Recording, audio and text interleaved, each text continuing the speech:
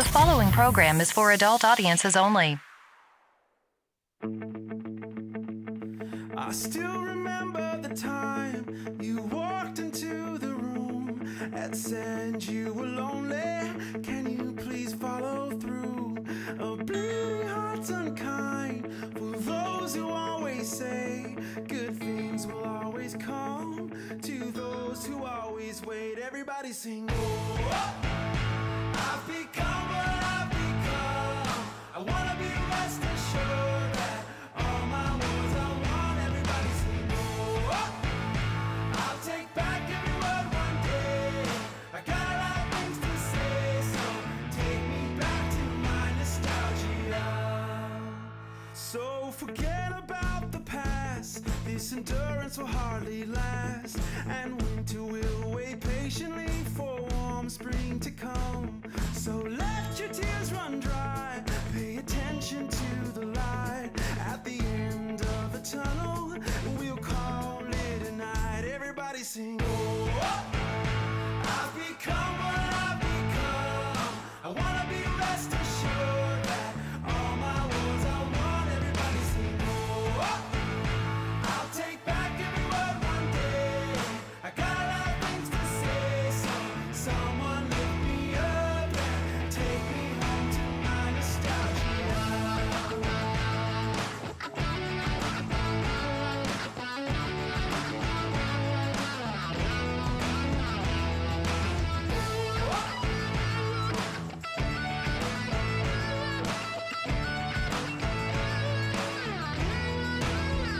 So I meet you at the drive-in so our memories can grow and tell stories for hours of what we think we know. The night turns into day, but if you don't fight back, it'll make you pay. So fight back, then bury the hate. Everybody sing, oh, I've become what I've become. I wanna be rest assured that all my words I want. Everybody sing, oh, I'll take back every word one day. I got a lot of things to say, so someone lift me up. Everybody sing, oh, I've become what I've become. I wanna be rest assured that all my words I want. Everybody sing, oh, I'll take back every word one day.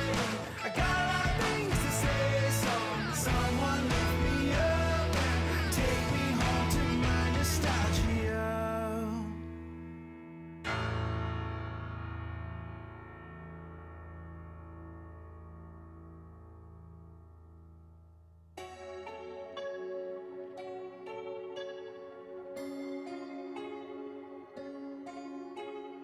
Don't be so scared of the monster underneath your bed, the monster's in your head.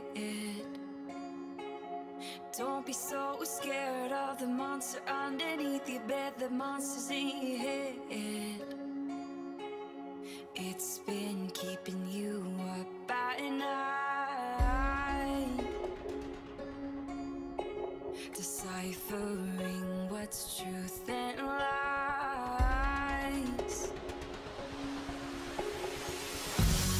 You can't run from me, you can't hide from me, you can't run from me, 'cause the monster is living inside. Oh, the monster is living inside. Oh, don't be so scared of the monster underneath your bed, the monster's in your head. Don't be so scared of the monster underneath your bed, the monster's in your head. It's been keeping you up at night, deciphering what's truth and lies. You can't run from me, you can't hide from me.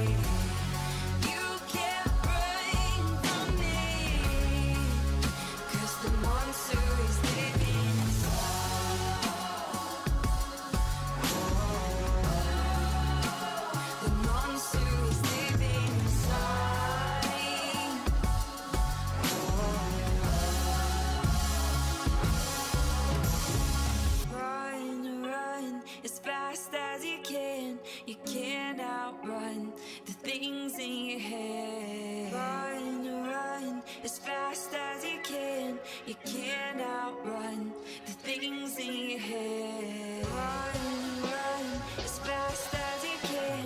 You can't outrun the things in your head. Run as fast as you can. You can't outrun the things in your head. You can't run from me. You can't hide from me. You can't run from me. 'Cause the monster is living inside. The monster is living inside. It's time for the Mixin and Chillin vlog. Even if they implemented some ridiculous laws, this is something that if somebody truly wants to do this, they can still do it. But it's going to take a lot of effort on the vapors' part to actually learn what it takes to make your own stuff. I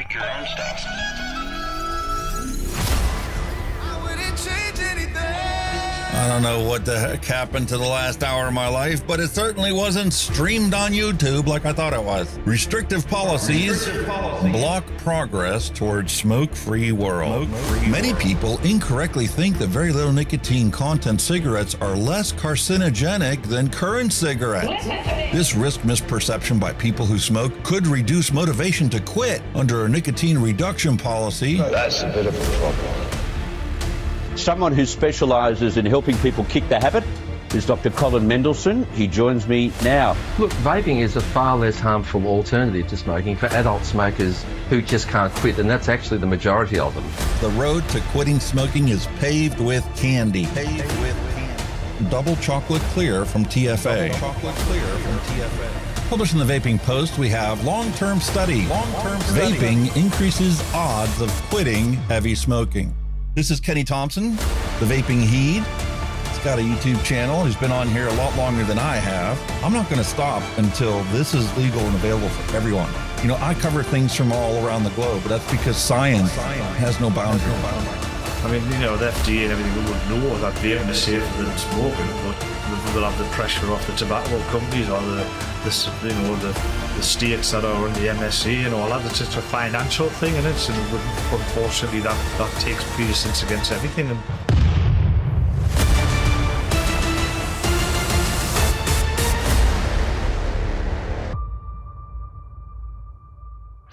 All of the things we went through. You just made my day. Just made my day. You made my day. You made my day.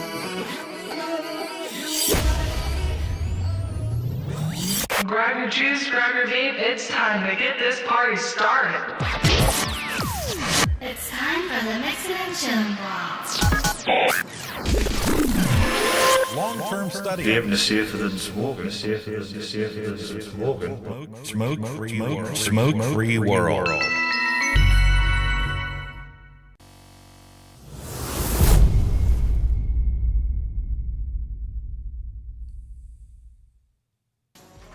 Hello and welcome, everyone. Time for another episode of the Mixing and Chilling vlog. I'm your host, DJ Alex, and obviously we couldn't possibly do this with a co-host because who the heck wants to sit here and watch me for 6 hours or 5 hours? What kind of ridiculousness is that? So, I gotta bring my co-host on here. And, we have this antiquated technology because tobacco harm reduction advocates have zero budget. Whatever we have in our pocket, that's what produces this show. And YouTube is preventing you from giving me a super chat, to try and help out a little bit, at least cover some of the operating expenses. So, you're going to get what you get. And sometimes that's going to involve having like a 1950s TV. So let's see if it'll come in. Hey, the picture's good. Hello. Wow. That's amazing. How you doing, mate? On time this evening. I'm on time this evening because I've had a day off today. So there you go. That's awesome. I'm so happy for that. All right, I do need to make a minor adjustment here. You know, these are the things that you can't figure out. You know, when you're just doing things on the fly and you have lights on that you didn't have before. So I had to make a little change there in the camera settings, which means my other cameras are off too. All good, mate. We are Neil Pitts. That's not the real Kenny. That's AI.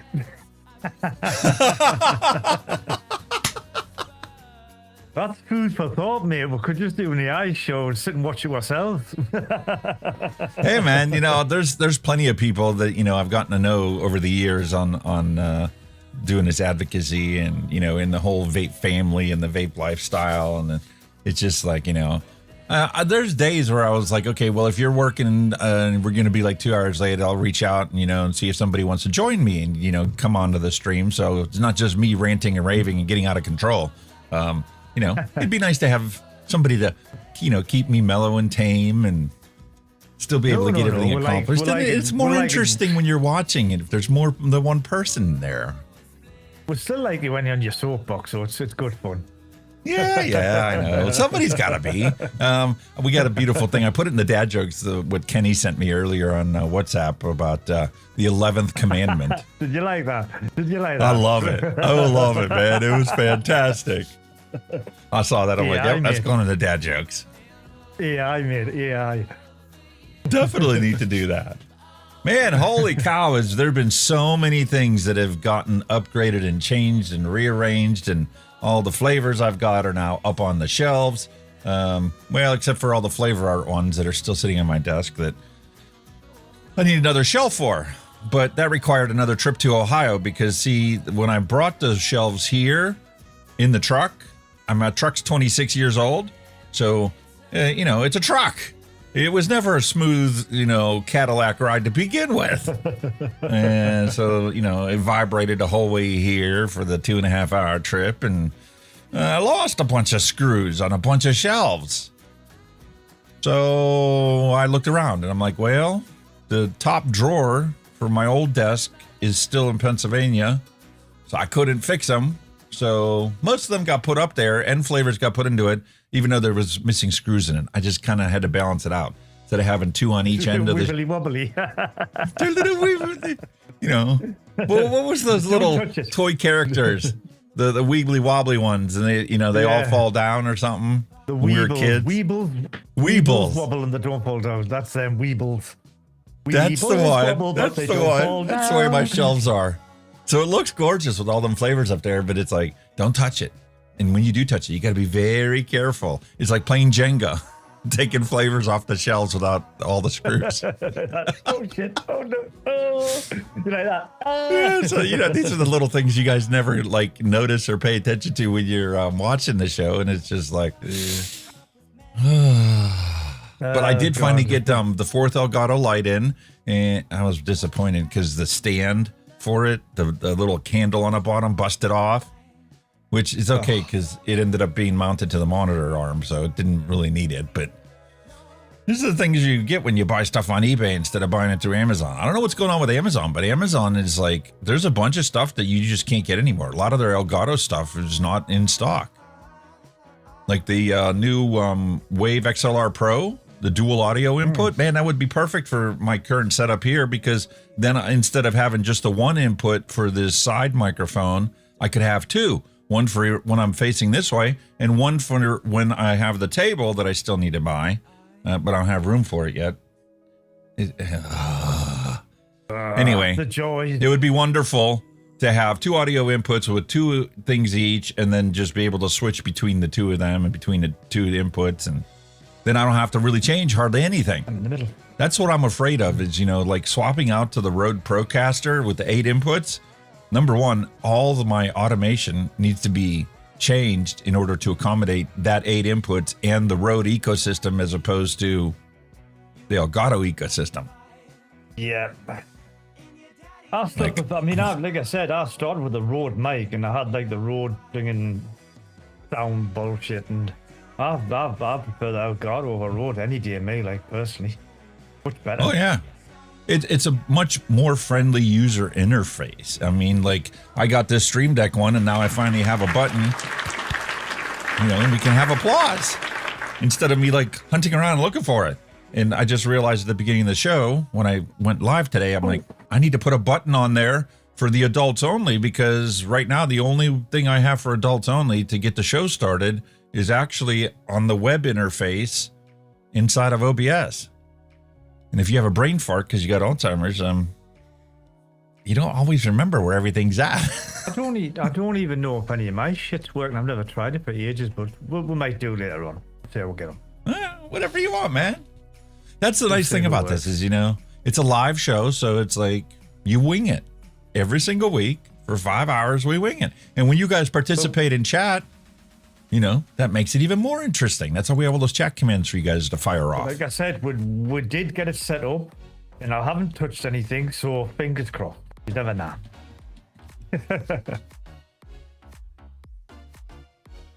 I'm heavily into AI at the minute. Like I'm starting to have a look at it, and the only thing I don't like with AI, everything's fucking subscription based and it costs a fortune if you want something decent. Like that Higginsfield plugin now you can get for DaVinci Resolve. Oh yeah, we'll do this. Oh, you need to subscribe. $50 a month. Fuck off. You know what I mean? Bullshit. Yay. See, I mistyped it. Mallory saw I mistyped it. She fixed it and typed it the right way, and I typed it the right way. So that's awesome. It works. Cool. Yeah, I actually remember how last week when we were mixing our flavors, how I couldn't see the recipe, and I was like, I got to figure out a way to put Chrome on the other monitor on the other computer. I tried all the different plugins I have in OBS. This is a fake. I don't think this is real. Yeah. I see. People don't know I've got the buttons. Yeah, I sent him the control deck so that he can do that, and I will be setting up a thing on Patreon and Ko-fi or Coffee, however you want to pronounce it. And there was another one too. I realized I need to change as part of the rebranding thing. So there's I'm halfway done on the rebranding stuff, and I'm always finding things that I completely forgot about. And so there's still going to be more and more changes. But my appearance is not changed too. I now match my logo. Yeah. The cue there was perfect, wasn't it? Yeah, and I'm officially over 80 pounds weight loss. That's well done, sir. Hey, that's got to be absolutely another. What shall we say? Got to be another freaking round of applause, surely, for that. Surely, folks, come on, and a bit of fireworks as well. We've got to have some of that, yeah. Well done, Alex. Love it. Looking good. Yeah, man. and the thing is, it's there's no pills, there's no shots involved. It's just a very simple mathematical equation: calories in, calories out. I watch what I eat. I avoid sugar. I avoid any oil that's unnecessary, and job done. And a lot of work. What you do on the house is giving you plenty of exercise. Well, yeah. Okay, that's the exercise part of the equation. Perfect example is this weekend was my grandson's first birthday, right? Oh, so, happy birthday, first grandson. Yeah, so Saturday we had a nice little party at her mother's house, and got to celebrate the grandson's birthday. Took him, for little presents, and I kind of spoiled him and kind of got him down the rabbit hole of, being interested in being a fireman. So we got a nice little pop-up fire truck tent, and they got a big dog, big dog, is very appropriately named Bear. Okay, so that should put it into context for you, and it's a very appropriate name for the dog. So I'm like, okay, well, you know what? My 1-year-old grandson, not quite ready to become a terrible 2 toddler walking around and rampaging through the house, but he's pretty close to it. So if you put him in the little tent, well, then the dog can't come in. I might try. Just flatten it. Yeah, maybe. Yeah, because they are pretty floppy. So, if he does try and stand up on it, it'll fall over or whatever. But, hey, man, you got to spoil your kids. This is the best part about being a grandparent, is being able to spoil your grandchildren. You wouldn't do it to your kids because you know what the consequences are going to be if everybody does that. But, Yeah, see, the Grandchildren parent are has the different responsibility of balancing everything out in life. So, like, you know, if everybody is spoiling the heck out of them, well, then I'm sorry, the only thing you're left to do is actually discipline your children so that they understand there are things called boundaries that you shouldn't cross over. Everybody does. We know that. But We know that one. you're not going to have a very successful life if you don't have boundaries and you just do whatever you want all the time without ever considering what the consequences are. Exactamundo, mate. Exactly. Yeah. And you got to think ahead. Like, if I do this, well, what is going to be the end result? Is this actually benefiting everybody that, you know, is going to be involved in the situation? Or is this actually taking two problems and combining them into a bigger problem that's going to have to be solved later? Grandparents. Shucks. So my job is to spoil the grandchild. I know. It's their job. We had it with our mother. We used to say, she's been naughty today. Don't treat her, don't get her this. All right, comes back. She's got sweets, clothes, toys, and you're like, thanks. You know, that's my discipline out of the window. Yeah, and then as a parent, you're always feeling like, man, why am I always have to be the cop in the situation? This is crazy. This is not what I thought parenthood was going to be. It's so true that, yeah. Or if they didn't have a balanced upbringing, then they may think that that's totally fine. And then you wonder why we have Tide Pod kids in today's society. I'll tell you what.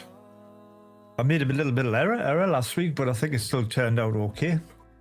I had the old Ninja Link last week, and I've only just realised that it wasn't the Pro Audio one, so I've just found the Pro Audio one this week. I don't know if there's any difference, but you know. There is. The only difference is the non-pro audio, like everything nowadays, wants to automate everything. It automatically puts a compressor on there to make sure that it doesn't peak and doesn't get too loud. It automatically auto levels the volume and stuff like that. But when you already do all that stuff ahead of time, it's just wasted resources that your computer is doing that it doesn't need to do. All it needs to do is take whatever you've already done and processed and just send it in a stereo, format. Oh yeah, I mean, we're back to normal now, and that sounds okay to me. So happy days. Yeah, the non-pro audio is designed for people that simply have a webcam. That's it. Yeah. They plug a webcam in, they hook it up, and they want to get on live. So it tries to does noise reduction and compression and all that other happy stuff. Auto volume control. So when you move around, I can move around and my processing automatically compensates for that. So that's something I tried different this week is remember how I was turning around with my chair and keep hitting the microphone? So now I'm purposely tried to put the microphone a little bit further away and it kills two birds with one stone. It lets the processing auto adjust the volume and it prevents me from clipping when I get really excited and start yelling and screaming. Yes, we know.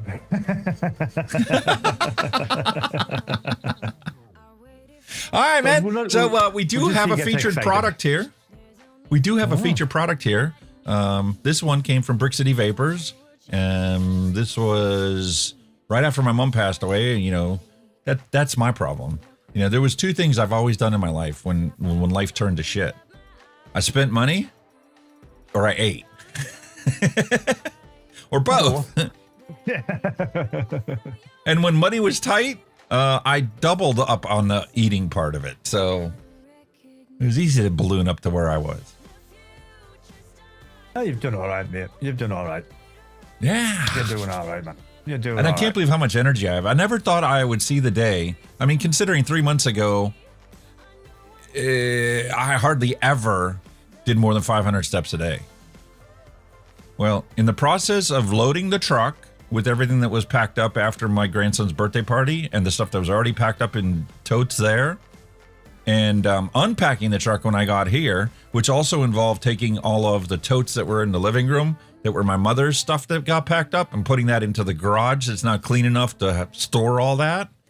And that left room for my stuff coming from the truck to be brought into the house where it's climate controlled, which, knock on wood, I did find my secret sauce, my jug of that. But I still haven't found the little bottle of it. It'll be under your nose somewhere, man. Tell you, man, it always is. But it did also get the lights, and there's a whole ton of stuff that I found that I was missing. I got my little liter bottles of VG so that when I'm mixing, I don't have to pour it out of a gallon jug. I finally saw this. To be honest with you, I think you poured better out of the gallon jug than what you did with the other ones. Well, yeah, because you careful. definitely had to pay attention. Like, you know, you could just like willy-nilly pour it out of the other one and not worry too much about spilling it. Yeah. Out of a gallon jug, it's like, let's keep 100% control of this. Concentration, isn't it? Yeah, it's like trying to take a thoroughbred and, you know, have him do a parade. Not very happy. Alex, did you find the lost sweetener? I did find the sweetener from Pennsylvania, and I did place another order from Bull City Flavors just for sweetener.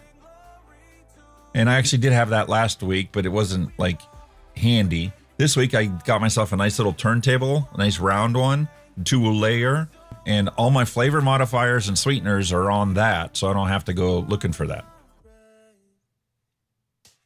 You're getting there, mate. Organization is getting I there. am. Truly. And it's like, and I should also say for those people that aren't part of the Discord server, which there's a link in the description of the video, you can join a Discord server. We have morning chit chat. We've formed a beautiful community of people, like-minded people, and like even when the Canadian wildfires were like making all of our air feel like we're still smoking. You know, everybody was posting pictures of what it looked like looking out their window and looking at the big haze that's out there. And they're like, okay, where's the clean air we're supposed to be breathing? Huh?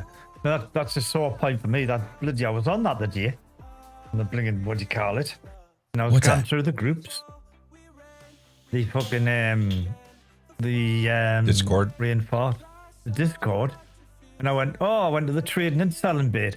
Think, this is age restricted. You've got to do a face scan. What a fuck on. You're too close to the camera. You're too far away from the camera. You're over here. Take your glasses off. I couldn't see a fucking thing. I was like, and it's going too close to the camera.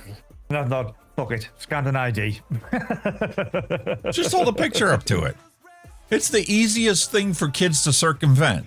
They just got to borrow mom and dad's, you know, driver's license or whatever and hold it up to the camera and, okay, yeah, you're age verified. It was I was over here. It seemed go further away from the camera. I was up against the fucking wall. I was going, where do you want us? Listen, I spent 6 years getting a master's degree in information security, only to learn that locks only keep the honest people out. The crooks will always find a way around whatever kind of lock you design, no matter how sophisticated it is. And the more sophisticated your lock, the harder it is for normal people to actually use it the way it's supposed to be used. It's true enough. Oh dear. It's kind of like the whole situation with vape regulations. If you take the hands-off approach and only put common sense regulations in place, like, okay, well, you know, if you want to buy this and we're worried about this being an environmental hazard, how about you just add a 1 pound tax onto it? That's not a tax. It's a refundable deposit, just like the glass bottles used to be when we were kids.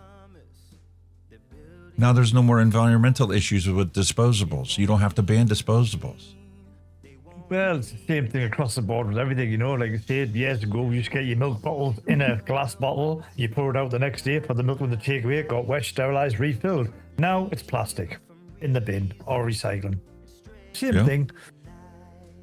I was really surprised when I got home because I was like, okay, let me get all my packages that I ordered from Amazon or whatever that got, you know, sent after I left.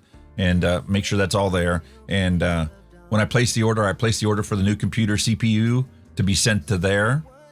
And the memory was sent there. And so I'm like, make sure I have all this stuff to come back so I can actually get around to doing that. And I found a little present that was sent to me from Hell Vape. Oh. A brand new VC Neo. What is it with this Neo stuff? We never used to have Neo stuff. Now even Elgato's got like the Neo cams and the Neo lights. I know, it's just kind of popped up from nowhere, hasn't it? Yeah, it's like supposed to be like the budget line of stuff. So we got the Hellvape VC Neo. I'm going to be starting the review on that this weekend. And I am going to get the video edited and published for this in the next day or two. But I did finally get the mesh out of there and put dual coils in. And holy cow, that is now the perfect tank. Because now you actually have some heat to it, and you still get all the flavor and saturation I got from the mesh. Yeah, they're good for that, man. They always have been. Been great, man. And that squeezed green apple, I can't get over that squeezed green apple. I'm so sad I can't get it anymore around here. Hi, William. I'm about to start hunting for it online. Entrance. William's normal entrance. Yes, is up to... of course. You've got to zap the man. Love it. Yeah, so we got a wonderful show set up for you guys today. We got beautiful retro vape. So there's a bunch of people that uploaded their hand checks. We also have the morning chit chat on the Discord server. Every single day, people upload their hand checks or something remarkable or some beautiful picture they took from the day before in their garden or their flowers. Or oh man, it's a beautiful community of people. And if you ever need any help in trying to understand this or understand that or whatever, it doesn't even need to be, vape or THR related. You got a question like, oh, my dryer quit working. I don't understand this stuff. Get on there, man. And that's a nice thing about a community. It's like a village. We all support each other. And there's no cost involved. That's the best part.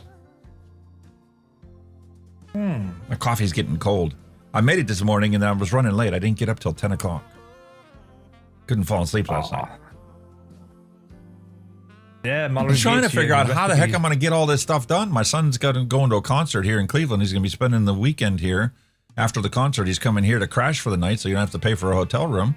And all the bedrooms upstairs are clear, but there's only one bedroom upstairs with an AC in it. So I need to finish cleaning out my mom's room so that can become my room, and then he can have the room I've been sleeping in upstairs. We're spoiled for choice, mate. Not only do I have a window AC in that room that you can set the temperature on, it's got a remote control. Oh God, even better. So if you're laying in bed and you set the thing at like 66 and you lost 80 pounds and now it's like, holy bloody cold in here. You just reach over and bump that up. Okay, 68. That's much better. That's much better. Yeah. The old temperature. Yeah. Love it. Absolutely love it. Fantastic. I think it's going to become a thing here in the UK. Because like I said, we don't really rely on aircon much except for our cars because we don't normally get hot temperatures. Now, climate getting warmer. I think it's going to be a big thing that will kick off here in the UK eventually. Kind of like the big thing that's kicking off here in the States, it has been for years. It's like I feel like I'm like repeating what happened with vaping with 3D printers. Like it was based on necessity and based on my logic that, why am I going to pay $200 for the mesh that I need to put on my key lights when I can buy a 3D printer for just a little bit more than that? And then that unlocks a whole plethora of things that I could print, like to help organize my desk. Exactly. Which means I don't have to go to the store to buy those things, in which turn actually pays off the fact I bought this 3D printer. And the filament is cheap, $10 for a kilo. You could make yourself an RDA stand that's handy on your desk. You can make one for your mods. You can do all sorts of pen and pencil holder. You can do, it's unlimited, man. You can do anything. The biggest thing I'm really looking forward to is your drawer organizer. You know how you have your drawer organizer for like your silverware in your kitchen? Well, you can do the same thing for your desk. In your study. And you can make myself, I'm like, this has always been a pain in my butt. Having all these batteries and cases stacked up on my desk. Yeah. I don't need to have them stacked up in cases on my desk. I can just print a battery stand that I can just put the batteries in. Exactly. Job done. Yeah.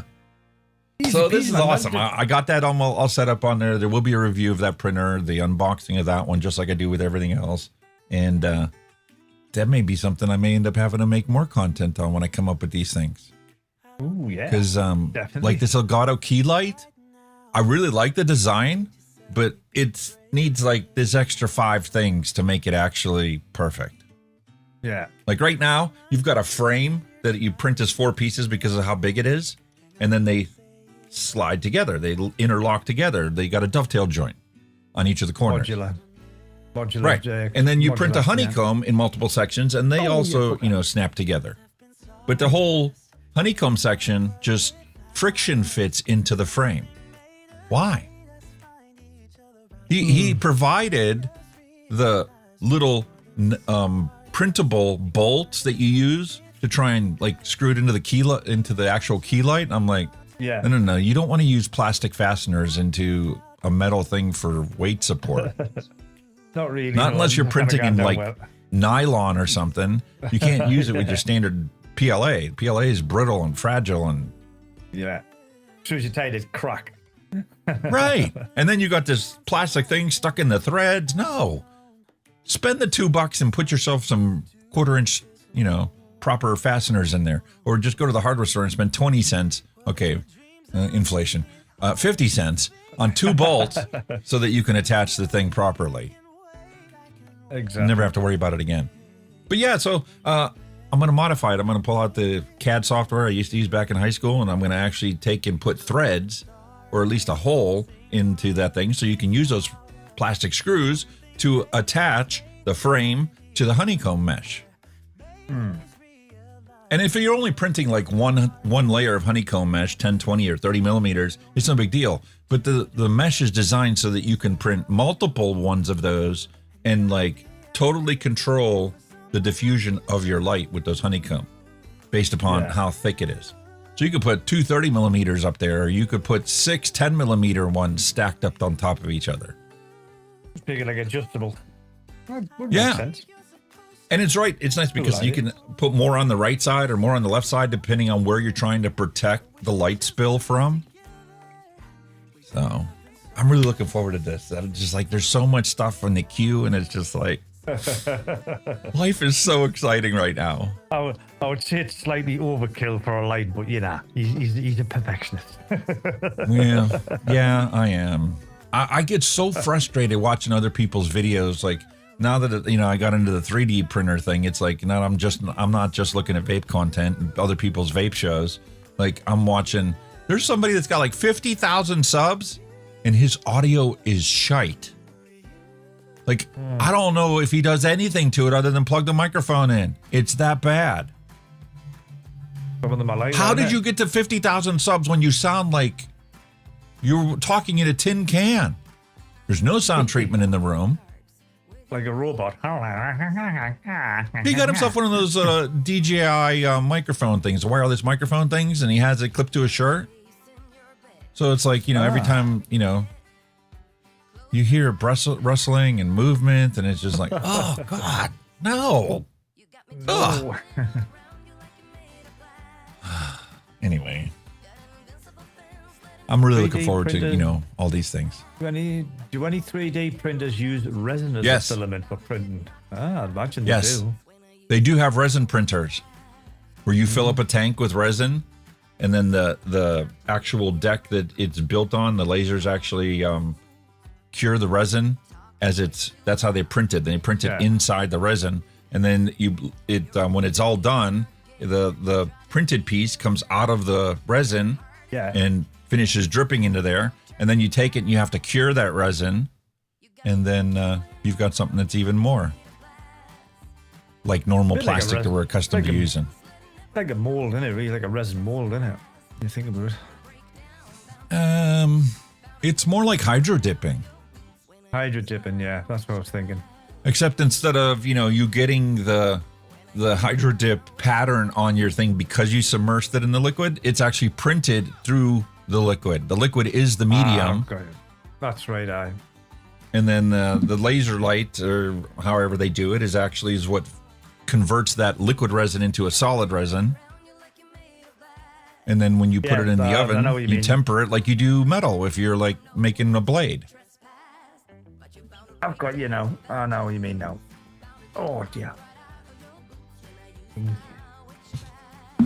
Lots of science. Lots of From science went into, dry eyes. providing that kind of stuff for us.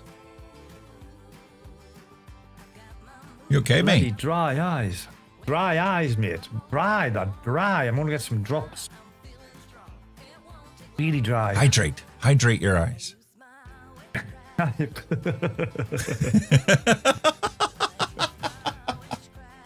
Holy cow, we've been sitting there chatting like two old school girls 45 minutes into the show already. I think it's time for us to move along. Move along, little doggy. It's Move time for us along. to get into the news. Uh-oh. What do you say? Ready? Uh-oh. What? News. Uh-oh. It's not that bad. I'm Oh, following really? what Oh, you sent me. I'm following what you sent me in the WhatsApp, man. I am Okay. honoring my 11th commandment. Commandment.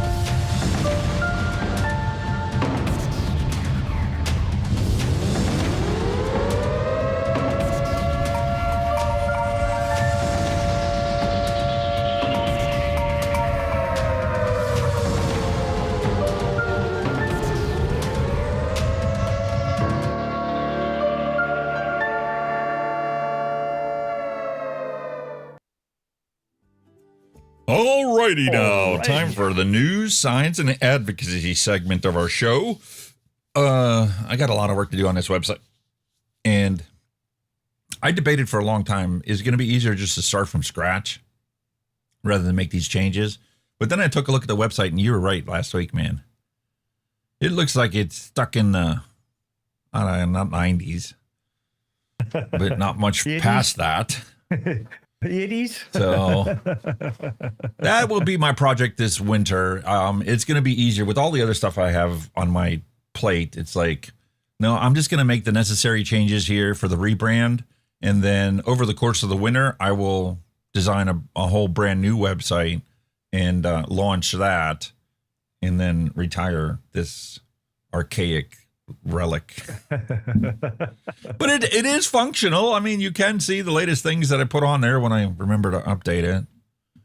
And this is still the most powerful part, I think, on the entire page. Since I quit smoking, 43,019,108 people have died from cigarette combustion. And if I use the proper thing, you can actually see it update live. Because every 5 seconds, there's another person that died because they continued to smoke combustible tobacco. That's not an issue when you switch to a harm reduction product because there's no combustion involved. There's no smoke. Okay? This does not need to happen. It's totally, totally preventable. It certainly is, sir. And this is the reason why we keep doing this show week after week after week. It isn't just the fact that it's been 2,489 days since I've had a cigarette, which translates to 6 years, 297 days. And unfortunately, the advocacy organizations are dwindling away into nothing. CASA is no more. They have their stuff set as a historical page.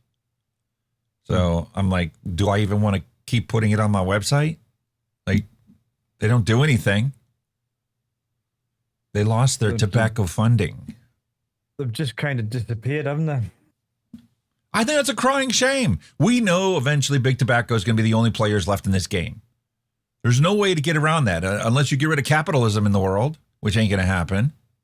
Nope. They need to sponsor the advocacy for this. Because people are dying from the fact that they don't know there's safer ways to consume nicotine. But yeah, if you want to get involved in advocacy, please feel free to check out these things that are on here. Rights for Vapors and CAFRA, Malaysian Vapors Alliance. He no longer has a website. I had to change their link to their Facebook page because that's all they got. There is the other CASA in Africa. And then we have the World Vapors Alliance from Europe. That's it. We've got UK VIA who aren't allowed to go into any of the meetings now, so they've been blockaded from going into any meetings in the government. Right, because that's the best thing to do if you want to implement ridiculous regulations and laws that takes rights away from the population, and you don't want them to fight about it. You just label them an industry shill, and they're not allowed part to be conversation. Yeah. That's what I'm saying. You just tune out all the naysayers. They've got the consultation going at the moment about putting all vapes in plain packaging, and yet there's nobody mentioning it, nobody saying how you can get involved. It's just, there's a consultation going on. That's it. Nothing. Yeah, and I'm very disappointed in Vic. What the hell? He always likes to chime in and play armchair quarterback and say, see, nobody else talks about this. Nobody else talks about this except for maybe this one guy. And see, it's all too late. Did all of your YouTubers tell you this? Did they tell you this?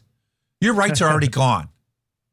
Well, where the fuck were you? Don't give me the excuse you were in the hospital. That's a bunch of bullshit. Exactly. You can still be on social media. Who cares if you're high on morphine and, put out things that, are unfiltered and uncensored? I do that every week after week on this show. True. Kenny's in the UK. He's advocating for the same thing week after week after week. So don't say there's nobody doing it.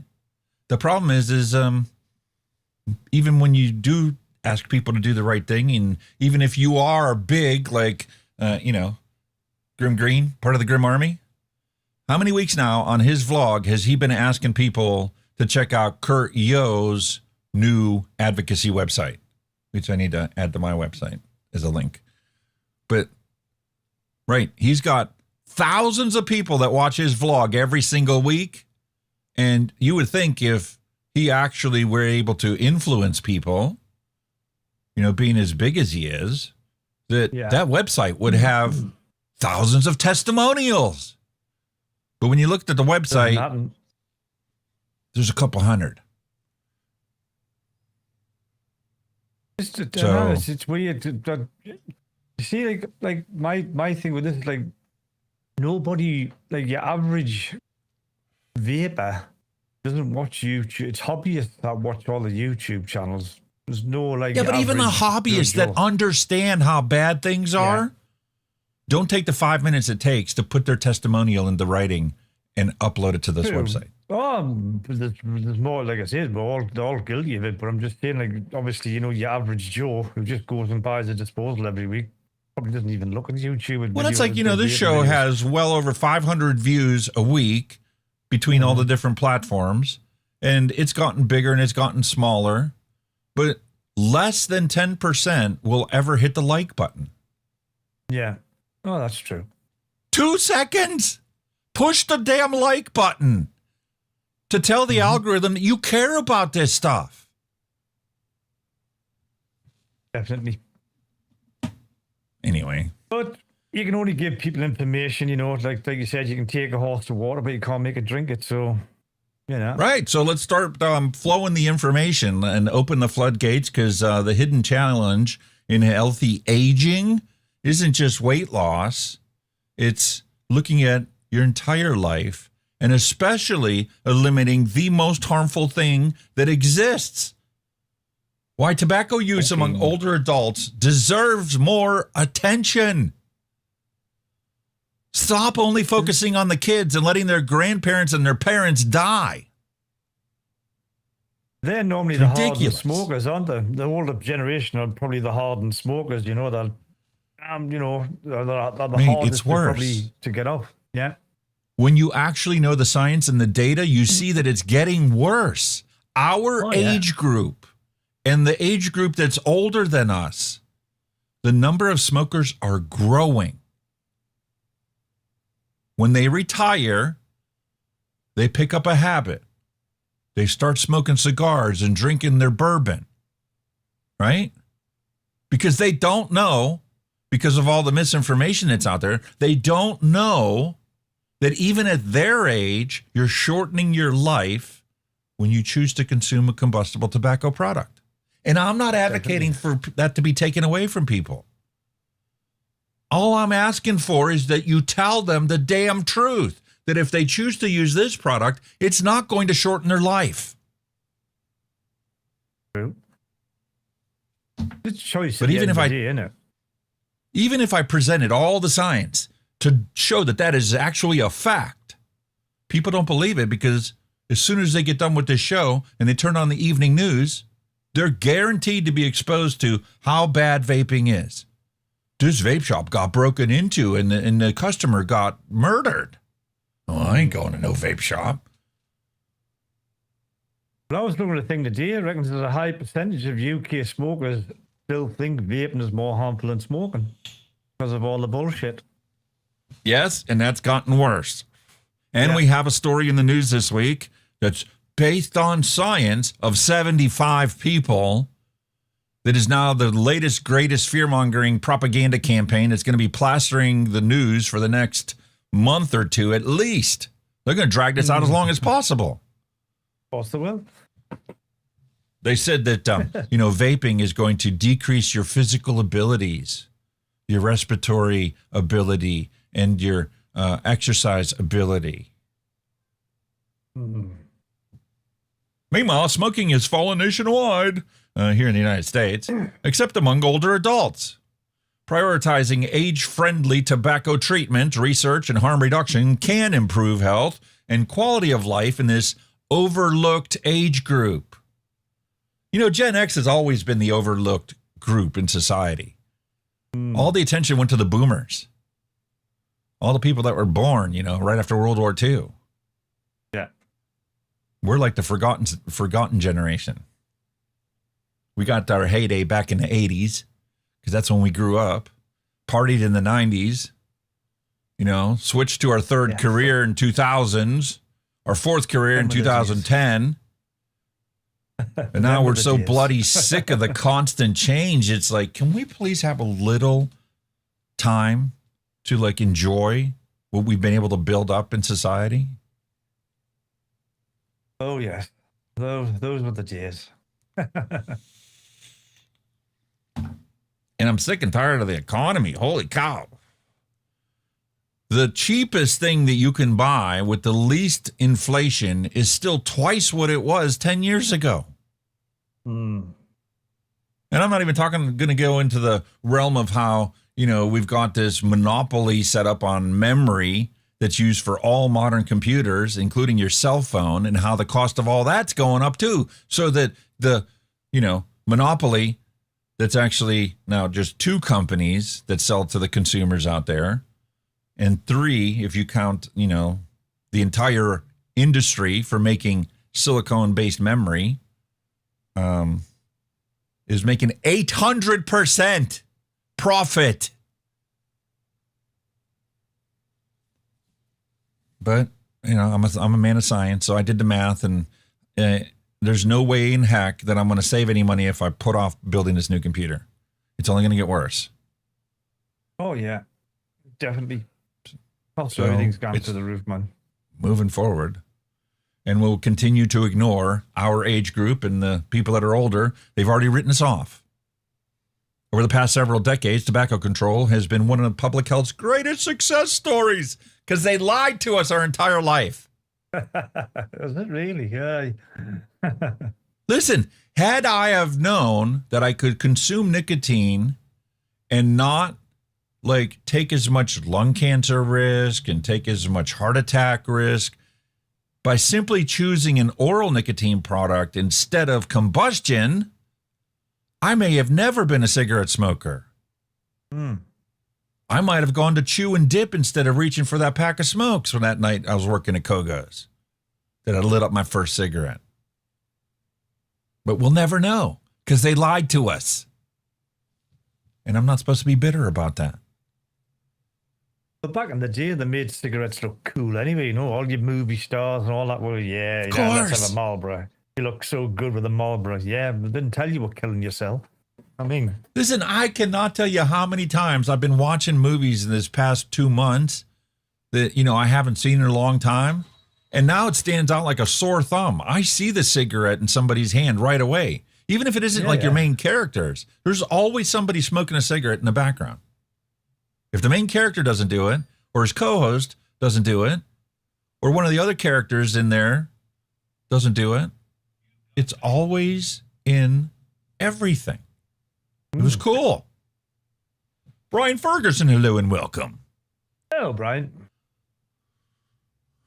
Anyway, smoking prevalence in the United States has fallen to its lowest levels ever recorded, and nobody's celebrating about it because they're all focused on making the alternative product look bad, just as bad as the actual habit. Exactly. Preventing millions of premature deaths and improving health in countless Americans. Yeah, well, you can have more Americans that are still smoking cigarettes that aren't being helped, and nobody's talking about it. It's being ignored. Yet amid this remarkable progress, one population has largely been left behind. Us older adults. Definitely. While smoking has steadily declined among younger and middle-aged adults, smoking prevalence among adults 65 years and older has remained remarkably stable for the last 2 decades, meaning tobacco control hasn't done a damn thing to help these people. Nope. Hovering around 8 to 10%. Because the U.S. population is aging, the absolute number of older adults who smoke continues to grow, even as smoking rates decline. What? I get it. I understand why. You were so busy working your whole life that you never really got to enjoy the finer things in life. And now is your chance when you get to the retirement age that you go, all right, you know, I experimented with weed when I was a kid in high school, and that really didn't tickle my fancy. And my employers this entire life didn't let me do that. So let's go get a blunt. Let's go to the cannabis shop and see what we can get. Let's go to Baked Pizza and see what it's like to get baked while we have our dinner. I mean, but you've got to look at the other side of the coin. I mean, a lot of these like smokers who are, you know, 50s, 60s, you know, they've probably been smoking for the last 20, 30 years anyway. It's like I said, they're die-hard smokers, you know, they'll just keep doing it regardless, you know what I mean? They're the hardest people to get off cigarettes. You know what I mean? And first thing that they need is the truth. And when all they get exposed to is nicotine gives you brain worms, then they're not going to do anything different than what they're doing. Mm-hmm. They look at that and they go, that's ridiculous. And they'll never believe anything that this public health organizations say. The American Heart Association, American Lung Association. You might as well extend that to that negative impact and lack of trust in public health authorities also goes into like the American Diabetes Association. Why should I worry about my diabetes and listen to what these people say? Because you can already prove them countless times, time and time again, of straight up lying to you and telling you to do the opposite thing of what actually makes your health get better. Look at me and my weight loss. It was never a conscious decision that I wanted to do, but I was a smart individual that likes to logically think things through, and I will try to avoid things that I know are going to harm me. Mm-hmm. That's still preservation, isn't it? Yeah, so like go to McDonald's, no big deal. It's no different than if you make a burger at home. That's the biggest lie I was ever told. Yeah. And then you get somebody like Robert Kennedy who, you know, all the industry propagandists point a finger at and go, this guy's a lunatic. What, for telling you the truth? Just because it's different than everything you've heard your entire life doesn't mean it's not true. I mean, the answer to that is I don't know. And he tells you when he doesn't know the answer to something, which should get a reasonable person who's willing to listen to all views and then make up his own freaking mind, whether you make it up quickly or whether you actually have to ponder it for a while. Realize that when he says something, it's based upon some kind of science that he's been exposed to that you don't know anything about. So when he said, eat whole food, it's kind of the same thing that we heard during the Obama administration when people were first talking about juicing and how to get healthy. And it isn't about, cutting things out in your life. It's about filling your life with the wholesome, nutritious things so that there's no room for the unhealthy things. You're never putting your state, you're never going to feel like you're deprived. And that's what I've done. That's why most diets don't fail. They do fail because, they say, you can't have this, you can't eat this, that's a sin, you can't, and you're like, well, we're going to eat rabbit. What's left to eat? No. Yeah, you know what I mean? I'm going to eat a stick of celery for the rest of my days. Fuck that. You know what I mean? Or you go the opposite end of the spectrum where you had the Atkins diet where you can have all the meat and cheese you want, but no bread. Yeah. No potato. Like, what? Carnivore diet, same thing. Yeah. And then there was people hospitalized from the carnivore diet because you cannot eat just protein. No. But it is true that you need to get a balance and remove as many of the excess carbohydrates that do no benefit to you because they're nutritionally void. Eat the nutritionally dense things, nuts and seeds. We make fun of Kenny and his crunching, but I totally get it. And every day I eat some kind of, mixed nuts or pistachios or walnuts. Yeah. Sunflower seeds. It's like that old saying, everything that's bad for you, why is it always so good? You know what I mean? Everything in moderation, including moderation. Yeah. You always need to change things up. If you got a craving for something, go have your craving. But don't make it a habit. Yeah. Everybody got to treat themselves now and then, man. Yeah, well, unfortunately, the older population in the United States and the rest of the world is being cheated out of their health and out of their lives in order to protect the youth who don't listen to a damn thing that you tell them to do. In one ear, not the other. They can be respectful and listen to what you have to say, or they could just ignore what you have to say and tell you to pound salt. I would rather have them do the second if they weren't going to take what I say and at least consider it for a moment. And then when you make a decision, actually go follow through with it. Don't say that you're going to follow my advice and then totally disregard it and do the opposite. I would rather you tell me right off the bat that you're going to do the opposite. Yeah. I will respect you more. That's what I say. You just say, thanks for your advice, but no thanks. You know what I mean? Yeah, and this is why. That's the other thing that really kills me nowadays. We don't have real conversations. That's why this show doesn't have more than 500-watt viewers. Most people do not like a conversation that's more than 2 sentences long. Yeah. I'd rather look at that phone. They're used to their 6-second dopamine dump and clicking on to the next dopamine dump. You can't possibly pay attention to somebody for 5 hours, let alone 20 minutes. That's true. You're lucky to get their attention for 20 seconds before they move on. Today, there are about 4.6 million older adults who smoke in the United States, roughly 3 million more than the adults 18 to 24 years old. I can believe that. I don't believe that. There's only 27 million children in this country. How many of them are old enough to even be able to access these products that are being banned? The number of people dying is exponential difference from the actual kids that they're trying to protect. The The numbers don't add up, man. No, they don't. But they know how to make them look like they do, so they can keep getting their funding. Stats and figures and bullshit.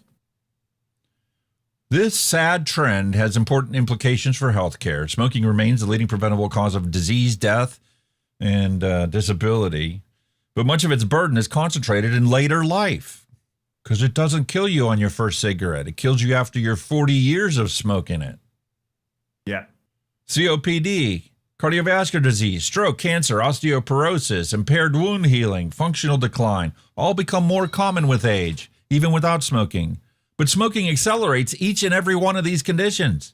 And smoking-related healthcare expenditures are also substantially higher among older adults than they could ever be among the youth who they're trying to protect. Mm-hmm. Importantly, the consequences of smoking in later life are not simply measured in years of life lost, like that's not bad enough. Many older adults spend years or even decades living with these preventable disability, breathlessness, chronic pain, limited immobility, loss of independence, all attributed to the fact that they smoked their life away. Helping older adults reduce or stop smoking is therefore not only about extending life, it's also about improving quality of life for every age group in your population. Because if we had more older people that still had their faculties in place, they could pass on the knowledge that they have to the younger generations, so that the younger generations over time make less and less mistakes that people have already made and learned from. All you need to do is take their advice. This is it. Like you said, I think it's like more forgetting about the generation that do smoke. They're just pretty much fucking writing you off saying, well, you smoke, you're going to fucking die from it, blah, blah, blah. And discouraging from people to start smoking because of what they know with the older generation smoking. You know what I mean? So that's why they're just kind of put on the shit heap now. You know, the damage is done with you. That says nothing we can do for you. But young'uns, don't start smoking because this is what can happen to you. Well, the funny part is, I was shocked when I came across this article because it's actually published by the University of Maryland in Baltimore. Wow. They actually get it. Annie gets it. Like I said, they're the hardest age bracket to quit smoking. Like I said, the hardened smokers. Same in the UK. But why hasn't any of the major news organizations covered this story?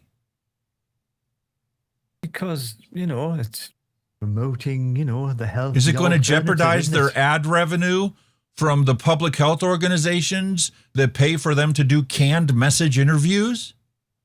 Is that the reason? Funding's at risk if they're going against the red protocol, aren't they? I mean. Anyway, links in the description if you guys want to check it out. I could go on and on. I could spend the whole news segment just talking about this one article. Because they actually tell you the truth. And they tell you where the focus for public health should be right now. And how the forgotten generation is once again forgotten and shit on. As always. Anyway. Very frustrating. But it's time to move on. Because we have a clown mask suspect robbing a Cleveland vape shop. It's Ronald McDonald. Cleveland, Texas, that is. Cleveland, Texas. Not Cleveland, Ohio. Cleveland, Texas. The Cleveland Police Department is asking for the public's help in identifying a masked gunman who robbed a vape shop in downtown Cleveland early Thursday morning. Approximately 4:50 a.m. on Thursday, July 16th, officers were dispatched to Pocket Mart. Pocket Mart? Pocket Mart? What the fuck's Pocket Mart? It's not the name I would have picked for a, vape shop. It sounds more like a convenience store to me. False advertising. Is this misinformation? False advertising. They said it was a vape shop called Pocket Mart. Well, maybe they were selling vape products on, like all. Maybe stuff that's all too. they sell is vape stuff. I don't know. Maybe it is in a convenience store. I don't live there. Well, according to police, the store clerk told officers an unidentified man, described as approximately 5 feet 8 inches tall with a medium build, entered the shop wearing a clown-style Halloween mask, gloves, and dark winter jacket. In July? That didn't look suspicious? So he walked in the shop with a good coat on, sweating their tits off. Listen, I worked at Kogo's, right? And I got robbed, right? It's one of the main reasons why I didn't have to do jury duty for most of my life. Because I was a victim of a violent crime.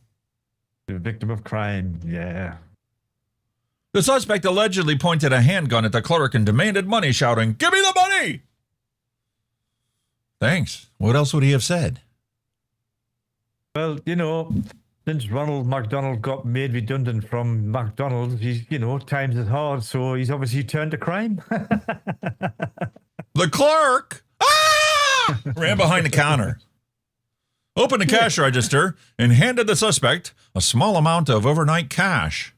The suspect then fled the shop on foot. Well, what else would he have done? I don't know too many crooks that have a Tesla to jump into. The clerk was unable to provide a direction of travel and did not initially see a vehicle. No, because he was going to the bathroom to change his shorts. However, investigators later determined the suspect had parked in the alley behind the business, and the vehicle is described only as an unknown color 4-door passenger car. Holy shit, that narrows it down. Well, if that information jogged your memory, the Cleveland Police Department Criminal Investigation Division is asking anyone with information about the robbery or the suspect's identity to contact detectives at 281-592-2622. Or you can call Crime Stoppers at 1-800-392-7867. Anonymous tips are always accepted. Holy fuck.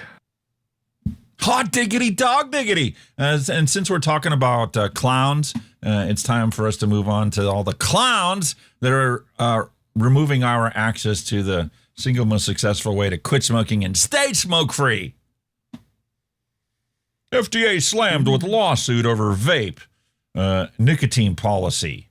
Health groups warn of irreparable harm. Oh, no. To their funding. It is only about their funding. It has nothing to do with public health. It has nothing to do with protecting your rights. It only has to do with protecting their funding. Because they've been lying to you your entire life and getting you to send them money because you thought they were do-gooders.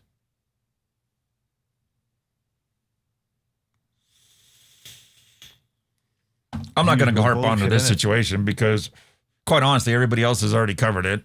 I know Nick's gone into extreme detail about this ridiculous lawsuit that the FDA is facing in federal court from 7 leading health and medical organizations that don't have a care in the world about your actual health. The only health that those people ever worry about is their paycheck. Well, that bottom sentence is all a procedural check, not a scientific one. That sums it up, doesn't it? Yeah. This is talking about an FDA guidance published in May that lets manufacturers avoid enforcement actions once the FDA has accepted and filed their marketing application. So, if you filed your marketing application for Squeeze Green Apple or Marketplace, Southern Peach Double Delight, and the FDA has still got 3,468,922 applications before they can open yours and actually read it, you're allowed to, keep selling it because they know that it's going to be 6 to 10 to never that they'll get around to your application. Yeah, exactly. So keep going. So, said no. We figured that you are a responsible business. You've already submitted the science that you believe will get your product authorized. And So you go ahead and sell it. Because we don't have the manpower or resources to actually comply with the strenuous restrictions that were put in place that prevent you from, selling a product that we already know scientifically is going to be much safer than the product that we are banned and is federally illegal to reduce the nicotine content to the point where it's unaddictive. So since we can't do something about the product that they can legally sell for the rest of eternity, that kills half of its customers, as it has forever. Attention, you everyone. should be able to sell your According to Neil non-combustible Pitts, product. I want these groups to produce actual evidence in court that shows vaping is bad. That is all. Well, Neil, be careful what you wish for. Exactly. Because any scientific experiment can be made to show harm. The problem is they never put that in front of somebody smart enough to go, but that harm is not actually harm. Because the exposure, perfect example that you hear constantly for the past decade has been formaldehyde. Oh my God, there's formaldehyde in your vape. Okay? No. Look, we measured. Look at the formaldehyde we found in the aerosol from your vape. Okay? People that don't know your basic body and your basic physiology and how chemistry works don't know that your body makes formaldehyde. As part of the process that it uses to break down sugar and process that into usable energy in your body, formaldehyde is a byproduct that your body gets rid of. All of your digestive systems, you don't realize all the acids and God knows what that you've got actually in your body that's, breaking down your food and all that bullshit, It's compare there. the harmful constituents in your vape with the contents in your stomach. Yeah. And present both of them in the same chemical ideology that they're fear-mongering you with the formaldehyde. The thing is, right, even though... You're going to want to have your it's- stomach taken out. Yeah, the thing is, everybody knows, it's 95% safer than smoke and all that. But all these institutes and governments and all that zoom in on that 5%, saying that 5% is the harm that's going to do you damage. Yeah, right. Yeah, but after looking at the science myself and reading all these papers, week after week after week, I get part of the nicotine consumer group. I get emailed what Clive and Ariel go through and actually read and comment on. There's anywhere from 50 to 75 brand new scientific studies every single week. Oh, yeah. And they're all based on fear-mongering and finding harm. Because that was the goal when the scientists sat down to do the study, is to find the harm in a vapor product. Well, it's easy to do. All you got to do is take your device that you're using to test that makes the aerosol, crank it up to 200 watts, and make sure that the flow volume isn't sufficient so that coil doesn't reach combustion. That's not vaping, dude. Nope. For it to be vaping, there has to be zero combustion. You're simply aerosolizing the liquid. So you only need to turn the power up just enough to get it to aerosolize. Mm-hmm. And you need to maintain the airflow, because you yourself know, if you sit there and you hold this button in until this thing times out in 10 seconds, you pull that cover off, your cotton and your wicking and your coil's toast. Because you burnt it. Yeah. There was zero airflow across the coil, therefore it reached a temperature that was too hot. True. Can't happen in one of these devices because they only work when you have the airflow. And the new ones are so sophisticated. If you take a hard chuff on it, you get a higher wattage because you produce more vapor. They want that temperature to be exactly set on the coil. And if you hardly take any air movement at all, it's a much lower wattage. Mm-hmm. So you're always getting the ideal vapor to not smoke cigarettes. Yeah, Neil, let's not even get into the conversation about how formaldehyde is a chemical in carpets. And your brand new car smell, what do you think that smell is? formaldehyde, Yeah. and a bunch of other chemicals. And if you identified all those chemicals, you could make it sound 1,000,000 times worse than vaping. If your goal was actually to inform the public on making healthy choices. Anyway, this is subscriber exclusive story, so you could pay $5 a month for the first month, and then it renews at $10 a month. Or you can just realize that these clowns are doing the opposite of what public health needs. Exactly. Sad reality is I got to read the whole article yesterday. But being that I already saw it, oh my God, now you got to subscribe to it if you want to read it again. We know you're interested. You came back. Everybody else just ignores our shit. Yeah. You must be the only one that reads it. Well, see, that's because I'm from the generation that likes to read. Because, that's how you install new software into your brain. You can't have new software, and AI can't get better if you don't keep feeding it new information. And then the process starts where you have to aggregate that new information with all your existing information and decide whether you're changing your view on things. But most people in the 6-second dopamine dump world don't bother. They're all worried about this. Attention everyone. According to Neil Pitts, Alex, I think it was one of those clowns that robbed that vape shop. That is all. Probably this guy that actually belongs to all of them.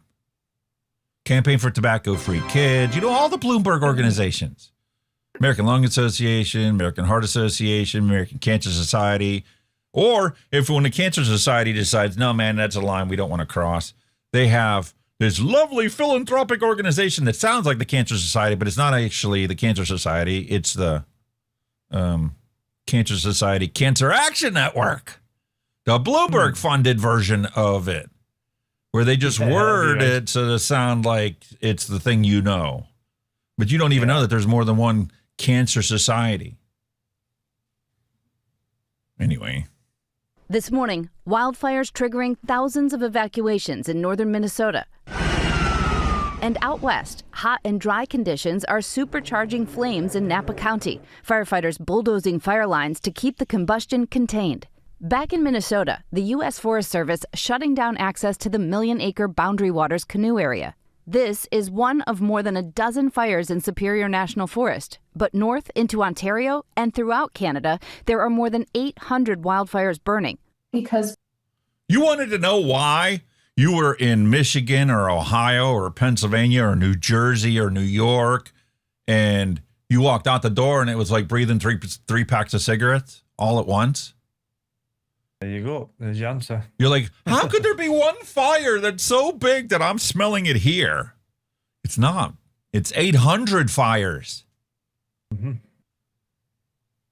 So, Canada has a wilderness firefighter service that they provide year after year after year, where they're literally taking 747s and airdropping chemicals to put the fires out. But you got maybe a dozen aircraft that you pay for to put these fires out, and there's 800 fires to put out. It's kind of like asking the FDA to crack down on all the illegal Chinese vapes that wouldn't be illegal if the FDA actually, authorized them. They're no different than the ones they authorized. True. It's impossible task that cannot be taken care of. That's why this lawsuit is totally clown face. There's no way that the FDA, who's not a police agency, is actually able to do damn thing about the illegal trade that they created. The only solution, which would be exactly the opposite of what these organizations want, for them to try and minimize the black market, is to take as many of these black market products that are identical to the legal ones that they've already authorized and just authorize them. Create a list of things that you're not allowed to put into your vape and have your lab test that to verify that your levels are below the threshold that we know is safe, that we already authorize all these other products are doing. And if your device meets that thing, you put it in an application, and it's not an application, you put an application that actually puts you on the authorized list. And now you can process millions of applications. Some of the products might be the real thing, but they're not authorized because they haven't been approved by the FDA. You know. And even if your product was 100% perfect, a perfect little ballerina child that was actually safer than the FDA authorized products, we wouldn't know about it for 10 years anyway, because it's going to take that long for them to get to your application. Because you're not big tobacco. You're not a priority. Exactly. You're not a big multi-billion company. You know, maybe if you give Trump $50 billion to, I don't know, get a whole new wardrobe of custom-made tailor suits, you know, so that he can be a more regal president, you know, maybe you can get bumped to the front of the line. But it's still going to take 5 years. Easy. You'll be lucky if you see Juul 2.0 in 5 years.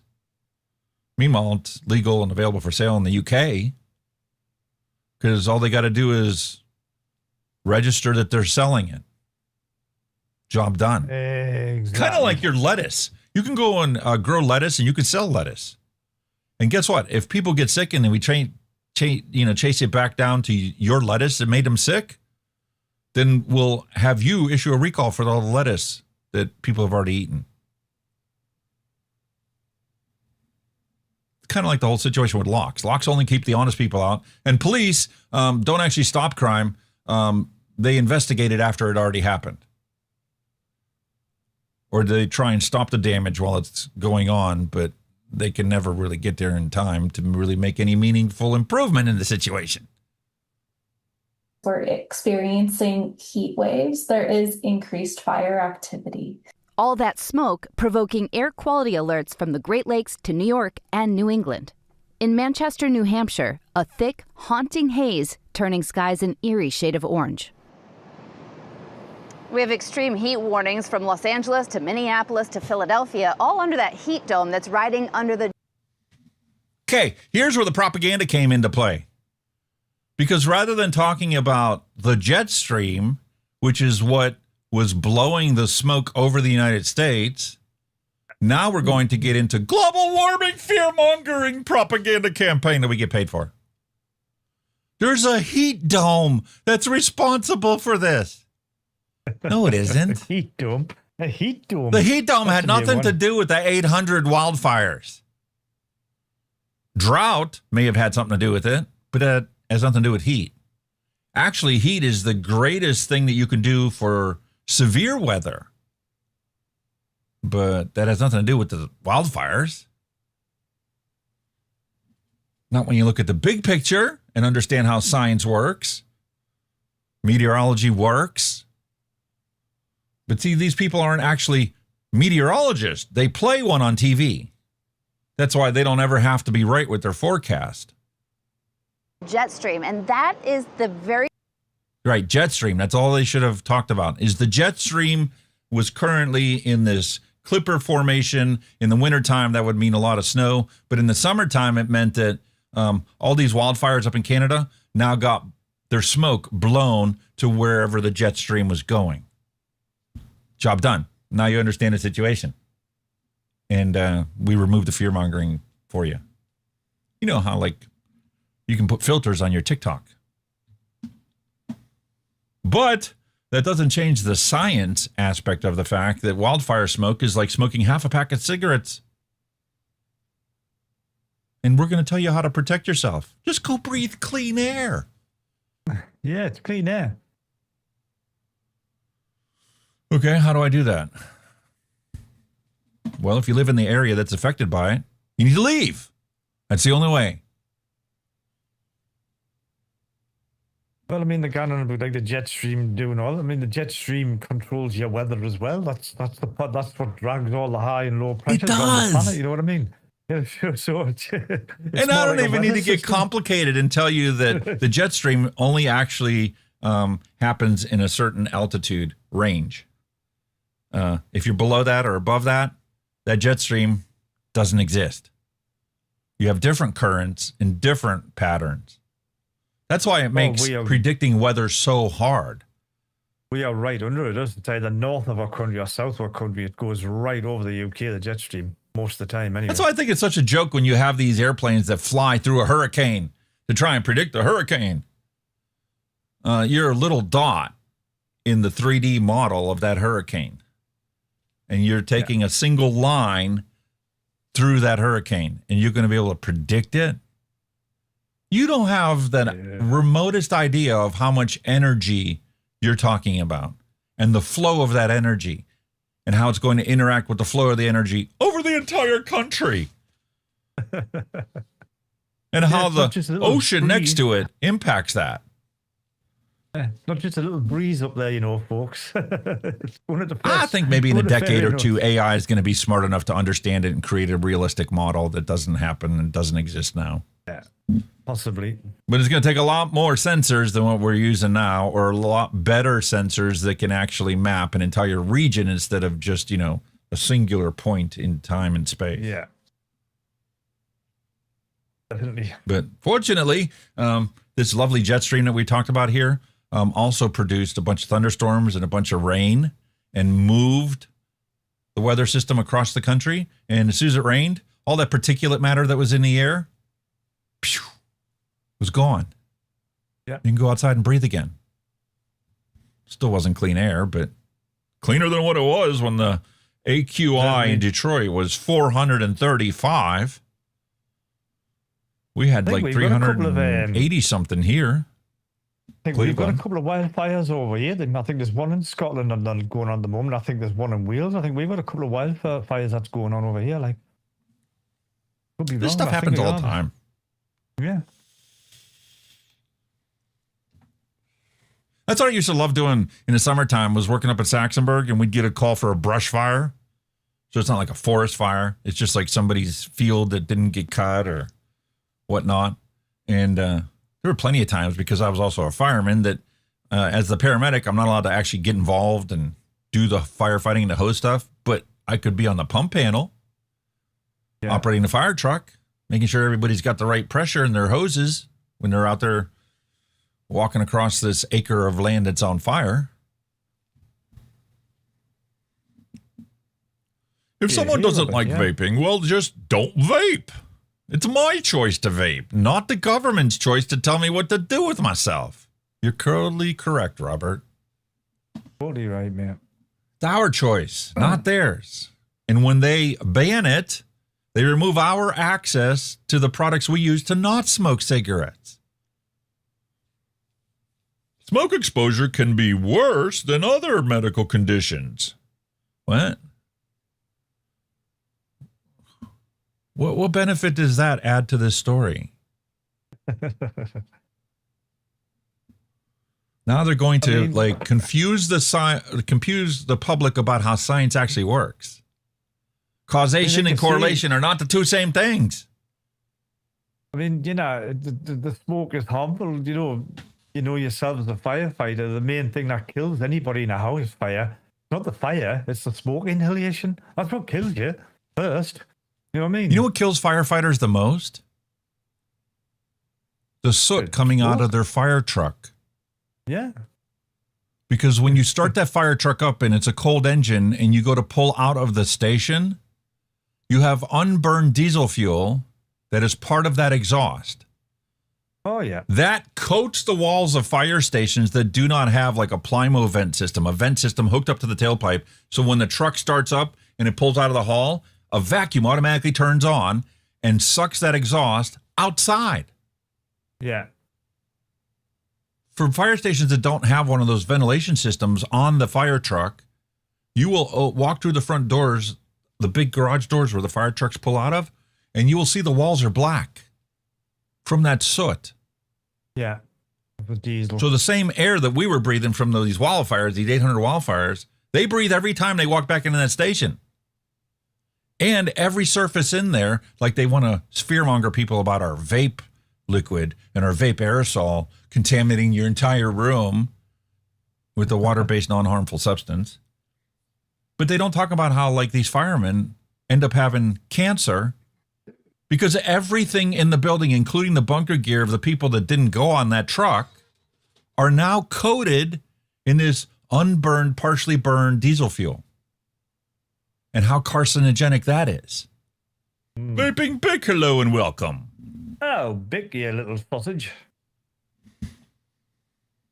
Yeah. So they got people buffaloed into thinking that if you simply put on a mask, you're going to protect yourself from these particulate matter. No. Hey, moron, masks only protect other people when you cough. Those types of masks do not filter out particulate matter from smoke. They do not have that kind of filtration to the size of the particulate matter in the air. You're making yourself feel good, but you ain't doing shit. Most people that wear them don't even wear them correctly. I've seen people wearing them just over their mouths and they've got their nose exposed. I mean, what's the point? And then they breathe through their nose. Yeah, you fucking Wally. You know what I mean? It's crazy, man. Even N95 masks are not sufficient to breathe clean air just because you have a mask on. It does remove some of it, a lot more than any old generic mask, like a surgical mask. I think the only thing that would do made that, people even more stupid. I think the only thing that would do that is the respirator, what the firefighters wear when they go into the properties. That'll clear it. But That's you can't why walk around with a respirator. You know what I mean? That's why firefighters don't get health conditions from the actual fires that they're putting out, because they don't go into the building without breathing in clean air that comes from a tank on their back. Yeah, respirators. So their actual exposure to harmful constituents is from the fire truck itself and the constituents that are coating the entire surface of the fire station when they get back and have to clean up and roll hose and do all the other stuff. And when B shift comes on and puts on their bunker coat that was sitting in that fire hall when that fire truck left. Covered in shit. Now they're covering their entire skin with this cancer-causing substances. Science. Yep. Amazing when you actually understand it. Awesome stuff, man.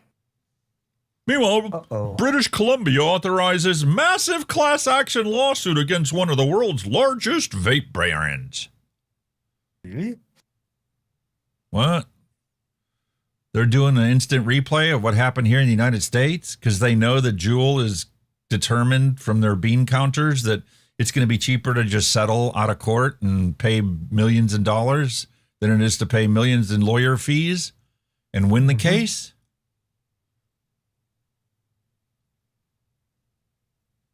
That's because they don't actually look into what is the cost to society from them fighting the class action lawsuit or not fighting the class action lawsuit. They're simply focused on their profitability. Do you not think like all these lawsuits with like vape companies and fucking products with all these fucking lawsuits, blah, blah, blah, just make an even bigger negative impact on vaping? You know what I mean? It's just like, it is. It is. And that's my biggest problem with these tobacco companies just paying off and, you know, settling out of court with these cases. Nobody is correcting the misinformation and telling the public, hey, man, these products are safer. The lawsuit was frivolous because vaping is safer than smoking. Exactly. Just more negativity to it, really, isn't it? Well, class action lawsuit. A bunch of lawyers going to get really, really rich. Ultra is going to have to pay out a bunch of money. And the public's going to get even more misinformed about the health benefits of switching to a non-combustion product. All they bother about these lawsuits is fucking cash. Who wins and who gets it? You know what I mean? It's got fuck all to do with the public health. It's got fuck all to do with the public. Got fuck all to do with the product. Just the fact that, you know, somebody's either going to lose money or make money out of it. That's for the brass tacks of it all at the end of the day. Utterly ridiculous. And guess who's the one that's ahead of this? The Canadian Cancer Society. Oh, they were gone. Oh, cheerleading! The class action lawsuit. Meanwhile, nicotine vaping has 50,000 times less chance of giving you cancer than a cigarette. I would expect to do. I mean, there probably is a fucking study out. Like, say, okay, then how many people who vaped over the last 20 years have got a cancer? Probably none. Compared to. Well, see, the problem is they're not going to be satisfied. Even if you produce that science, they won't be satisfied until you get somebody that was a never smoker and only vaped, and they vaped for 50 years. Then you can do a scientific study in 50 years to show that, hey, man, if you vape, you don't get cancer. Yeah, but then the real world, that's never going to happen because vaping is an alternative to smoke, and that's what it's designed to do, is get you off the cigarette. So why vape when you've never smoked? I can't get my head around that one. That's one of the things that I think needs to change on the advocacy side of things, is the fact that we need to stop basing our statements and our movement and direction advocating for these products from countering the other side. Mm-hmm. You cannot lead by going, oh, everybody's going there. Let me go over there and find out why they're going that way. A leader leads the pack. It doesn't follow the pack to find out why they went that direction. You need to lead. You need to put the information out there. Welcome these lawsuits and win every single one of them in court. Yes, I know it's going to be more expensive. Yes, I know it's going to take more time. But how are you going to improve public health if you don't get the facts and the truth out to the masses? Mm-hmm. You've got to fight the fight, haven't you? And just you know, I'll take a nice suitcase of money and walk away. Yes. Fortune favors the bold and the strong. Of course it does. That's why the name of this episode is what it is today. And down in Australia and down in New Zealand, we still have people that are fighting for the right thing to do. More prevention, less modern corruption. A call to action to actually protect the public health. Maybe tell people the truth. Well, Health Coalition Aotearoa is calling for evidence-based prevention policies around harmful products in a newly launched call to action, Prevention Brief 2026. We propose tobacco and game strategies, including licensing and reducing the number of retail outlets. Well, you can do that because you're like 40,000 or 20,000 people away from declaring your country a smoke-free country. Can you imagine 20,000 people away from being a smoke-free country? Not a big number, isn't it, compared to the population? You're looking at 20 million here in the United States. If Bloomberg actually wanted to do something to actually improve the public health, he could very easily go out and provide 20,000 vape starter kits down there. And I guarantee you next year they would be a smoke-free country. 20,000, that's all it takes. 20,000, right? He spends more than that on postage stamps. I bet. Wow. For food policies, the school lunches program needs proper funding and redesigning to meet its nutritional and educational goals. A law restricting the exposure of children to unhealthy food marketing and the UK-style sugary drinks industry levy are key. What? Why are you lobbying for increased taxes? It doesn't actually help the situation, especially for the impoverished in your society. You're making their life more miserable, and the misery that you're creating is more of a health burden than what you're trying to fix. Yep. Are you stupid or something? It is kind of like what they're doing in the UK with this consultation. We need to have black and white packaging for your vapes. Why? What do the cigarettes look like? Are they black and white? Do you require people that smoke cigarettes to go get a prescription to go buy cigarettes? Then why are you doing that to the alternative product that's not going to kill them? Well, they've done plain packaging the cigarettes over here and it's made no fucking difference. People still buy them. So that has made. Oh, so they no don't know how to difference learn from whatsoever. history? They like to repeat the same mistake over and over again. Exactly. So plain package Kind of like Australia. Stop people vaping. We're going to ban vaping, but we can't ban it right away. They won't like it. So we're going to make it prescription only. You have to go to the doctor and get a prescription for it. How did that work out? 98% of the vapors said, nope, I'm not doing that. I'm just going to keep buying what I need to buy. Most of the pharmacies said, fuck that, because it's not fucking land on our plate either. Yeah, You know so what I then mean? they changed it and says, all right, no more vape shops. If you want to buy your vapes, you have to buy them in a pharmacy, and we'll get rid of the doctor's prescription. Maybe you guys hate your doctors, and that's why you don't, do it. So now if you want to buy legitimate legal vapes in Australia, you have to go to a pharmacy, who, by the way, doesn't want to sell them. So, Exactly. They're not interested. good luck finding a pharmacy that actually stocks anything and doesn't charge you $100 for it, what you used to pay $10 for. Nobody wants to buy our legal products. We can't figure it out why.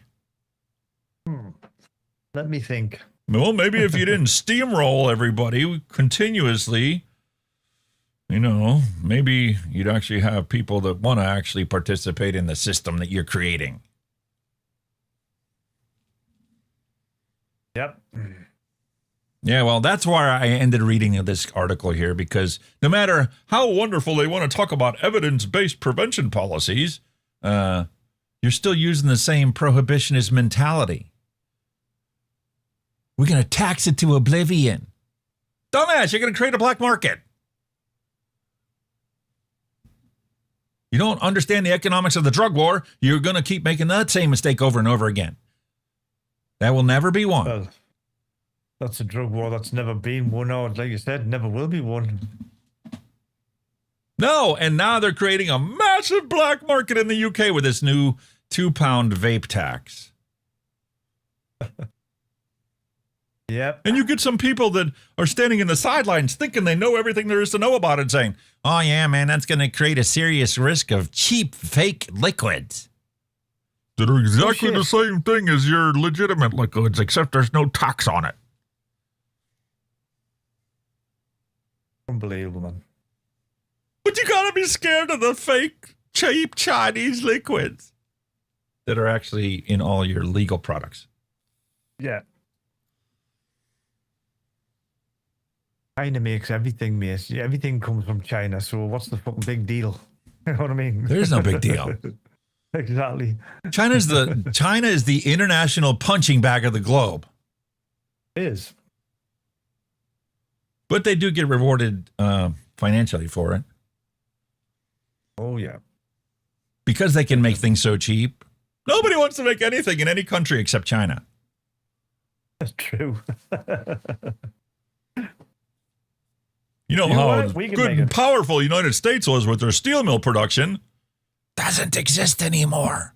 Not really. Yeah, there is Allegheny, Ludlam. There are still a couple, steel mills running. But guess what? They make not even a drop in the bucket compared to the steel we import from China. Because we import everything from there.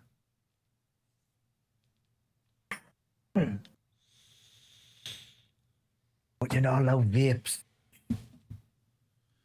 The biggest farce in the UK, I think, was when they were doing this disposable vape man to protect the environment. And nobody on our side, none of the advocates stood up and says, if you actually gave two shits about the environment, you'd get rid of this restrictive 10 mil bottle requirement we have. Why do I need to buy 10 mil bottles instead of one 100 mil bottle? Look at the plastic difference between 10 bottles and one bottle. Exactly. You want to save the Never thought environment? that one through. Never thought that one through, did they? There's no common sense in this world anymore. Isn't? I think you should be able to buy 500 mil bottles of liquid. I mean, And you should be able to decant it yourself. That is a niche that some company could fucking thrive on, is fucking, recycling disposable vapes or fucking lithium battery devices. They could make a killing out of it. If anybody decided to do that. Mate, I got a 3D printer now. If I get to the point where I'm actually like running a business, having my 3D printers be an assembly line, like a machine shop, where I just constantly have them printing all day long, all night, automatically. I'm definitely going to invest myself in one of them grinders and filament makers. Because all the scrap that you print, you can grind it back up, and guess what? You can use it to print another. Yes. Yeah. So it is reusable stuff. Why couldn't you do the same thing with your vape bottles? Why couldn't you process it to get rid of the label off of it, grind up the bottle, and use it to make new bottles? It's too much fucking hassle, man, isn't it? That's No, what it I'm saying. The isn't. technology and everything's there. Everything's there, but it's the cost, and it's this, and we've got to do this. Man, you know what I mean? That's Bullshit, because everybody is only focused on making money right now. You get a brand new gas well.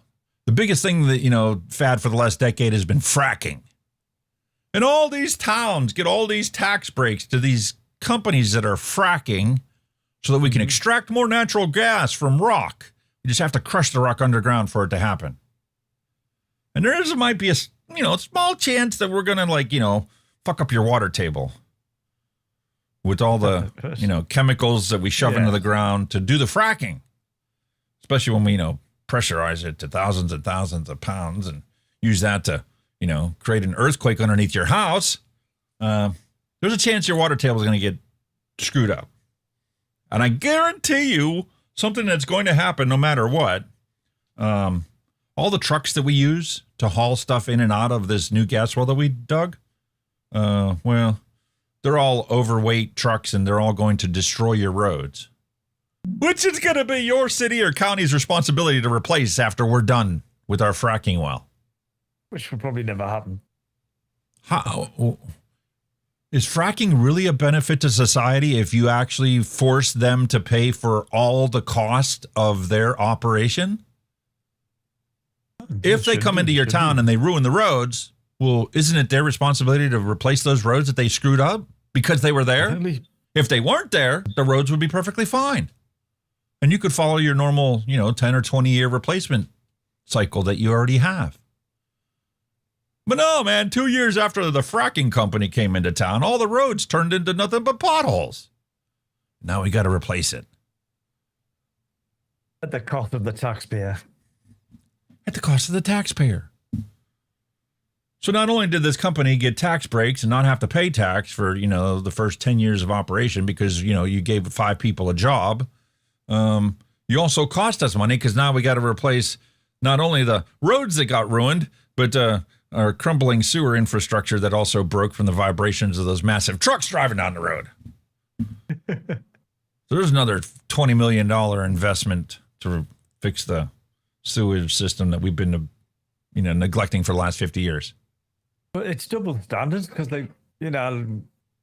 we're already at that point anyway. Your water and your food with all these microplastics, they're going down your drain, they go to the sewer, they go out to sea, all the shit eats it, and it all comes back into your fucking food chain. So the fuck don't know up anyway. So, you know what I mean? Hey, listen, I'm sorry, but AI data centers are also another one of those situations where people are short-sighted and they're only looking at like this thing and they're like, oh, we got environmental studies and this and this and this. And I'm like, but we don't know. We don't know. Exactly. Why don't they get treated the same as our vapes? We don't know what the environmental impact is actually going to be of you running those massive 500 generators to keep online when the power grid can't keep up with your demand for electricity. Oh, yep. Why don't you force them to be 100% green? Data centers must provide their own energy and not touch the grid. Critical. All hypocritical. If you want to create a data center, you actually have to supply new energy to the grid to lower everybody's electrical bill. So that everybody benefits from you creating your data center. Exactly. Oh, well, that makes it too cost prohibitive. You don't want to build it? Then don't build it. Stop screwing the population for, 5 cents a profit. Exactly. That isn't actually 5 cents a profit. It actually costs money. It's like these wonderful taxes that they're implementing.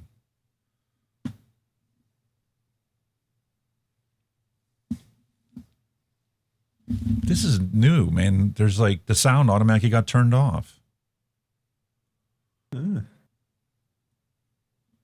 Pause, rewind, unmute. Say the West Coast tends to have higher taxes. Washington State was really one of the states that very recently changed their vaping tax. A lot of states will tax non-cigarette nicotine products as just a percentage of the wholesale price, rather than trying to figure out, weight-based taxation for every single product. They just say it's a percentage of sale. Well, in Washington and also in Minnesota, the percentage is 95% of the wholesale price. So going from, either not having a tax at all to all of a sudden, even a small tax, to a 95% wholesale tax, you can be, in some cases, close to doubling the legal price of the product in the state. And so, especially some of the West Coast states are where you'll find the highest tax rates. Washington was the example I used for vaping products. Washington is also the example I used for distilled spirits as well. They have exceptionally high tax rates on these products. Yup. And what does that actually benefit? Does it actually benefit society from having these high taxes, other than creating a black market? They're already going to do that in the UK on the 10 milli bottles, aren't you? It's going to be from £3. It's going to double in price anyway, but just due to tax. And the thing is, they're using this, they're measuring this right now, and the public's reaction and opposition to it. And if they implement it, don't be surprised. It's the very next year they're going to implement a doubling of the taxes. Oh, without a doubt. Because if they realized they were able to do it with zero resistance whatsoever, zero upheaval, then they're going to double it. And the thing is, when they double it, they're not going to actually make any more tax, because they've just doubled the incentive for the black market to replace the legitimate market. That's what they did with the disposable vape ban. There was no any kind of challenge or nobody making a hoo-ha about it, so they just done it. And it's the same. It's going to be the same with the taxation. Nobody's shouting from the rooftops it's wrong, and they'll go, oh well, we'll just fucking bump it up again. We're losing revenue in cigarettes, so let's just bump it up with this again. Honestly, they've let them have total and utter control over it.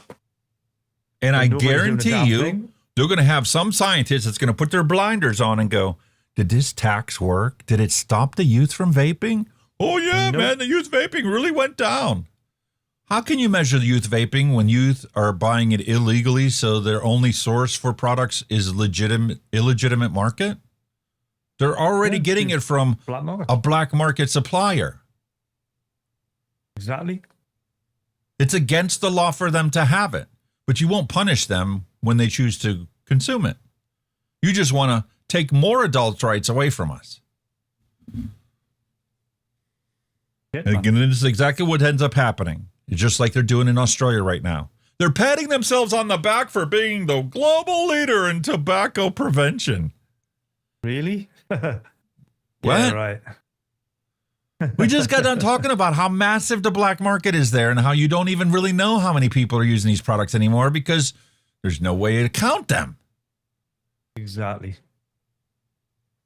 Excuse me, are you a tobacco user? No. Because the next question would be, are you a tobacco user? Yeah, where you buy it from? Snitches get stitches, I can't tell you.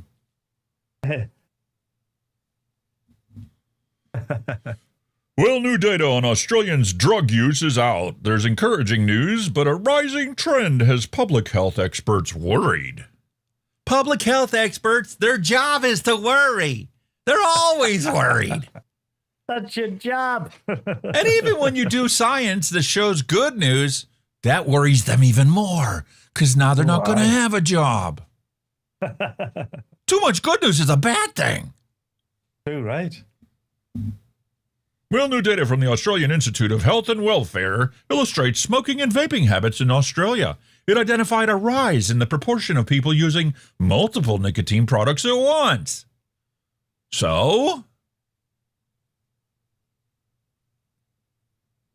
that's kind of like saying, we've done a study and we've come to find out that Most of the people that have guns have lots of guns. Really? Or people that's got more than one car. We've found that people have got 4 cars in their family. And? Fucking paying for it, mate. Oh, man. And what we're going to do now is we're going to make ourselves look good by focusing on the kids. It's against the law for them to have it. More than 17,500 people aged 14 and over participated in this survey. 17,500 people, and you're trying to represent how many million in Australia? It's kind of like the National Youth Tobacco Survey. They could ask every single school to conduct this test, right? What's it going to take, 5 minutes for the kids to answer the questions? And then you would have an answer from all the schools, and then maybe you'd actually have some useful data where you can compare and say, oh, let's look at the places where they banned vaping and see what the vape numbers are there and compare it to places where they didn't ban vaping and see what the numbers are there. Oh, because then you'd find out that in places that ban vaping, cigarette smoking goes up. And these prohibitionists would lose all their ammunition. Depends the area which you do as well, because there's loads of areas, that where, the fucking very little people working and, they're all on welfare or whatever, or whatever. And especially up here in the north, you find there's more smokers up here than what there is down south, just because of the shithole we live in. You know what I mean? Yeah. Well, more than 17,500 people aged 14 and over participated in this 2025 survey to represent 28 million people in Australia. Thanks, Bick.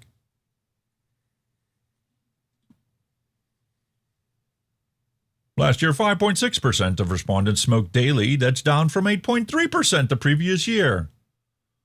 And 19.5% in 2021. See, tobacco harm reduction doesn't need to exist because our tobacco prevention policies work. Yeah, okay. You keep believing that, man. You lying sack of shit. I don't believe a freaking word you ever tell me. You keep believing that, man. Once you get caught in a lie, then all of a sudden you get to the point where you question everything they ever say about anything. Mm-hmm. And they normally Is lie. It actually true? The lie to cover a lie to cover a lie to cover a lie. It's just a fucking never-ending fucking train. It's a never-ending cycle that keeps getting worse and worse. That's why I tell everybody I've ever met in my entire life, I'd rather you tell me the truth straight up front. I don't care whether you think I'm going to like it or dislike it. We can both move forward and have a better outcome if you simply told me the freaking truth from the get-go. It prevents you from finding yourself into a hole that you've dug so bloody deep that you're never going to be able to tell me the truth about anything. Nah. Never going to get out of it either. No, that's not what we can do because we cannot make any money unless we fearmonger the shit out of you. So vaping found to have a new disturbing effect on your health. Oh, no. If you're one of the 75 people we asked this question and tested them. Wait a minute, that represents the 320-some million people in the United States? 75 people? That's all it takes? The only effect that vaping is going to have on you now is in your pocket where they're taxing the fuck out of you. The fuck all do you have? Let me get on Facebook and conduct a scientific study. I'm going to ask all 600 of the people that follow my personal page to answer some questions, and then we're going to go to our legislative representatives and use that data to prove that there's a new disturbing effect on social media. What? Oh, it can raise cancer, can it? Radio. Okay, let's Lie. Hear this one. Lie. Cancer Research UK, right on their website, specifically says there is no good evidence that vaping causes cancer. Exactly. None. While the study was small, its results are remarkable. Why? It has zero value. Vaping has long been seen as a potentially hazardous for your health, and a new study found that even young, healthy individuals who use vapes and e-cigarettes are putting themselves in harm's way. Researchers from the Manchester Metropolitan University found that young people who vape had worse blood vessel functionality. Wait a minute. What? We know the vasoconstriction that takes place from nicotine. It's also the exact same vasoconstriction that takes place from sex. And we know what puberty does to kids and how it gets their hormones raging. Oh, yes.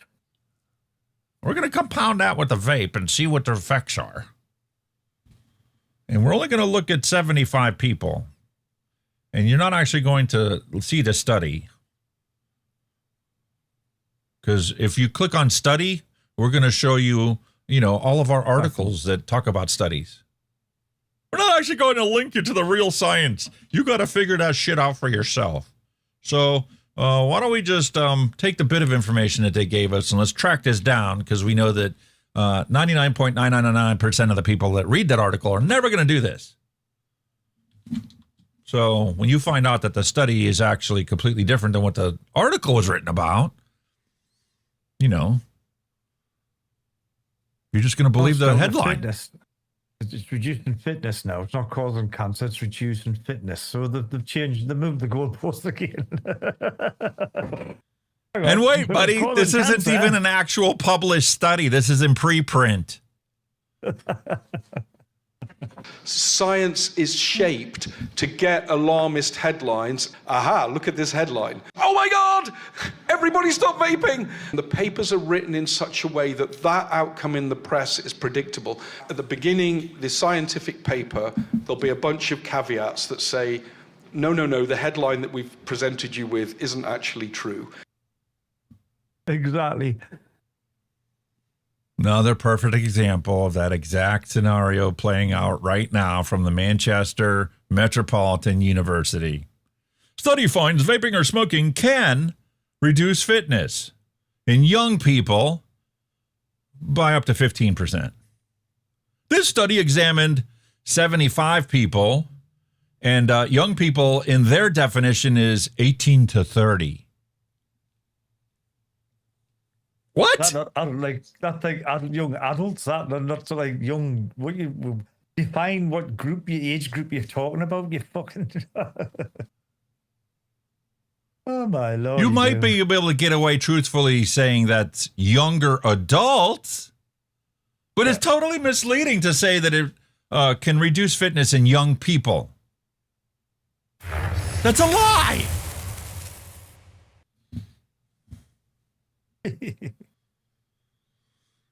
Young people who vape or smoke cigarettes have reduced blood vessel functionality, breathing, and exercise capacity compared to those who have never smoked or vaped, according to a study led by Manchester Metropolitan University. That's the whole purpose of the study, and that's their whole outcome. Hang on, but they've changed the goalpost again, because they've just said it was vaping causes cancer, then it was vaping that causes fitness, and now they've took fucking smoking into the equation. Fucking come on, man. How are these things credible? They're just not. The purpose of the study was to confuse you and make you think that vaping and smoking are the same. No. God almighty. I mean, I'm not the fucking brightest fucking spark off the grinder, but Christ almighty, I can see straight through that. You know what I mean? This is an article whose primary purpose is to drive funding for the next research project. Do not ever read a story like this, an article like this, a headline like this from a university announcing the results of their study and expect it to actually represent what the fucking study actually said or did or found. The whole purpose of this publication is to get more funding for more studies. That's it. And the only way to get access to this publication, a subscription by any chance? the only way to get access to this publication is to pay for it. Because it's not actually published yet. It's in preprint. Well, they want to unprint it and fucking redo it from the fucking beginning, if you ask me. Jesus Christ almighty. I've seen it all now. I read the study. Ooh. And it has nothing to do with what they published or said or did in either of the previous two. Look, I'm a bat.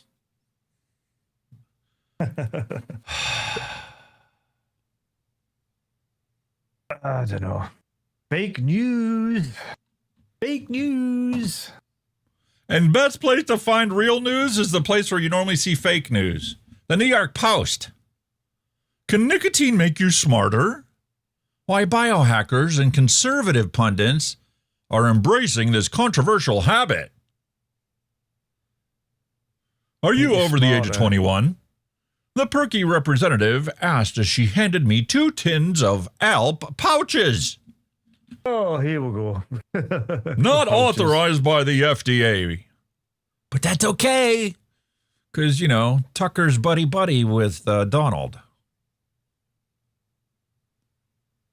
We were at Day of Surprise Beyond Biohacking Conference where attendees crowded around the booth to get their hands on the brand's fruity and minty lip pillows.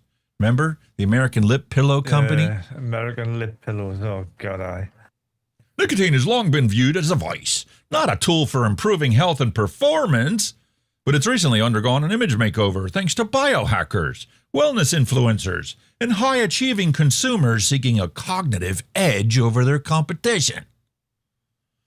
Once synonymous with cigarettes and addiction, the stimulant is now being explored as a tool for improving mental performance and brain health, with a spry among its most vocal advocates. Nicotine is one of the most misunderstood compounds in the biohacking world,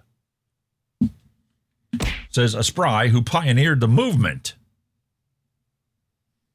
The problem, he said, is when people hear nicotine, they immediately think of cigarettes. Tobacco smoke contains over 7,000 chemicals and carcinogens. Vaping is probably worse. God almighty, evil God. You're a fucking moron!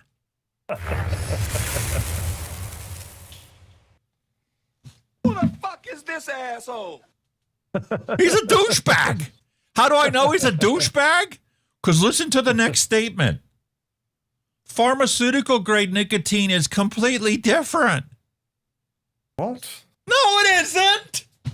What? The exact same nicotine that goes into the ALP pouches is the exact same nicotine that they used to make these liquids.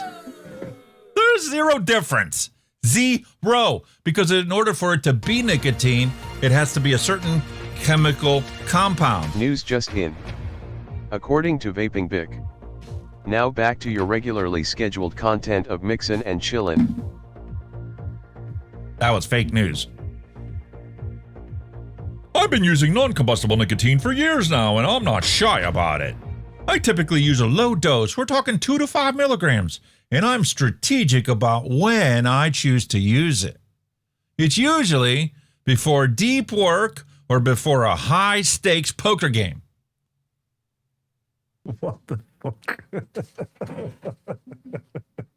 What?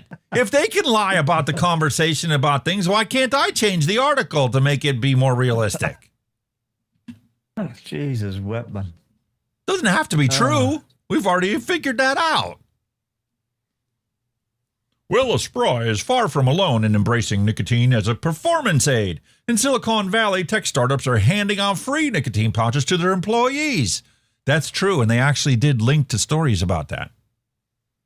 Stocking office vending machines with flavored stimulants that workers can stay sharp and focus and boost productivity. Listen, this is a corporate world. They're not going to hand out free nicotine pouches unless they're going to get something in return for it, like improved productivity from their workforce. That's going to generate more revenue than it costs them to supply the nicotine pouches to their workforce. Mm-hmm. Joe Rogan is also among its fans, along with Tucker Carlson, co-founder of ALP, by the way, who once described nicotine as a life-enhancing, God-given chemical. Listen, Tucker, I feel the same view as you. But I hate to tell you, you're a fucking dumbass. Because you don't know shit about nicotine.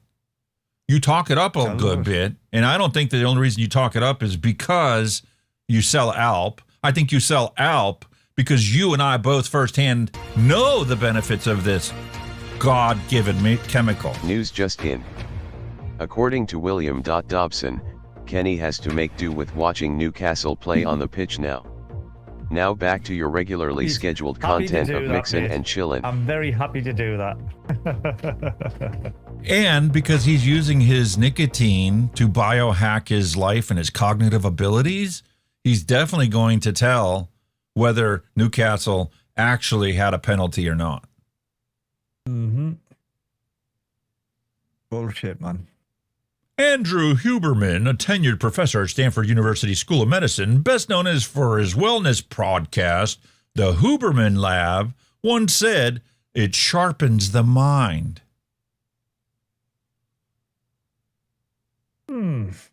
I kind of agree. It has got it when, you know.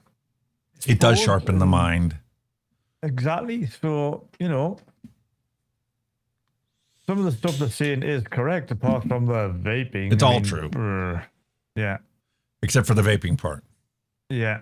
But see, they need to create the market differentiation between nicotine pouches and nicotine vaping to make their product look better than the other product. It's no different than what coffee companies do. That's kind of what they're doing. Starbucks is better than Big B. Starbucks is better than Seattle's Best. Yeah, they're just promoting the product. It's just a promotion, really, isn't it? Health Secretary Robert F. Kennedy Jr. has been spotted carrying nicotine pouches and even appeared to place one under his lip during his Senate confirmation hearing. Nicotine pouches are frequently touted as tobacco-free alternatives to cigarettes and alternatives to vapes. And yes, they are technically 1% safer. But when you're talking about a difference between 4% and 5%, is that even a difference that's worth noting? Or would you say they're about the same? Exactly. Because you could misuse both of them, or either of them, or none of them, and totally skew which one's more harmful. Am I wrong? Nope. The website of one brand, Athletic Nicotine, invites customers to join the movement of winners balancing their mind and body while crushing the challenges of the day.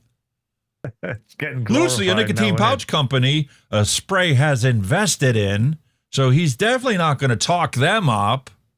Nope. Promotes its products for people who use nicotine to focus better, think deeper, and chill out smoother to inspire creativity. Ooh, beefing it up. Nicotine pouches, and I started taking ultra pouches. Because ultra pouches are better than ALP pouches. That are better than Lucy. That are better than your nicotine vape. It smells like a cake. Fuck off. Where's your cake-flavored nicotine pouch? You don't have one? Then your market differentiation does not interest me. Sorry. The science behind nicotine's cognitive effects, however, is far less settled than the marketing suggests. No, it hasn't been that less settled. Who are you kidding? The first thing that people need to understand about science is nothing is ever settled in science. It's always open to change. Exactly. If the data requires a change in stance and position and opinion, then that's what the scientist is supposed to do. He's not supposed to follow the money, and when the money says find harm, he's supposed to tell the truth about it. But that won't get you funding for the next study, because we gave you money to find harm, and you didn't find harm, so we're not giving you money again, ever. Exactly. Money is the root of all evil. Nicotine can make someone feel sharper, more alert, and more focused in the short term. The effect is real. It's true. Oh, look at Tucker right there. Oh, look at all these. My son-in-law told me, he's like, dude, you know what you need to do when you finally get done with that house? Like in a year or two, when you get done with that house, you need to do interviews. Like in your living room. You know, they don't have to come into your studio because your studio is set up just for you, one. So you could set up an interview room where you could have guests come over and you can actually do the interview like Tucker does in his house. Not in his house, in his barn. I'm like, yeah, dude, that sounds great. Kenny can come and spend a holiday here for a week, and we could do the show live, and maybe we'll get Bick to come at the same time, and we can do a show with all three of us live. Yeah, man.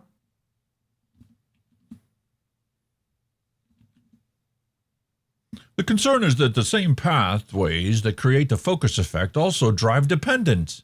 Over time, the brain adapts and a person may need nicotine just to feel normal. That's a lie. They redefined their new normal. Exactly. You as an outsider are the only person that's going to say, I just need it to feel normal. No, we chose to make that our new normal. Exactly. Define normal. What is normal in this day and age? What's normal is for all of science to agree that there's compelling research showing that regular users of nicotine have lower rates of Alzheimer's and Parkinson's disease. Because all of the data has been and remains and will continue to be consistent on those aspects. There are a whole host of health problems and conditions that could be improved if the government made everybody put a nicotine patch on every single day of their life. But the government's never going to do that because the amount of money that they would lose in society, in the economic drivers of society, if they did that, there's no motivation to do that. Because the only thing society's worried about is increasing economic activity and making more profit. Exactly. One study, nicotine was found to slow age-related cognitive decline and boost natural chemicals that protect the brain. In another, it appeared to improve performance in those with lower baseline scores, which Osprey has said suggests that it may restore cognitive efficiency rather than artificially overstimulating high performers. Whether nicotine can actually protect against neurodegenerative disease remains unclear. And will always be unclear because science is never settled. No. I do take the study seriously. Smokers get Parkinson's disease less often. However, when patches were given to patients, they didn't have the expected effect because it is dose dependent. Just like you will automatically titrate your nicotine consumption to what your body perceives as beneficial and enjoyable. And unlike a snot-nosed teenager who's using it to get high, we use it to live a better life.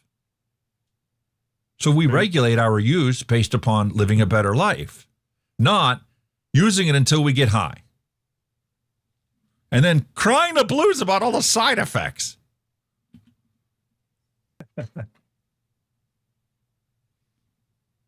Anyway, very interesting article.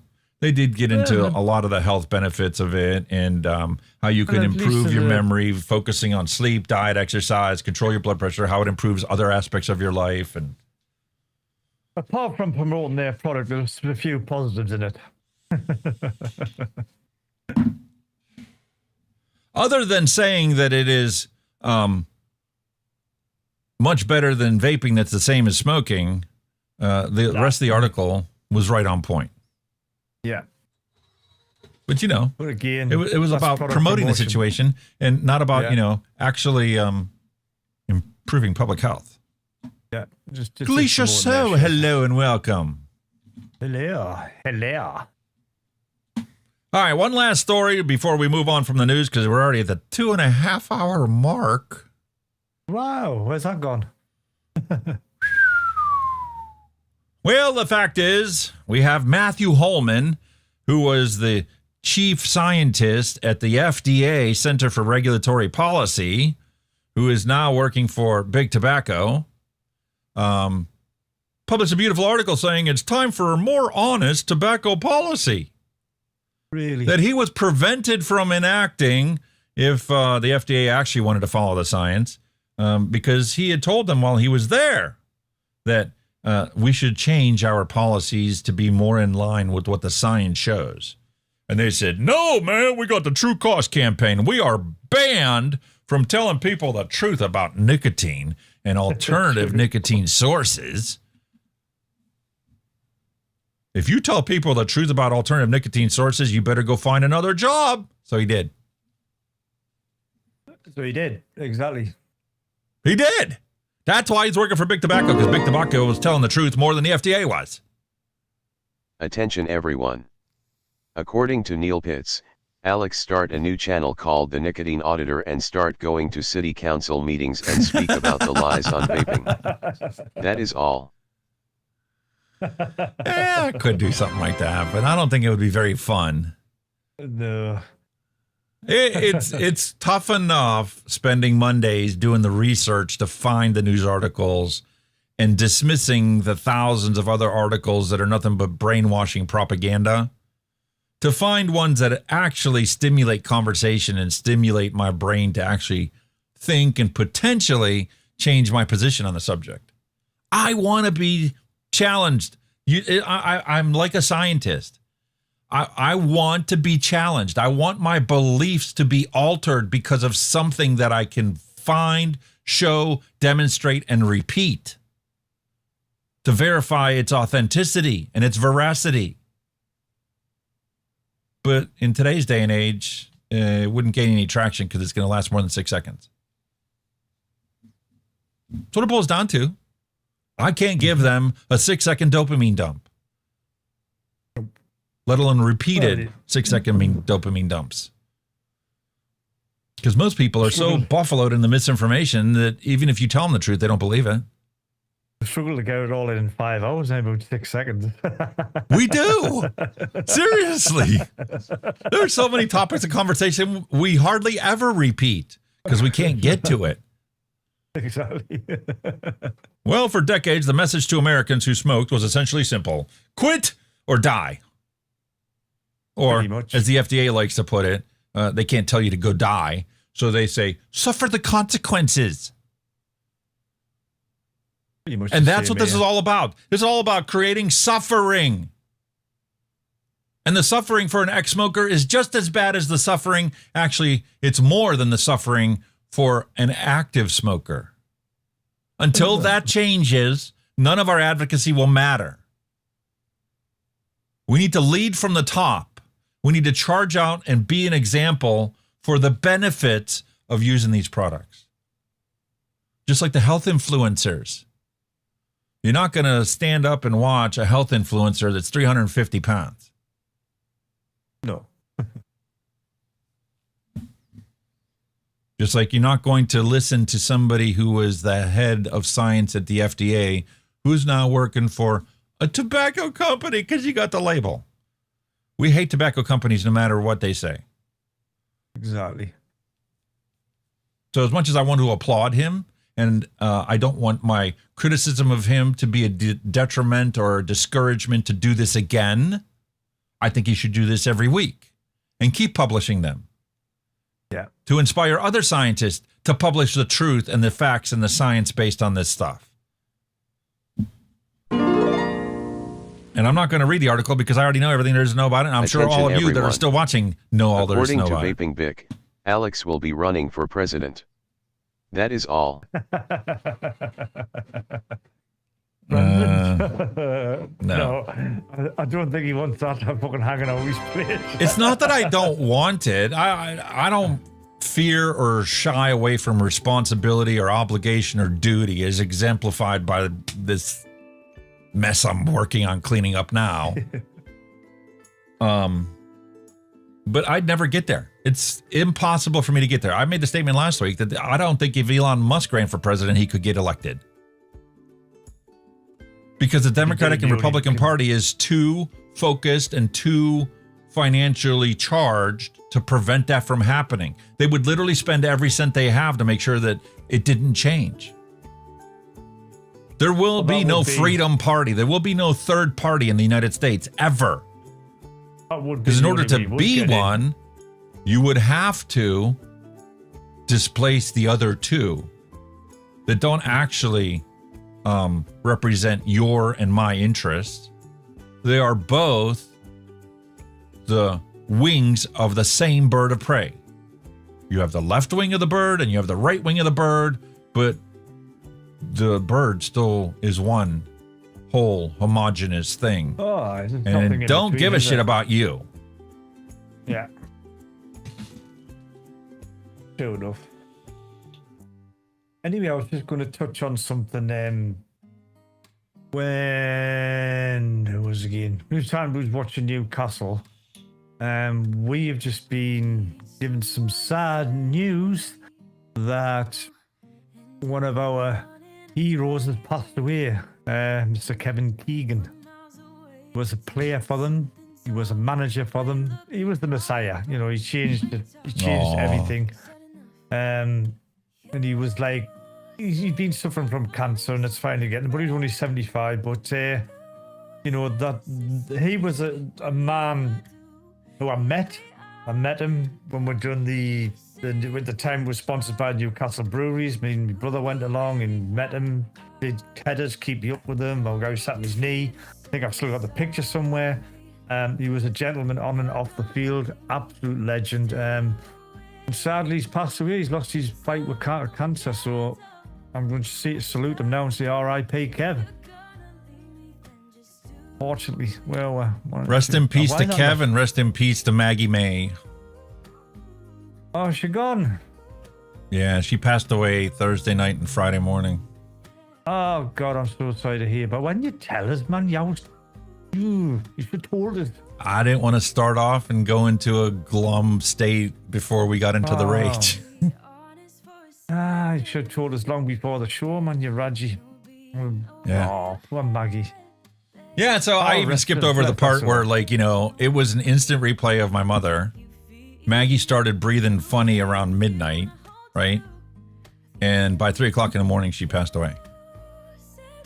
Oh, bless her. So, 3 o'clock in the morning, she passed away.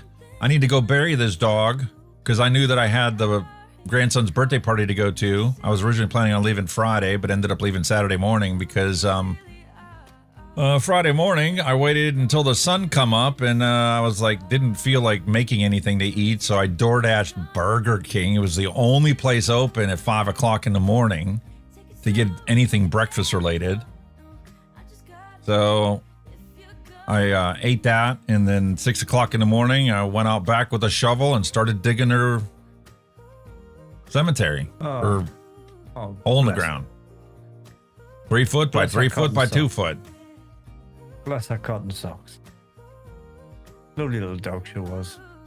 So 8 o'clock in the morning, I got done with that. And it was probably closer to 8:30 or 9 by the time I finished off my drink that I had, a nice coffee, and said, I need to get to bed. I think so. Another all-nighter. Wow. So around 10 or so, I finally laid down and got to bed and slept for like 2.5 hours. I got up at like 12:30, 1 o'clock or something, and was like, I need to get out of this house. Because it was like, we get some air, get out and about, and I'm like, you know what? I wanted to get this 3D printer. I need to get this Blacklink HDMI quad capture card. So let's take a road trip. Went to Micro Center. Oh, you went up there, did you? 40-minute drive from here. Nice road trip, nice drive.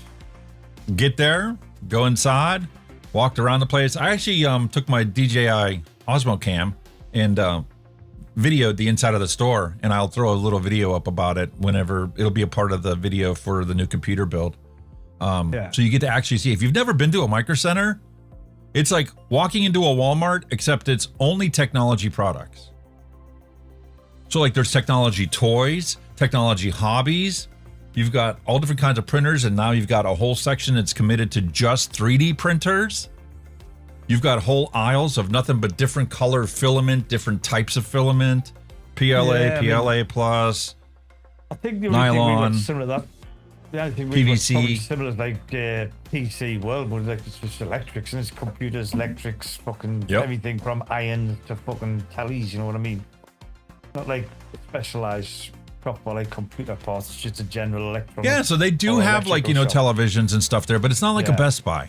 They just have, you know, a little like wall area section where it's TVs and wall mounts for those particular things. And the only reason they sell those is because there's a lot of people like me that use TVs as a computer monitor.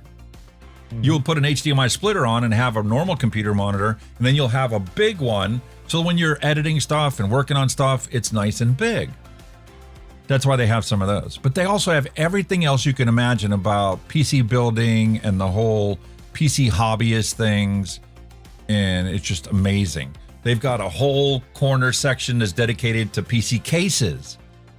Not only against the back wall, but then they also have like a bunch of these shelves where they actually have these PC cases open so you can actually physically see the size and the layout and how it looks. Yeah. And then obviously they have a whole section for kits that they sell. Combination of different parts, like to do a PC Attention build. everyone. According to Neil Pitts, when are we going to see the first printed drip tips? That is all. Very soon, once he gets to grip with it. I am already doing it because I was already looking once I was unpacking some of the stuff and I came across the drawer. I found the drawer that had those screws in it.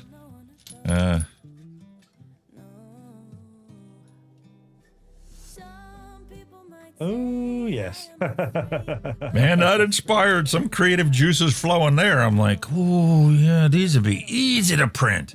I could print them 100 at a time on that thing. And you were right, Kenny, man. Those 3D printers are small. 250 by 250 by 250. Yeah. And the thing is, if you want something that's bigger than that, you can buy it bigger, but the price goes from the deluxe, completely sealed in air filtration system 3D printers, like $800. If you wanted to go to the bigger printer that only makes it like 300 by 300, you're only gaining 50 mil in all three directions. You're up to like $2,000. Oh yeah, the bigger they are, the more expensive they are. I mean, imagine now what these industrial ones cost. You know, like what the professionals use. Fucking hell, there'll be hundreds of thousands. Listen, most people do not understand math. Just because you're printing something that's bigger than 250 millimeters doesn't mean a 250 by 250 by 250 millimeter can't print it. Because you're not thinking in three-dimensional space. If it's bigger than 250, you can't print it flat. So you just lift up the one end. I can print something that's 300 millimeters big. As long as it's not too thick. It's XYZ. Exactly. It's axis travel. It's how far your axis can travel. The only way to picture it is get yourself a box. A box that's a cube. 250 by 250 by 250. And whatever you want to print, if you can fit it in there diagonally, you can print it on that printer. You don't need to spend $2,000 on a printer so you can print it flat. Yes, you're going to have to use extra filament for the support structure because you're printing something at a diagonal, so you got to support it as you're printing it. But that's no big deal. That's how you used to do on the CNC milling machines. Instead of like, run the circle, you went the horizontal. That's your biggest trouble.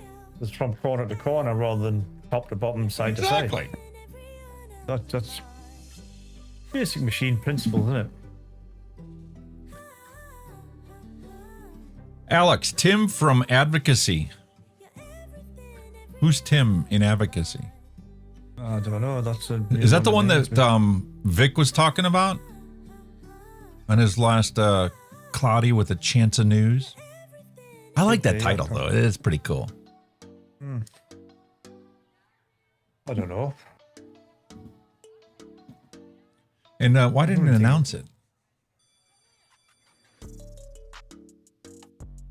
This guy's. I don't know. I don't know. Doesn't matter. Well, when I mentioned that Keegan thing there, I tried to show me monitor 2, but it never showed it. I don't know why. Just kept on that one. Strange.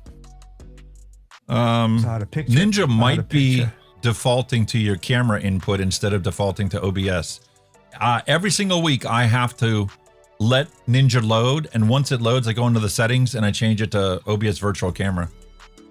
Because it always picks something else, and it's never consistent. Mine does all the time. Mine always picks a different camera, always picks a different sound output. Attention everyone. Pain in the ass.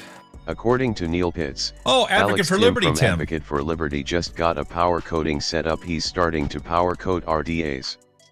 That is Powder all. coat. Oh, powder coat, Yeah, it's actually sprayed on as a powder, and whatever part you're painting is electrostatically charged, so the powder inherently tries to stick to it. And then you have to put it in the oven to bake the paint, which essentially melts the paint, and then it chemically bonds to the surface. I was going to hydro dip them many moons ago. I was going to dip them in hydro dip, but would be fucked on. Because you've got to take it all apart to do it. I'm really looking forward to this 3D printing stuff, and I can see myself finding a niche product that I can 3D print on. Like this one thing I was talking about, these Elgato honeycomb filters. Because I already see that the beautiful setup that he's already got is great, but it's missing 5 things to make it awesome. And all the things that I'm thinking of doing, people have already complained about.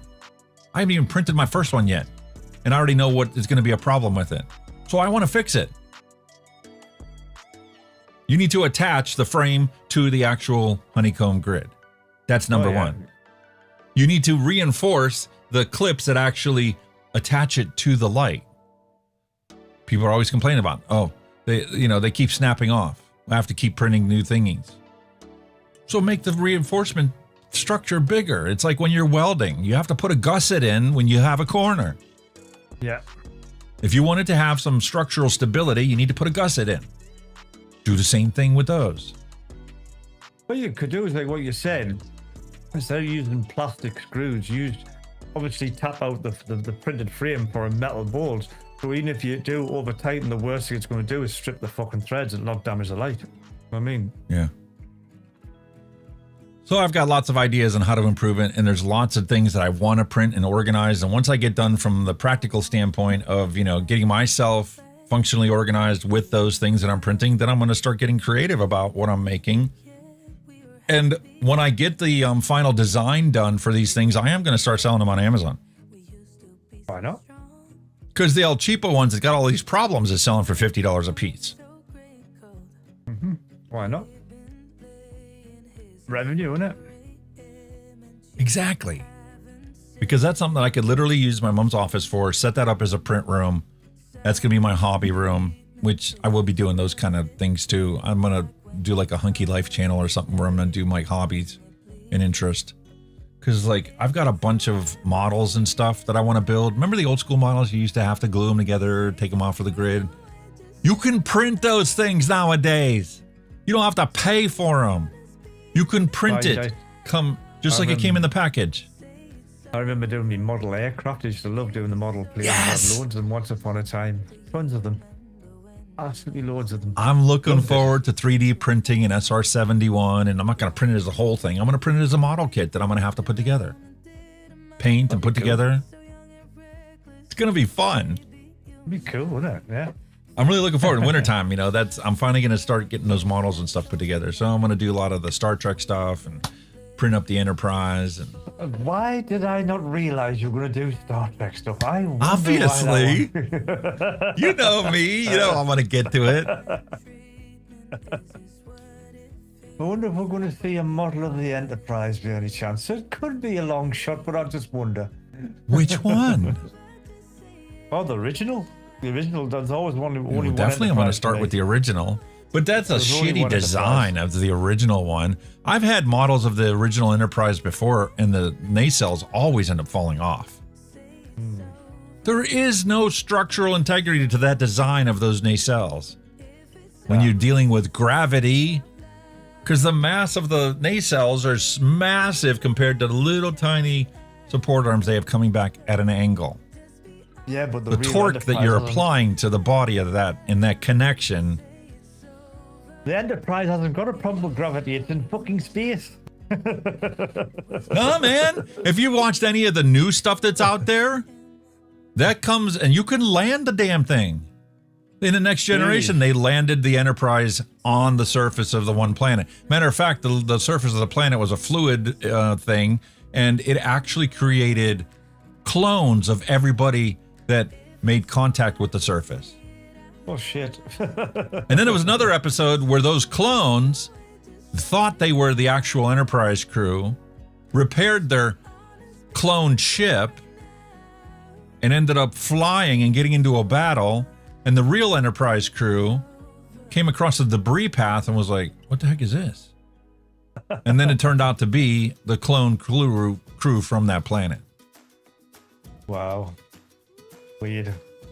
Weird and wonderful stuff, man. It's what the imagination can do if you just let it run wild once in a while. Oh, God, I definitely. Yeah.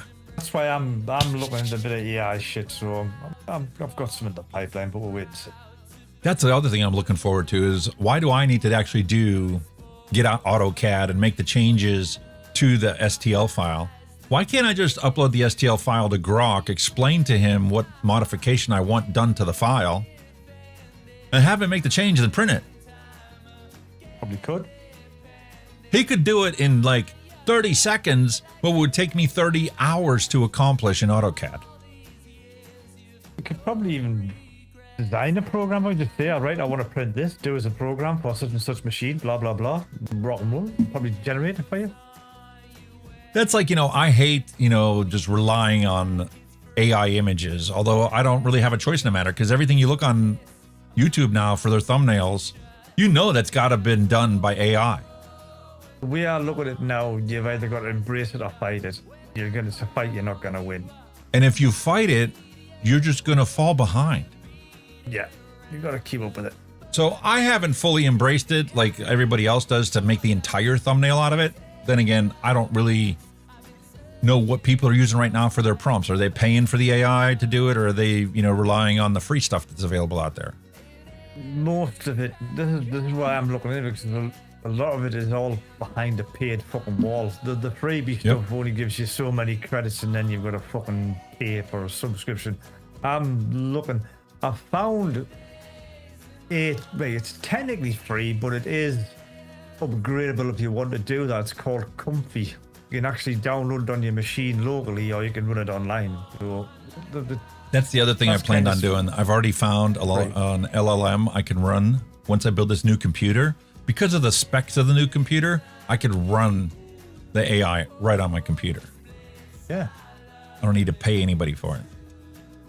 Prompting's easy. You can use all the free prompters, your ChatGPTs. It's the image generation that's what costs you. Or the video. It doesn't cost anything either, because AI can create the software and empower it to do that. Yeah. All these new models they're bringing out now, and the models are just fucking phenomenal. They're just getting better and better and better. And they're getting more and more efficient and smaller in size. Yeah. Or if you have one that maintains the size, you're getting more and more functionality and power with it. So it's awesome. I was looking at one guy, when I was researching, I come across this guy. He's from Higginsfield. That's like the latest shit, but you got to pay for it. But some of the stuff he was doing was quite impressive. I mean, he ran like a faceless YouTube channel on history, talk about the Egyptians and all that crap. And the videos were fucking fantastic. They weren't like what they were before, where, I want to generate a man that comes up with 3 different fucking blokes. This is consistent all the way through. It's clever stuff. See, the real nice thing is now you can take a concept, you can take an idea, do a simple Google search like I did for this week's show, and take an idea or a concept that you found, and to avoid it being copyrighted, you just upload it to an AI thing like Grok. You drop it in there and say, I want you to make me a thumbnail with this, in this style, and may add the changes that you want to see in the image. Like for this week's episode is very easy. I uploaded an image that I like the style of. I'm like, okay, the whole marble statue thing with the world on your weight of your shoulders. Inspirate with that whole theme, and it generated the image. I used it. I really liked it. I'm like, okay, let me come up with an alternative. I just went back there and I says, create the exact same image, but pull the camera back 30%. And then it was very easy for me to do an A-B switch. And then I threw that on the Discord server and I asked everybody, I'm like, listen, which one do you like better? The first one or the second one? The problem with AI... That's how we picked the thumbnail. The problem you've got with AI and why you're paying for it is because it takes fucking huge amounts of storage. Absolutely massive. The models alone, you know, I mean, I downloaded one model that was 40 gig. 40 gigabyte, one model. The storage alone. So I can understand, you know, the servers must be fucking getting hammered. I mean, yeah, but wait until you can download, you know, a terabyte model. Imagine what that model is able to accomplish in the blink of an eye. Probably. Starship Enterprise. It can generate your entire website.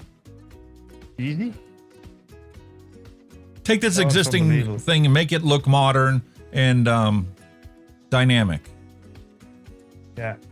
And it'll spit out your entire website.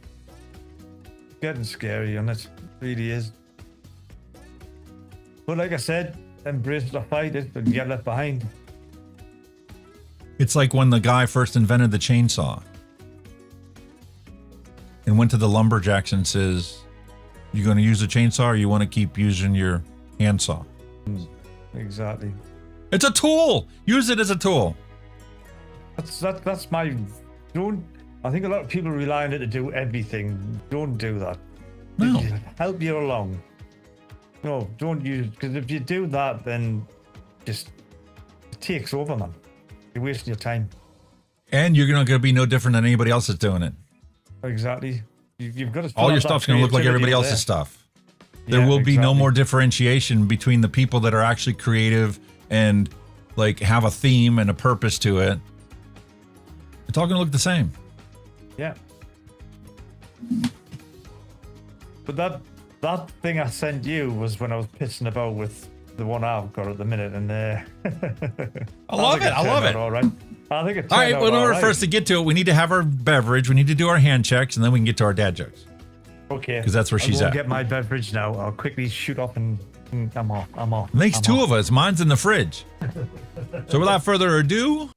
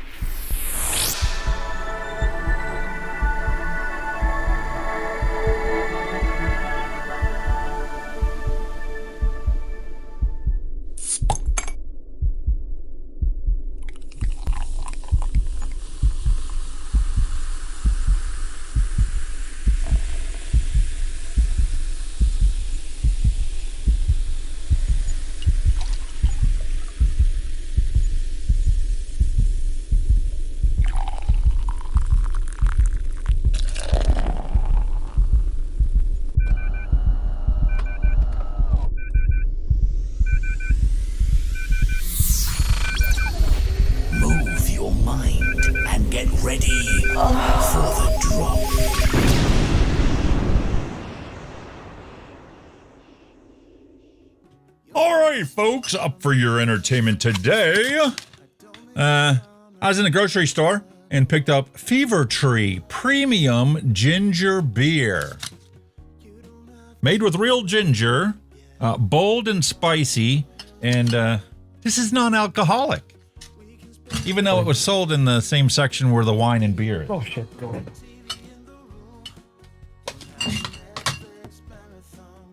There you go.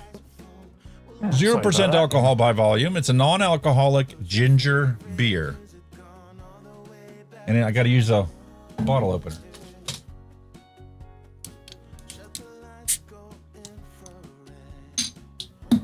Not twist off. What do you got there, matey?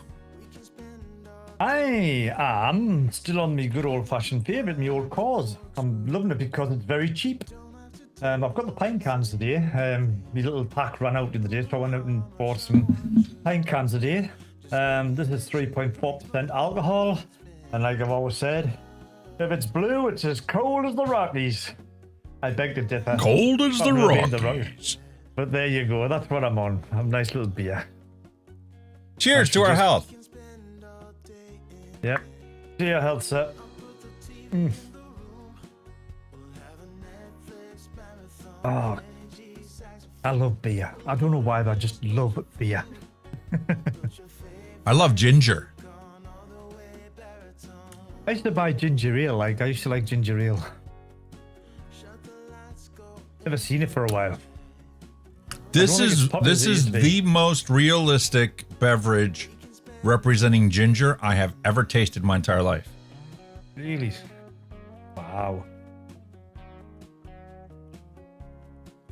Refreshing ginger. First time I ever had ginger was when I tried juicing. I was making that recipe, the Mean Joe Green recipe. And you put like celery and cucumbers and all kinds of stuff into it. But you got yourself a little piece of ginger that you threw into the juicer. And it gave it that little spice note that kind of like brought it all together and like took it to the next level. It's like anything else. If you made a meatloaf and didn't put any salt, pepper, and seasoning and stuff in it,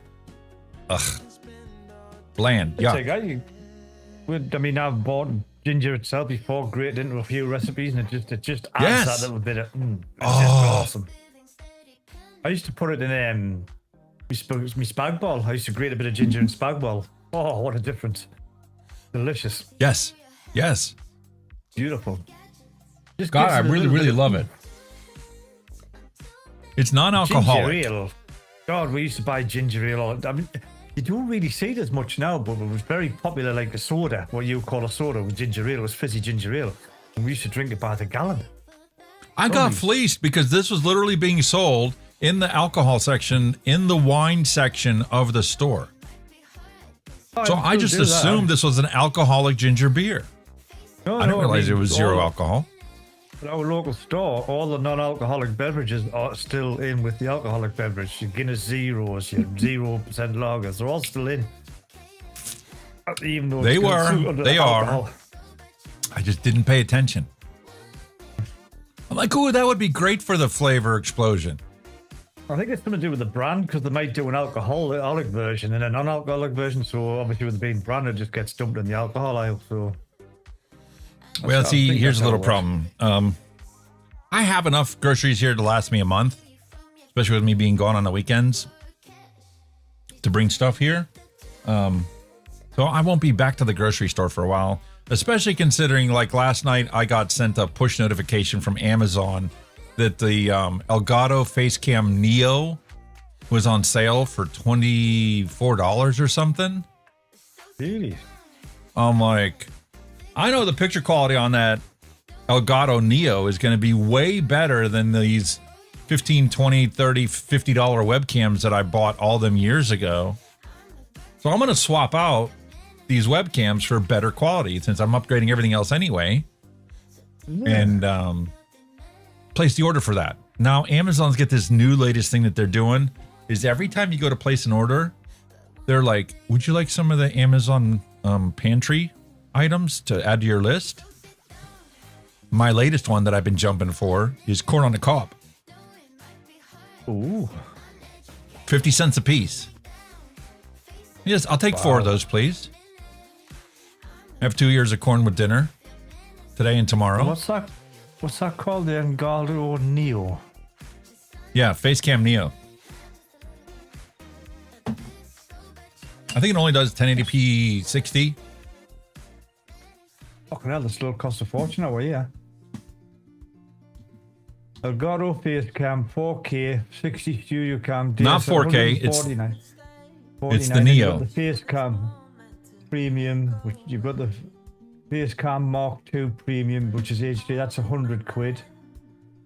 You've got the Elgato. Elgato Facecam Neo. Facecam Neo, $37.99. That's how much it is here. That's really cheap though. That's extremely well, it's 25% off right now, $29.99. There's no sale on here like it done the UK one. 1080p 60, true HD video, HDR enabled webcam. It is the only HDR enabled webcam I'll have. Unless the other face cams are. got the CMOS sensor. It's got the CMOS sensor. 1080p. Maximum aperture's 2.8. 2.8. That's bloody fantastic. Aye, that's not bad. All the other ones I have, I think, are like 5. Aye. That is not bad at all. 5.4 f-stop. That's why the webcam pictures always look so washed out. Can't let enough light into it. And it really gets me, these 4K webcams that you buy for like, $50 or whatever. And you take a look at it, the screw head that fits this screwdriver is actually bigger than the hole on the front of that webcam. Yeah, there's no sale on in the UK one, but like I said, it's only what 33% there is. 33% off, so it's $37.99. Yeah, the list price for the Elgato Facecam Neo is $39.99 here. List price here is normally £56.58. We've got 33% off, which gives it $37.99. That's not bad. It's all right. That's not bad. You could use that as an overhead cam, dude. Strap it to the top of your computer there. Job done. Now you have an overhead cam. Throw it as a background in OBS, shrink your main camera down, and piece of cake. And they even do like a video conference set for 89 quid. Which comprises 60 frames. I don't know what the difference is unless you get more of them. I don't know. All I know is that the nice thing about switching the studio to here is it forced me to redo the webcam layout. And because I ordered USB 3.2 hubs when I first got here, I was able to convert everything over to properly split the things up. And now my webcams are all consistent and they stay connected. Well, I've actually got rid of the DSLR, but it's an old model. Attention everyone.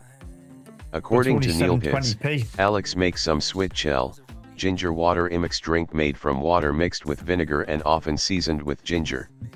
It is typically sweetened with molasses. That is all. That sounds interesting, Neil. I'll give that a try. Always love trying new stuff. Oh, I've got to, haven't you? You know, the only thing that sucks about this ginger beer, it's only a 6.8 ounce bottle. Need a bigger bottle. The good thing is it's going to stay cold. Oh, yeah. Because the amount of mass for the glass, you'll never have a chance for that to heat up. All right, matey. What are you vaping on? I'm still on my usual, mate. My Excellent 3. That little fella. Still chugging away on it. And at the moment, I have got pineapple ice. It's a bit of a new one for me, but there it is. Pineapple ice. I've still got this guy rocking the old the X217 with the Bonza Pro on. And then that I've still got that cherry stuff. I haven't really get through that yet. The raspberry lemon cookie, that's still in it there. So I'm not really doing much. I need, like I said, I need to fucking make some time to go and get some bloody batteries. So I've got loads of stuff that I want to use, but you know, my batteries is limited to what I can use. Got me mech still there, matey. It's still up there. I pulled the thing off. I've still got this guy, this little thing. What's that? I remember what I had the other week. That little fella, that's still rocking and rolling. Oh yeah, that's still sitting on my desk too. And I've been putting some of that like raspberry lemon cookie in that, and it tastes pretty lovely. I need to sort all this shit out. I'm gonna have to drip mine right now. Since you brought it up, it's been sitting on my desk. I haven't touched it. It hasn't leaked. Looks gorgeous. I mean, it's like... That's it? Well, that's pretty much it for the time being. I mean, that's it. All right, well, you inspired me to pull this back off my desk. This is a Attention, gorgeous everyone. little mech mod from According to Wismec. Neil Pitts, Switchell was what they made in the 19th and early 20th century. It was their Gatorade of the time. That is all. Awesome.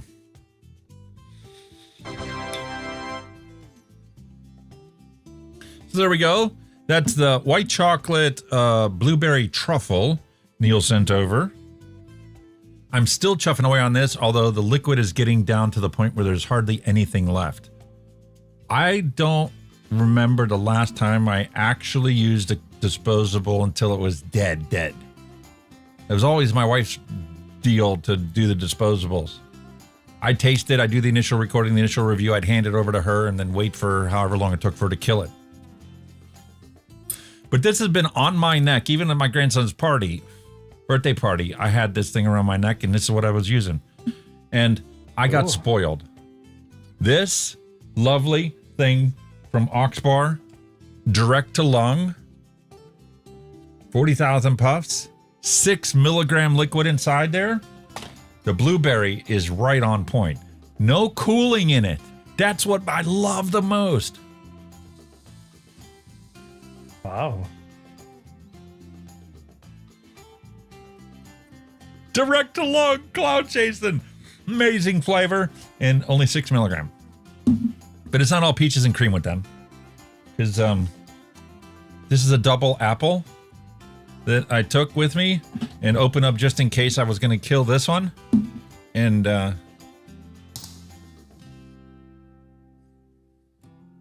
it's not double apple. Kind of reminds me of Heisenberg or licorice. Oh, I hear that. Okay? So I'm like, am I the only one? Do I have something off in my taste buds that makes me not taste apple? That I get the licorice flavor out of it?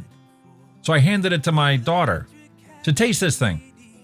She tasted it and she's like, reminds me of that striped gum that like the flavor doesn't last real long. I'm like, oh, the Fruit Stripes gum. She's like, yeah, that's what it tastes like. Bubble. I handed it to my son-in-law who said, it tastes like bubble gum.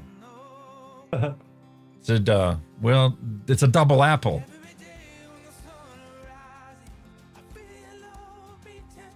Nah, man, I'm getting a fruity gum. Like, okay, well, it's not a double apple, but it does vape amazing. I also got the key for Mom's car when I was in Pennsylvania, so I finally got the mag link back. Oh. This is way more durable and way better than the Stellar Arc C. Because every time you drop this on the floor, you got to go chasing both pieces. They always fall apart. You could throw this against the wall like Jay Hayes, and this will not come apart. Really? That design that they have, where this have flap here and a flap here, magnets on 2 different directions, 2 different axes. Bloody fantastic. And there's no ice real significant in this one either.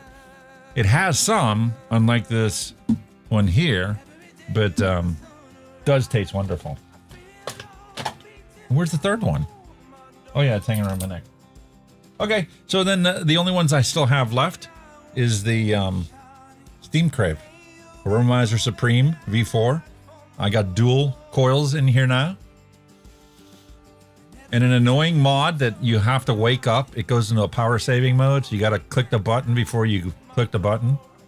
Yeah.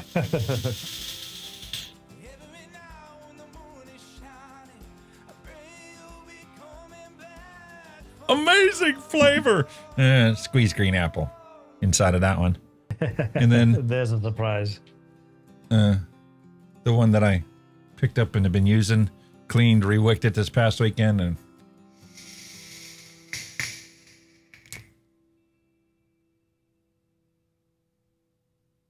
Frusion Juice Company, Southern Peach Double Delight, 6 milligram.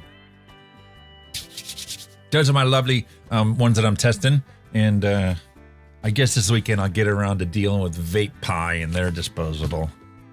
Give that a try. I said I'd review it, despite the fact you didn't send me two. You sent me two different products, so they'll both be in one review. And I still hate your company, but... And also, I'm going to get started this weekend on the Vape VC Neo. Neo. Gotta figure out which one of my juices I'm going to put in there. I have Frusion Juice Company's Sweet Apple Sugar Baby. I have the Southern Peach Double Delight in a 30 milligram I could put in there. I've got Twisted Salt, Candy King. I got a bunch of different ones. I got a Marketplace Dragonberry one I could put in there. Lots of different options. Cool.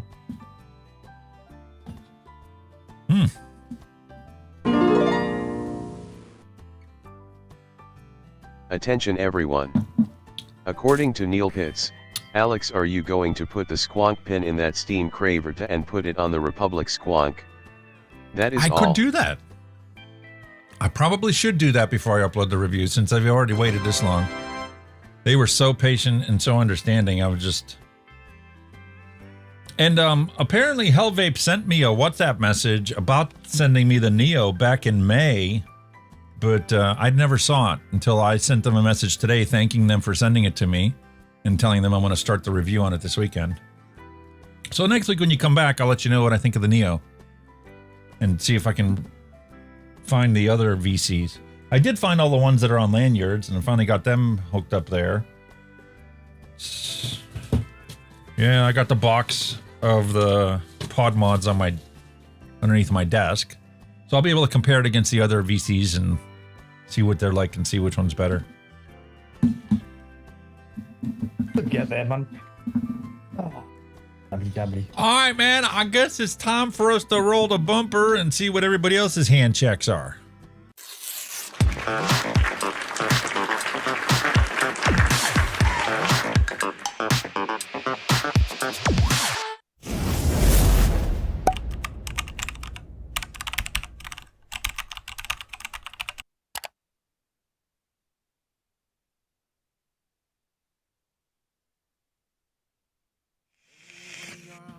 Not cooperating. There we go. Cheryl Demers uploaded her beautiful hand check. Now, a bunch of these pictures that we have here from the hand checks, I did scarf off of our morning chit chat. Because every single day, there's 3, 4, 5 Ians out there that are constantly uploading your daily hand check. Really, really love seeing all of them out there. I try to participate when I get up early enough to still be morning. Sometimes... Like last night, I went to bed at like midnight because I wanted to get a full night's sleep, knowing I had the vlog today. But I literally sat there in bed watching Star Trek Picard until like 4 o'clock in the morning because I couldn't fall asleep. My brain kept going to, what am I going to do next? What am I going to do next? I got my stuff unpacked from the truck. It's in here. I've gone through them briefly, each of the cases, to extract the things I needed for the studio that were missing. Now, how do I actually unpack these boxes the whole way so that the totes are empty? They need a place to go, and I don't have a place to put them because there's still more stuff to get rid of. The trash cans are already full. An entire big, huge honkin' recycling container is full of recyclables, and a big huge trash container is full of trash. I got a bunch of like newspaper I need to take and drop off for recycling. In the metro parks, they have some drop-off points here in Strongsville, so I'm gonna take the newspaper out there. And I got the wood I could take out back and stack up, use that for firewood in the fall. But it's just like never ending. So now my focus, because my son's coming here for the weekend, is to clear off my mom's bed. And a friend of mine told me, he's like, why don't you take one of the bedrooms upstairs and make that your junk room so that you can make progress in other rooms. And once you have like your bedroom cleared out and your bedroom clothes actually put in the dressers, then that could be your staging area where you unpack the other totes that are yours.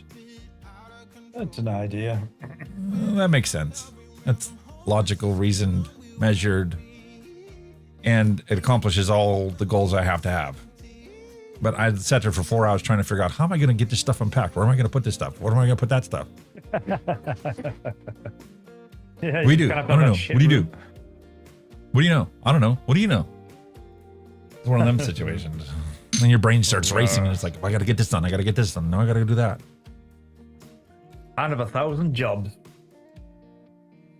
It's a constant juggling act. It's the same juggling act I did when I first got here. But now, like, the tasks have changed, even though I'm doing the same accomplishments day after day after day. Oh, yeah. All the stuff that's already been boxed up is now in the garage. Because I'll go through my mom's stuff whenever I get around to going through my mom's stuff. But I got to go through my stuff first. So this is my home. It gets put where it belongs so it's functional again, like this studio. I got everything functional and operational, but it's nowhere near organized. Yeah. And I've got 6 totes worth of stuff that I can't put in here because of the different layout. Wow. All that vape stuff I brought, I'm going to have to put back into its original box, put it into another tote, and then that's going to become my retro vape tote. Every week, I'll just reach into the retro vape tote, pull something out. After the show, box it up, clean it up, put it back in a new empty tote, and then just cycle it through. So we've got 6 years worth of retro vapes. 6 years, Jesus. You're only doing one a week. Holy fuck. And that doesn't include the new stuff that I buy every time I go into the store, like today's retro vape. I'm like, what is that? Peerless from Geek Vape? I don't have that one. And yes, I want the Centaurus because I love the Centaurus I have, but I don't have it in blue. So now I got a blue Centaurus. So we're going to pair up with that Geek Vape Peerless. You've got the shiny bug again. That's what's the matter. You walk in a shop and you go, "Oh, shinies." No. Yeah. The problem is, you know, all my younger years, I dealt with the trauma and the traumatic situations and like the divorces and stuff by eating to feel better. And I would play video games and sit on my ass and eat more. I'd order a pizza and eat the whole frickin' thing. So I'm not repeating previous mistakes. I'm trying to learn from life. I'm trying to maintain a positive outlook. So I still need to do one thing to try and get me out of that funk from the initial trauma. Like when Maggie died, I got my 2.5 hour nap and I'm like, okay, what am I going to do now? I'm like, I have to go get that Black Magic Design capture card. And I need to get this 3D printer so that I can actually get the lighting in here situated so it's permanently set. I've already automated it. So like when I switch and turn around the other direction, the lights automatically switch because it's on that scene. So it's lighted for that scene. And I've already got the lights set, although I didn't tweak them yet, for facing this direction. Yeah. And then the old lights I used to use with the big shadow boxes and stuff, that's going to be set up permanently next to the table that's going to be there for me to do unboxing and like the computer build. So it'll be awesome because those ones I don't need to automate. When I walk around to the table, I'll just flick a switch and those lights will come on. All I need to do is take this camera, lift it up, turn it around, and then the overhead camera will be fixed to the table. Right, yeah. I got a new lens coming for that too. Ooh, very nice. I found it on Amazon, not Amazon, eBay. It was $40. Really? Yeah. I was jealous of the fact when Vic did his overhead thing, he didn't digitally zoom in. He used an actual lens, a telephoto lens to zoom in. So with the new R50 going here, this Canon M50 Mark II will be the overhead camera there. And that still leaves me the original Canon M50 to be my B-roll camera. Well, I mean, like I said, just get another lens for that. You know what I mean? Be good as good. Yeah, perfect. I got the stock lens for the Canon M50 because the 11 to 22 one, the motor's not working right. So that one's fully operational, and I'm really looking forward to starting to film some B-roll for these video reviews. I'm already demonetized. What else can they do? True. I want to be a creator, a content creator, and I want to create my stuff the way I want to create it. Not because I'm trying to comply with something that, even if I comply, you're still going to age gate my stuff and ban it. Yeah. That's so I need my creative juices to flow unrestricted. Because you're going to screw me no matter what I do. I've given up on it. And you wonder why there's so many crooks in this world. They make the laws so bloody hard to comply with, and then they keep changing them on you. Eventually it gets to the point where you're just going to do what you want to do. You don't care what the law is. The problem with YouTube, when they bring the new rules in, they make you expect you to change all your content to the new rules. You know what I mean? You know, the stuff you made 8 years ago, those different rules there. So why it moves the goalpost. Yeah. So why? And then retroactively apply it to stuff that's been there, that's historical content that they're now shadow banning. Because that's all it really is. It's another form of shadow banning. You erasing history that you don't like. Exactly. Bullshit, man. Not playing your game. I'm tired of it. I tried playing your game. I followed all your freaking rules. What did it get me? Same place I would have been had I have done what I wanted to do in the first place. Unrestricted, unmolested. You still raped me. True. Can't win, man. All right, anyway, there's another one from Cheryl. Beautiful setup. Darren D's setup. This was on the morning chit chat. Getting to work with his Tim Hortons coffee.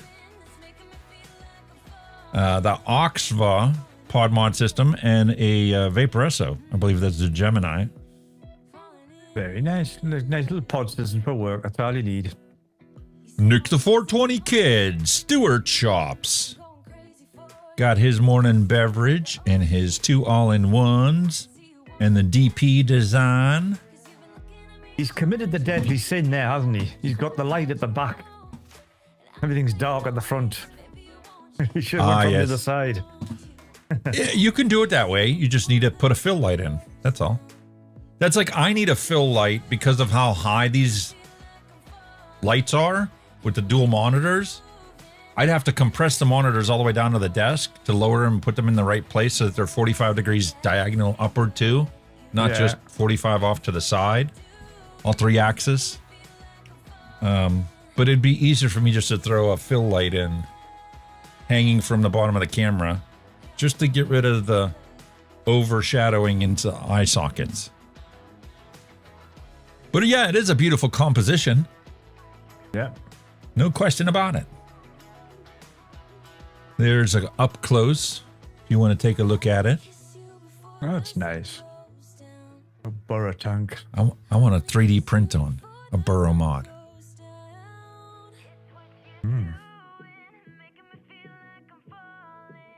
Very nice. All I gotta figure out is the boards. I need to get the boards. Oh yeah. Get the Power. board and you print your case to get it in. Yeah. Without the boards, I have to make it a mech mod. You could probably do it with any really mod. You could probably do a reg mod, not regulated box mod. Look how tiny that deck is.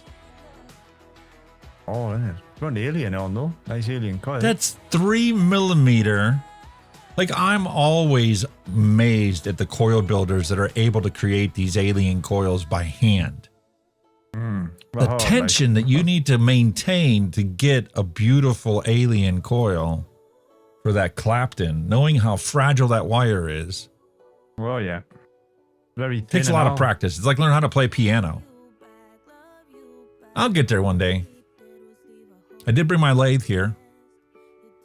And that's the nice thing about that table is I'll be able to have the lathe clamped to the table properly. We'll figure that out too. Another morning with a much loved and abused cup. So everybody's got that cup of coffee there, haven't they, in the morning? Yeah, alcohol, nicotine, and caffeine. RU4K3N uploaded his all-in-one. Is that a dot mod? It's not. What is that? I'm not sure. I don't know. I'm not sure. I don't know. Robert Lawyer's contribution. He's always consistently putting stuff up in the morning chit chat. Messages me each morning, sees how I'm doing, throwing me his lovely poetry. I love that.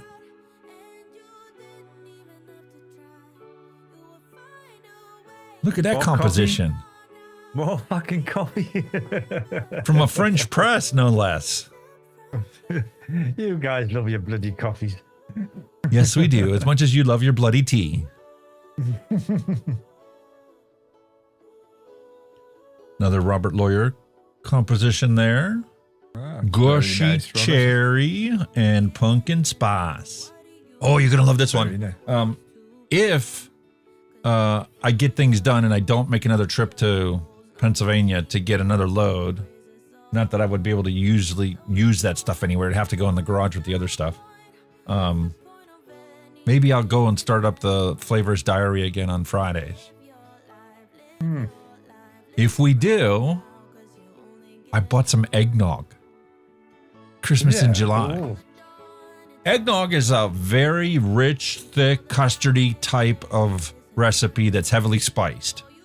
Yeah. So you need a very long steep time. So if I want to enjoy eggnog for Thanksgiving, now is the time to make it. Yeah.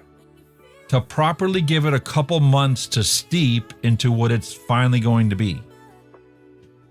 So I'm going to have to try and do the shotgun approach and make up multiple recipes for the eggnog, using multiple strengths for the flavorings of those eggnogs to go into it. Because all the recipes I've made so far have turned out like crap. And I come back to it and it still tastes like crap. They're way too strong, way too punchy, and way too bland to be a properly rich, creamy eggnog. Eggnog, yeah. Maybe that's why I've never seen an eggnog e-liquid out there, because nobody's figured it out yet. Do I put rum in my eggnog? I haven't in the past, but I certainly will be this year. Because I ain't going anywhere. I ain't going anywhere. Ooh, if I can get the bloody living room cleared out by Christmas, then we're going to have Christmas here. If not, it'll be next year.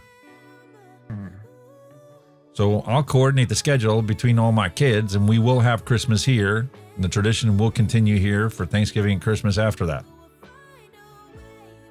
And once I get them consistent about those two, then I'll con them into coming up for Easter, even though none of them are religious to that extent.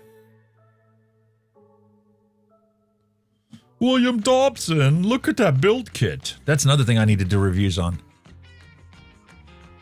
I've got 3 different build kits that were sent to me, like Thunderhead Creations, Thundercloud. They sent me build kits, the different, modern tanks. When they came out with that, they came out with a build kit. And I want to compare the build kits together and, do a review on it.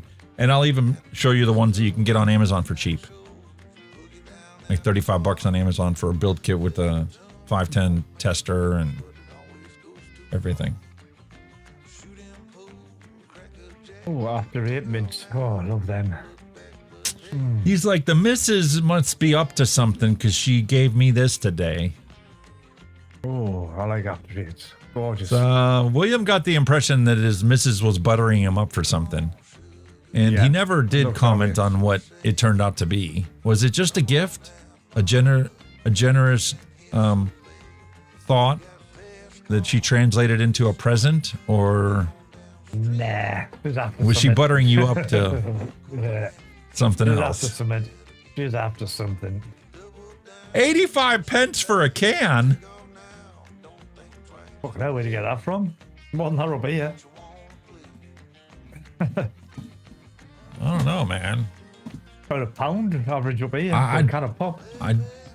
This mouse without borders has gotten crazy. This last update, it doesn't help my monitor layout either. I have to go across the top of the screen now, not the bottom, because I have stuff dipping down. Anyway, that right there Milk chocolate and peppermint. Lovely after eats. I get them every Christmas. I always get a couple of boxes. I get the wafer ones. Love them. I love the ones I sent you, the York peppermint patties, but they use dark chocolate. That's what's supposed to be. What are you doing? Dark chocolate makes me sneeze. I'm allergic to it. But I can have all the milk chocolate I want. I cannot find a milk chocolate mint. Milk chocolate peppermint patty here. You'd be lucky. Mostly dark chocolate with mint because it's gone together lovely. It's always dark chocolate. Yeah. Dark chocolate is the best. Yeah, I do like the taste of it, but I don't like how I have to suffer for 24, 48 hours if I don't take any allergy medicine. Or I suffer for 4 to 6 hours if I do take the allergy medicine. Unless I take it beforehand, in which case it's only a couple hours of congestion and sneezing. Oh, never known that. An allergy to chocolate. Take a bunch of stuff you're not going to keep and give it to Goodwill. I already have. Goodwill, Salvation Army, my favorite one. Matter of fact, when I went to Pennsylvania, I loaded up the truck with all of the clothes that got boxed up from my mom's dresser drawers so I could put my clothes into her dresser drawers. Load them all up into totes. I took 12 totes of stuff, and in front of Staples, they've got these big, huge, basically it's a shipping container that was turned into a collection center for clothes, shoes, and stuff. Feed the hungry, clothe the world, whatever.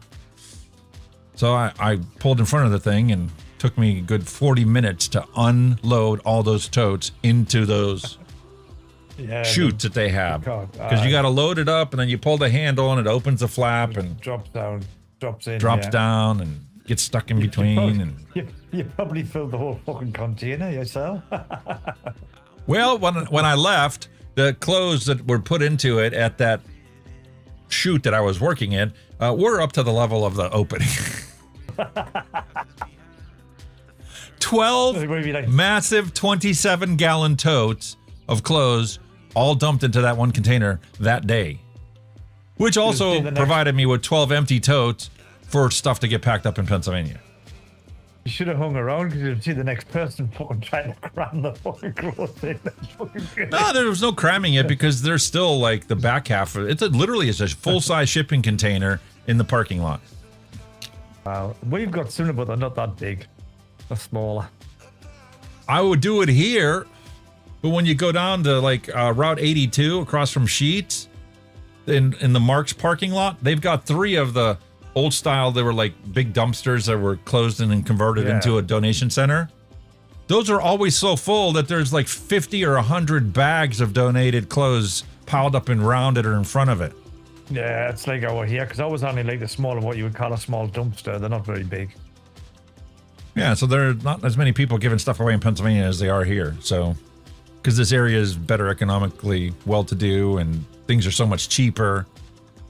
Food here is probably 60% of what it cost in Pennsylvania to go to John Eagle or Walmart. Oh.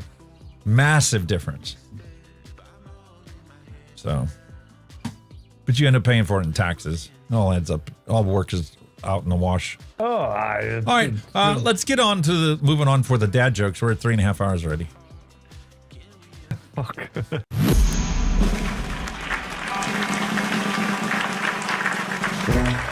No more despair. I have paid more than I owe. Now what you see is what I give you. If a vapor's been robbed, which detectives are assigned to the case? Sherlock Holmes and Dr. Watson.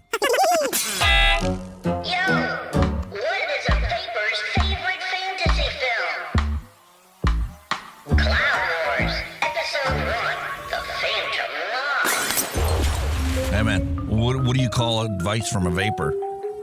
Drip tips. Hey, is that a mechanical mod in your pocket? Or are you just happy to see me? Hey, don't throw your mod at people or else it's battery.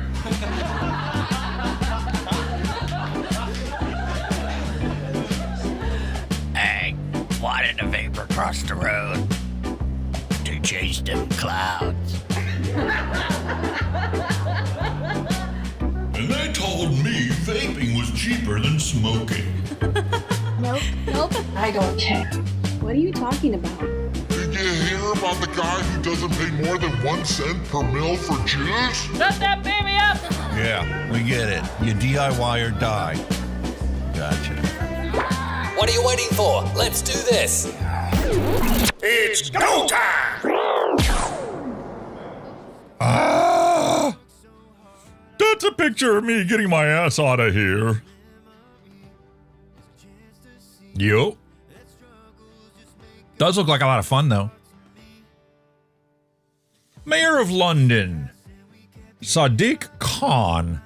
At the risk of igniting a public debate about the design, we prepared for days like this. There are now more than 100 water fountains all over the city and 4,000 water refill points.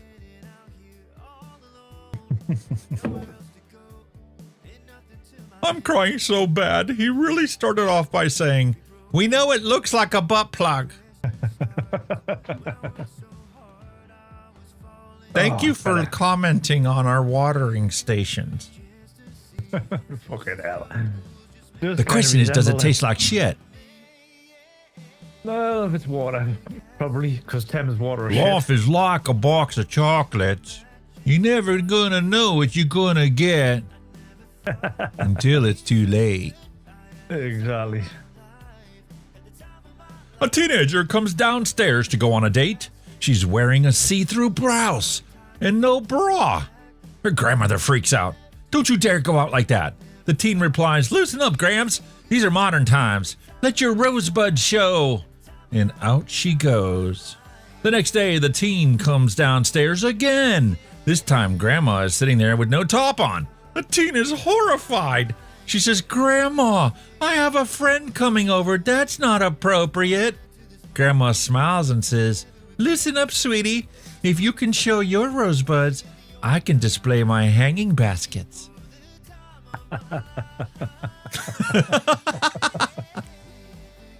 Payback's a bitch. Fucking hanging baskets. Disney always did have a dark sense of humor, and we all missed it as a child, didn't we? Oh, there's a solid shit. Hey, is that real? I've never ever noticed that. Fuck off. There's lots of sexual innuendo in Disney movies. I bet. Just gotta look for it. Subliminal suggestions. Yep. Meanwhile, the most commonly consumed alcoholic beverage has been mapped out for the United States. Well, beer being the favorite. Well, beer seems to be the favorite across most of the country. Yep. Also, you have to remember that most of the country that you have depicted here, the population is very, very diffuse. Like it might be 5 miles to your closest neighbor. Yeah, but it's kind of landmass, isn't it? Really, not people. And I'm not quite sure about this one. Texas, the most popular alcoholic beverage is tequila. Really? Really? I wouldn't have thought that was Okay, Texans. you say so. Meanwhile, across the west coast of the United States, the most popular alcoholic beverage consumed is Yes. What's Yes? I've never heard of it. What's your favorite alcohol? Yes. Oh, What kind? Anything. Yes. Anything. Anything? Whatever. And then we have the alcoholic dry I'm drinking. state where it's not applicable. Not applicable. For religious reasons, Utah does not allow alcohol. Oh. Then across the East Coast, it's rum, Jamaican rum, man. Don't you know? Rum and Coke. I can go with that. I can see it down in Florida. Then the Hicks in Florida, hillbillies, you know, from Georgia, they kind of like all permeated the beer. And then around your Great Lakes, or at least the western Great Lakes, it's vodka. See, I'm getting closer to the vodka. I'm now in the vodka, whereas I used to be in the beer. I don't normally drink beer. Flares up my gout. I could drink vodka like there's no tomorrow. Polish vodka, Russian vodka. I got some really fucked up memories from they're the two main times I had players on the Polish or Russian. Russian vodka. Yeah, And I'm not talking about Nikolai. Players. You pick up in the state store, Nikolai, El Cheapo Russian vodka. I'm talking about the good potato vodka. Yeah. Polish and the Russian stuff. So, ooh. I mean, we've got a cheapy version, Smirnoff. Walking with Nick, hello and welcome. Mick! Not Nick, walking with Mick! It's Mick. Mick, man. How you doing, Mick? Mate, I gotta put you in as a mod. What's going on here? Oh, well, Mick, man. The boy.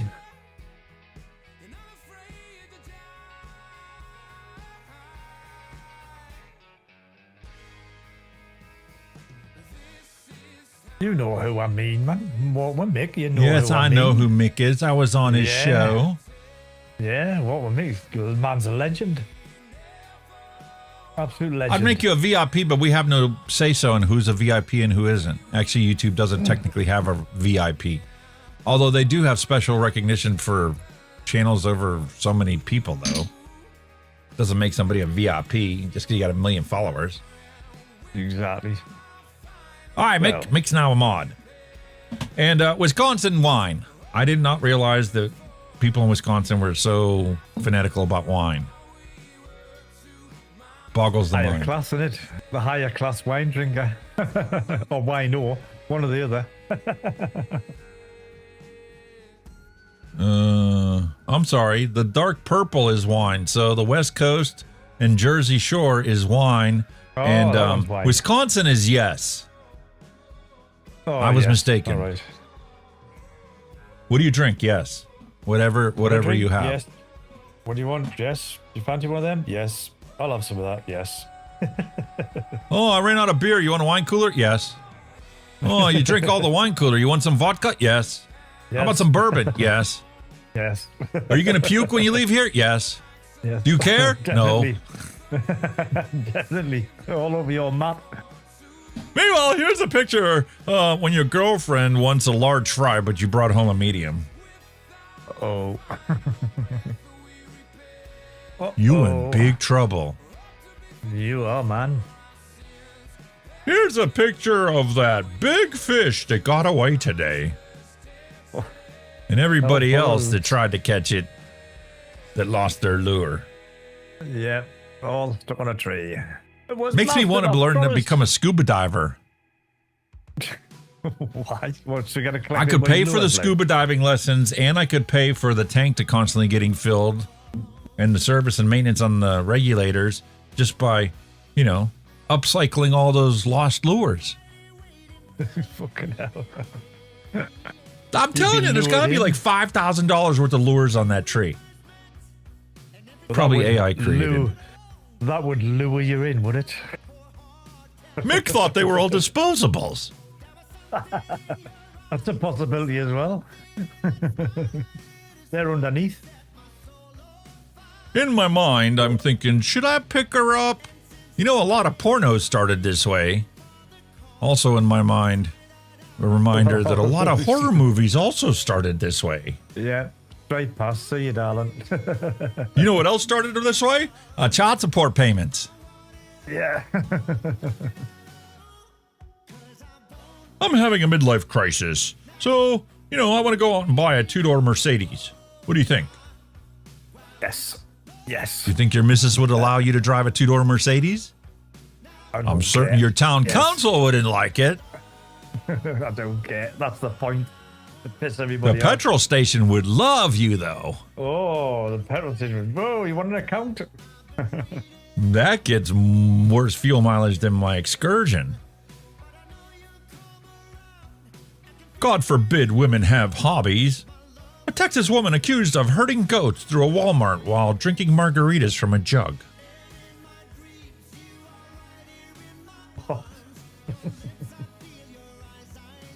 Would you kick her out of bed for eating crackers? No. Yeah. But you certainly would kick the goats out. Oh, God, It's National Take a Kid Snipe Hunting Month. Fuck. It's the United States, dude. You know, everything's a cowboy lifestyle. Oh, it is. Sniper rifles. Artillery shells. That isn't the corner to stand in. Is now. TV. Well, we know how that turned out, don't we? Exactly. The timeout generation.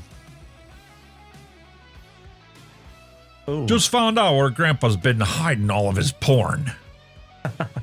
That's cool. That's actually quite cool. That. When I lose all I wonder of mine, how many state secrets cross the border in one of them. Yeah. Weather. Warning, warning, do not swallow bubble gum or you'll look like this. Yeah, that's a dad joke, definitely. Arrested. Wife gorilla glues sleeping husband's butt cheeks together after catching him cheating. Could have been worse. Could have been worse. You could have gorilla glued his foreskin.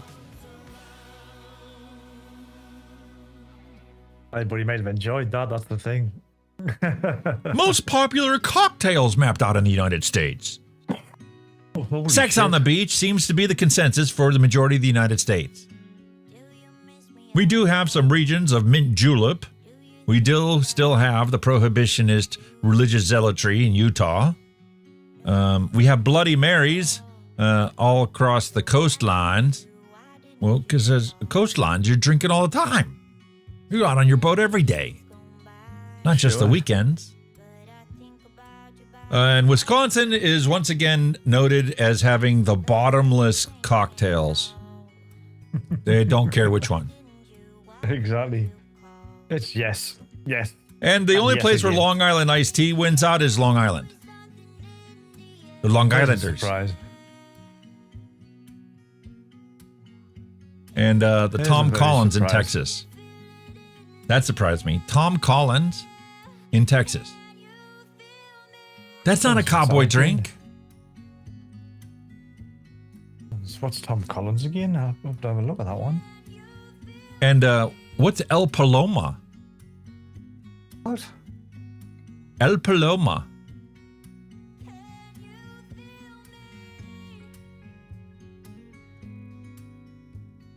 Tom Collins drink. Gin, lemon, syrup, club soda, and ice. Ugh.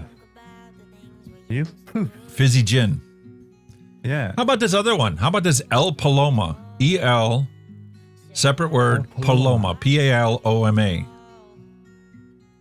That'll be a Mexican drink. That sounds it, doesn't it?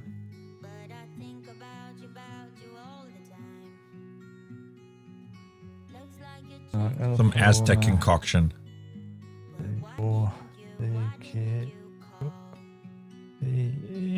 Let's have a look at that. Well, tequila, Old Paso. Tequila. It's Bianco tequila, grapefruit, lime juice, lime wheels. That's like tequila, eh? Tequila based. Tequila and lime. Okay. Yeah. And grapefruit juice. Yeah. I have to give that a try one of these days. Girl, why does Daddy ride a bike to work? Mom, because he got a DUI. Girl, why does he use training wheels? Mom, because it's hard to ride a bike when you're drunk. Oh dear. How about some fish and chips, mate? Old school. Fish and chips. Fish and chips. Most of the people that watch this show do understand this and do get it. However, my daughter's watching right now. She certainly won't get it. She'll get the chips, but she won't remember fish. Fish and chips, man. Love it. Something just moved past my leg at the reflecting pond in Washington, D.C. A big eye sticking up. Vigilante, known as the Batman of Lagos de Moreno, is wanted by Mexican police for chasing down and duct taping motorbike thieves to lampposts. Fucking class. That's brilliant. Well, you know, when you're used to the gang warfare, you either beat them or you get killed by them. Must be costing them a few quid in duct tape. Kids need their dad, not their uncle. Fatherhood Foundation. Yeah. What do you think of that? Uncle Sam. Yeah. Straight with Uncle Sam. Totally agree with that. Due to the rising cost of medical tests, all you got to do is pee underneath a tree and wait a bit. If ants gather, you got diabetes. If grass dries up, high salt content. It smells like barbecue, high cholesterol. And if you forget to pull up your pants or you forget what tree you peed on, you got Alzheimer's. Oh, well. Hey, man, it's hotter than a Harbor Freight saw blade cutting off a catalytic converter out here. Thieving bastards. And don't make fun of my side job. I have adult money, but still have childish desires. Was that not like a stealth job a few years ago by any chance? No. No. Marshmallow Madness, Mountain Dew, Cosmic Bounties, Cookies, Ruffles, M&Ms. Beverages. And you've got all sorts there. Proper gaming fucking bloke, that like. My toolkit for fixing any problem. Mm-hmm. A nice spliff already made. Everybody deserves to have a hobby, and don't look down upon him for his choice. I think that's or quite her a nice choice. Presentation box. Or That's their a cracking choice. Presentation box. Or its Brilliant little choice. box. That's a fantastic. That lighter ain't gonna last, presentation though. box. No. Unless it's refillable. When you find out your girlfriend has crabs, but you love her so you raise them as your own?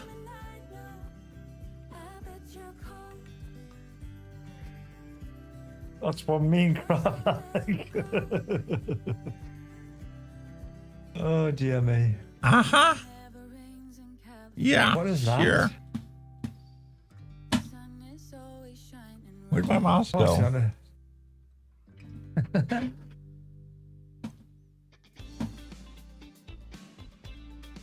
Your sex robot could be hacked and programmed to kill you. Oh, yeah? How's that different from a real girlfriend? Are you taking like? Some people have a guardian angel. I'm pretty sure I have a drunk raccoon with a crowbar whispering, "Let's make it worse." And watch what happens. Exactly. Why not? You know, Gen X always had the fuck it attitude. Roses are red. I'm scared of bugs. A burglar contracted syphilis and 2 types of herpes after snorting more than 50 grams of dried human semen in a mistaken belief that it was illegal drugs.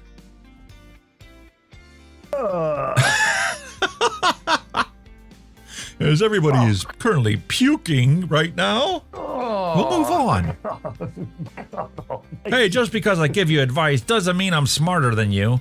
It probably means I've done more stupid stuff than you and can recognize it when you're down the same path. That's probably so true now, isn't it? Yeah, why am I beginning to think that all these memes were uploaded to represent what they've seen in me? Well. No quarterbacks, no blockers, no receivers, no teams. Every man or woman for himself. If tackled, you throw the ball up and somebody else grabs it and runs. Where you're from? What is this game called? Because I think we all played it. In Australia, that's rugby, otherwise known as Australian rules football. Right? Rugby in the UK.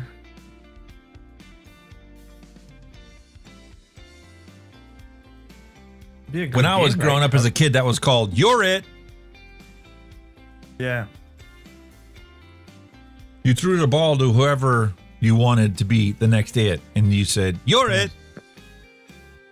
You chased them all over. Good things still terrify me.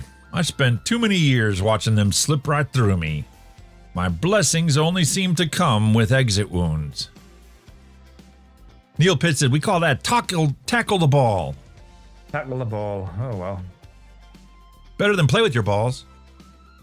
I don't know, like. Elmo testifies about his years at Sesame Street, where he was passed around and fisted by cast members. Oh, God. The brand new Me Too movement. Oh, dear me. I've smoked 3 packs of Canadian wildfires already today. How about you? Good 3, but the rest, it's fucking not burning away. I didn't survive Y2K, 9/11, swine flu, bird flu, multiple recessions.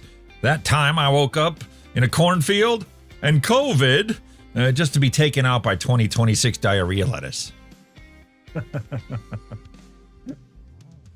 Oh. Today's air quality will be like bingo back in the 80s. You'll be smoking the bollocks up playing bingo. Jesus Christ.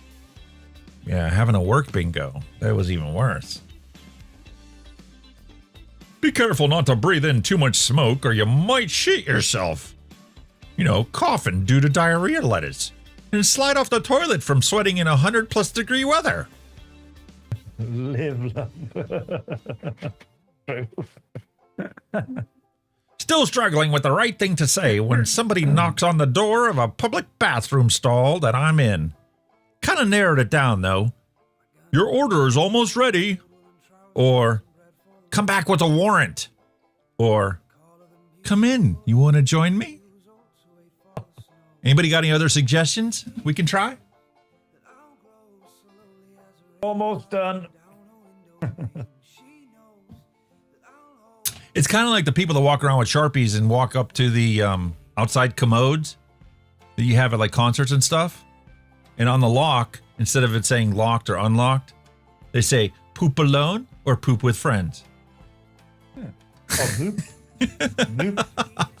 Poop with a beard. Yeah, vooping. Biohazard in progress. So can you pass the toilet roll, please? Hazardous waste site being created. Oh, God. Taco Bell dumping ground. No. Hey, you know what? We didn't ever have childproof caps or any of this other stuff. We had Fear, Common Sense, and that one cousin that we used to have test everything first. Yeah, try that. It was such a big pop culture thing that Life Cereal decided to make a commercial about it.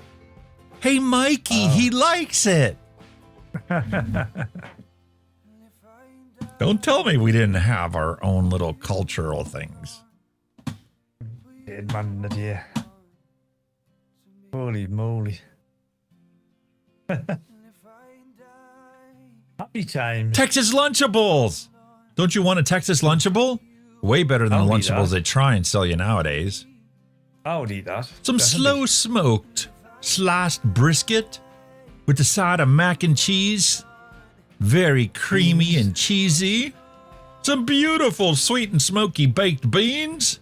For dessert, you get a pumpkin pie, the good old Southern favorite, and wash that down with a Dr. Pepper. Dr. Pepper. I would have that. Definitely. No problem. Where do they sell these things? Yes, please. Uh-huh. I'll eat lunch them every over day here. if I have one of them. Sure. Awesome.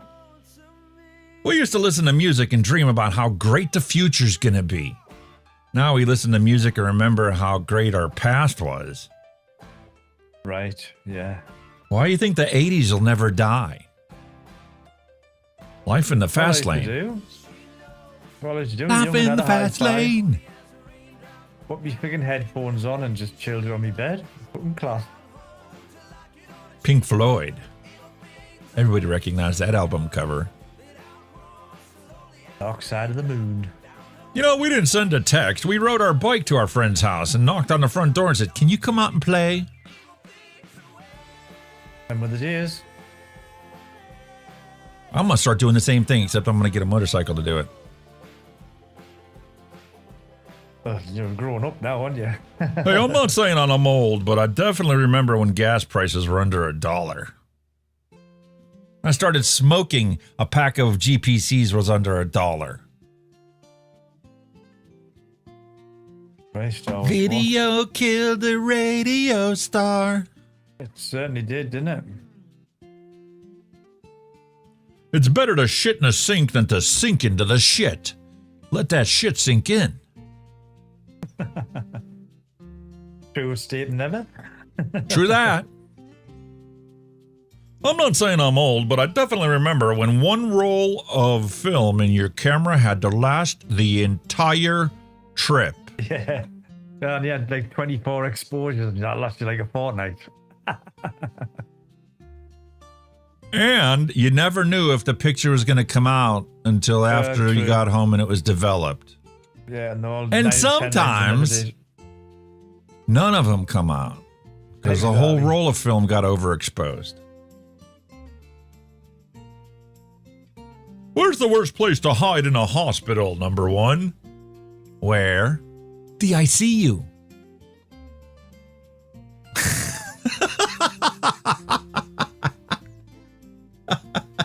Jesus Christ, mate. That is a dad joke of all dad jokes. Oh, man, look at all those text messages from the 80s. You think the internet never forgets anything? I remember how many of you remember passing love notes to your girlfriend back in high school?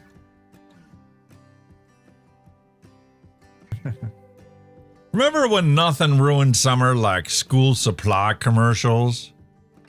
Aye, it's back to school uniform time. You saw get them adverts, didn't you? Back to school. Mate, I cannot get over the fact.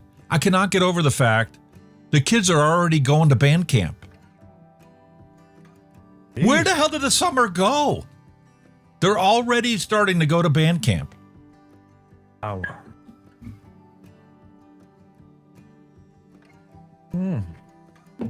This is a time when we didn't need batteries to play.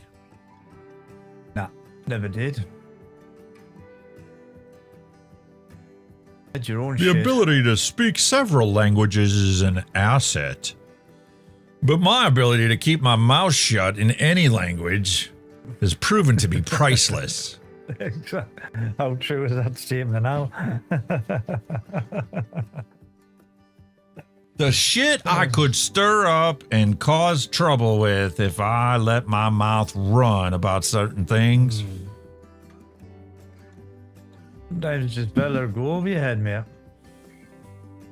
I cannot get over how many people have reached out to me in the past 2 months, especially the past month, because of things I've said on this show that they thought I was talking about them. Really?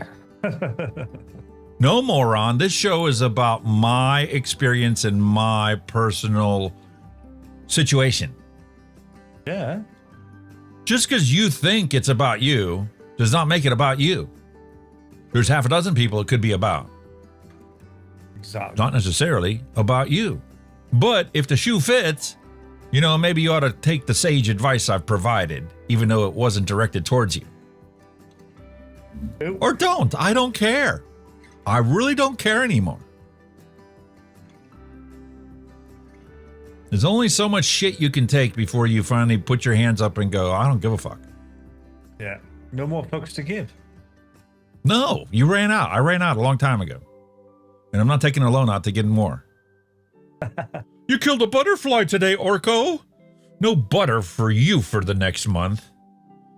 Oh, okay. I also killed a cockroach. Nice try, kid.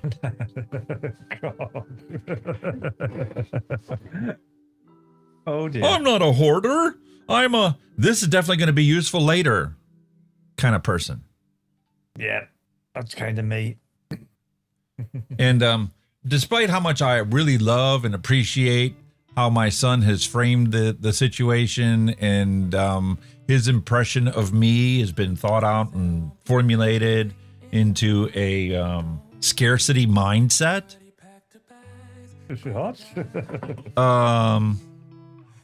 It's not that simple.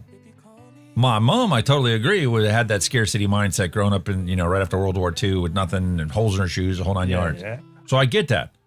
But I abandoned the scarcity mindset in lieu of the financial loss that I've taken hundreds of thousands of times on throwing some shit out that I needed the next fucking week and had to go spend $100 or $200 or $300 to replace was in my possession before I threw it out a couple weeks ago. Yeah, there's that. I know that one and all. Yeah. So I'd rather make fun of, hey man, here's the 2x4 I've been hanging on to for the last 5 years. I'm actually going to use it today. If you've got somewhere to put it now, that is like. But the universe has a way of correcting even when you take things to a normal extreme, putting you back in the mainstream of things. And that's what this house has done. Yeah. Like, how many coffee makers do you absolutely need? Like, if you got a backup, the rest can go. It's just like we live in a throwaway society now anyway, don't we? So. And the other thing that this house has taught me that my mother could never understand is, it's not valuable if you can't find it when you need it. Yeah, that's right. Especially when you're hunting high and low for it as well. Where is it? Where'd I put it? The faucet in the bathroom needs changed because they no longer sell the cartridge for it, and it's leaking all the time. Well, don't go and buy one. I've got some here. Where? Exactly. If you factor in the time value of money, it's cheaper for me to drive to Lowe's or Staples or wherever, or get on Amazon and get it tomorrow than it is for me to spend the next 24 hours looking for the bloody thing. So you need to be able to recollect where everything's at. Otherwise, there's no point in keeping it. Yeah. Which has made it a lot easier to clear out this house. I'll tell you that much. Bet. Donate things that it's like, I don't know anybody that would fit these shoes, so they're getting donated. I took a suitcase of purses home to have my daughter go through before I just binned it and donated it. And she looked through there and pulled out like 4 or 5 purses and then stopped. There were other ones that she liked, but she's like, I don't need more than 5 purses. Well, that's it. You take what you need, don't you? I suppose. So you take the best 5 and say goodbye to the rest. Yeah. I've gotten a whole new appreciation of what's actually worth holding on to and what's not. That I didn't have before the situation. Why is there tobacco tax? So the people smoke less. Oh yeah? So then why is there an income tax? Yeah, that's true. That's a very valid question. Aye. Mm-hmm. Got you thinking, didn't I? How old are you? Well, I owned a beeper and replied via payphone. That's old-ish. Ish. We're not that old. We're not that over the hill yet, mate. Well, it's better than our parents surviving on corded phones that couldn't be detached from the wall. So you, instead of, standing at the wall all day long, they just went out and bought a 20-foot cord for your phone. So once you answer the call, you can go sit down. Exactly. Or you had to have them awkward conversations within earshot of your parents. No, I can't really talk now, mate. How many times in the 80s were there sitcoms where they had, the kids take the phone handset into the closet to have their private conversation? Yeah. Loads of times, isn't it? Now the modern generation pays for your surveillance.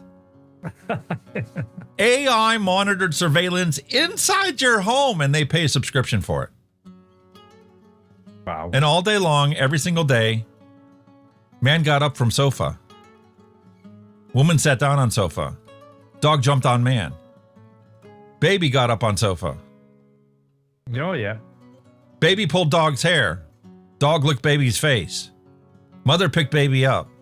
All day long, they get text messages or push notifications from what the AI saw as a change in your living room or your bedroom or your family room. Couple having sex in bedroom. What? I'm at work. Who the hell's having sex in my bed? Lucky bastard.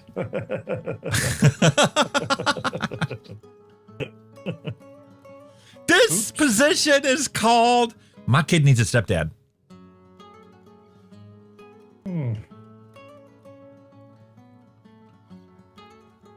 Two blondes walk into a bar.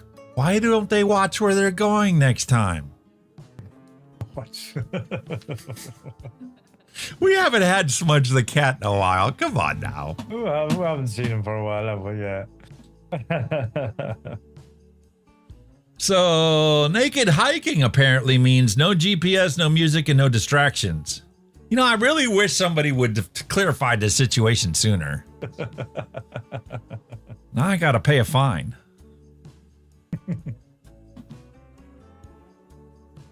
The relationship between a husband and a wife is psychological. Yeah, one is psycho and the other one's logical. Bro. I did not upload this meme. I had nothing to do with it. Yeah, right. We're going to have to start putting a disclaimer at the beginning of the show instead of, this is just for adults only. Any situational representation is merely coincidental and does not depict a real person or situation. These names and characters are purely fictional. Yeah. Nobody sat still through the commercials. Back when we were young, that was your window to sprint to the kitchen or sprint to the bathroom. You literally had 2 minutes to hit the bathroom, grab a snack before the show started back on. That was true. Yeah. Right, kind of makes you wonder, why are they so adamant about forcing us to watch commercials for stuff we're never going to buy anyway? Well, back in when I was a kid, the commercial meant I had to go and make my mum and dad a cup of tea. Yeah. Back when service was a thing. Yeah. And that's how you respected your parents. Hey man, if you remember Ding Dong being wrapped in tinfoil, it's beyond time for you to retire. I don't know what they are. I've never seen them, but Ding Dongs. No, man, it's cream-filled chocolate cupcake wrapped in a layer of chocolate. Do you ever watch Chips? Nice. California Highway Patrol, Chips? Poncherello always ate foil-wrapped Ding Dongs. Really? I never noticed, to be honest. Never noticed? Nah. He was eating. You must have been poor. That was it. You were so poor you couldn't pay attention. Nope. Is your refrigerator running? How many of you guys doing prank phone calls before Star 69 came out? I didn't come about me day, yeah. Will do, actually. The odd one. Is Tom there? No, there's no Tom here. Is Tom there? No, man, there's no Tom here. Is Tom there? No, there's no Tom here. Who are you guys keep calling asking for Tom? Click. Hi, this is Tom. Do I have any messages?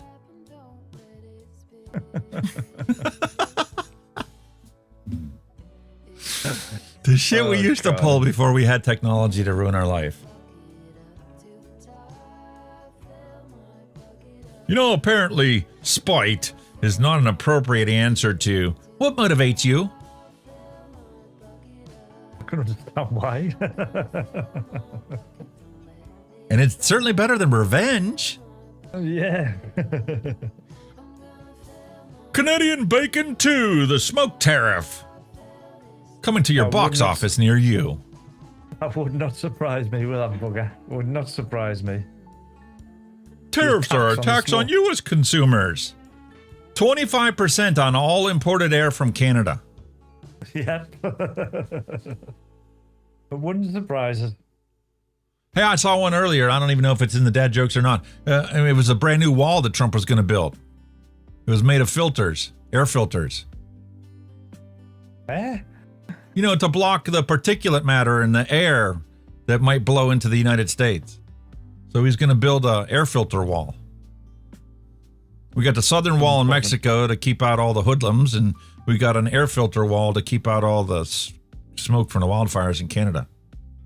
Fucking hell. And Canada's going to pay for it. Of course they are, with a 25% Right. tariff. We didn't call in sick. We closed the bar. Slept for an hour, if that. Grabbed a coffee and a cigarette, and still smelled like alcohol when we showed up to work. Had to ham stamp to prove it. And went to work like nothing happened.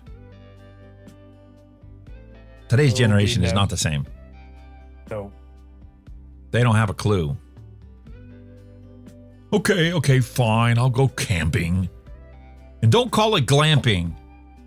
This is camping. Fucking hell. Meanwhile, in the UK, they don't even have an air conditioner. And here in the United States, we have air-conditioned camping in a tent with an air mattress. Wow. And Kenny's contribution to the dad jokes. The former DJ Alex, represented as Moses, issuing the 11th commandment. Advocacy for vaping. I think I've got that quite good there, like. I like that, dude. That looks really cool. And the likeness. Holy cow. You've got your masculine face there. Right down to the smartwatch and everything. Yeah, matey. Well, you know, I do try. I'm gonna totally blow my record here. I did over 10,000 steps when I packed the truck up, and I did almost 10,000 steps yesterday, unpacking the truck and getting the studio ready for today. Today, you sat on your ass for 6 hours. And you only got up to get a drink. Ain't nothing wrong with that. You've got to have a rest day. That's what I'm saying. You need a rest day in between all this running about. Mate, the rest day used to be the day after the stream. Not now. Because I used to spend the entire day to get ready for the stream on Tuesday. And the thing was, you know, it literally took all day. Now it's gotten to the point now, like, I woke up late today, didn't get out of bed until like 10 o'clock. I got a shower and shaved and came down here because I got rid of the beard. I noticed. Now I look like my logo. Exactly. Which is what I used to look like. Got that like for like look now. Changes logo, changes appearance. Yep. I feel so much better. It's just like unbelievable night and day difference than what it was 3 months ago. With your beard gone, you can notice your weight loss much more. In your face. That's true. See in your face. See in your face. I can't remember the last time I looked like this. The only time I think I can even come close to it is when I got out of boot camp. You got cheekbones now. Obviously, I didn't have the beard or anything like that, or the gray hair, and probably had more hair lower in my forehead. But I look good. Looking dapper, mate. You're looking dapper. Yeah. I don't knock it. And I do not look thin. I'd show you my belly. It's still there. Although the one downside to losing all this weight is now you can definitely see my hernia. Never had insurance long enough to actually get that repaired. And it might actually be a good thing that I haven't got it repaired, because all the meshes that they ever sold for hernia repair have all been class action lawsuited. It's one of the hardest things to shift anyway, is belly fat. a bastard to get rid of. Oh, I've definitely lost a lot of belly fat. Like this ex-smoker, the Grim Army ex-smoker shirt is big on me. Like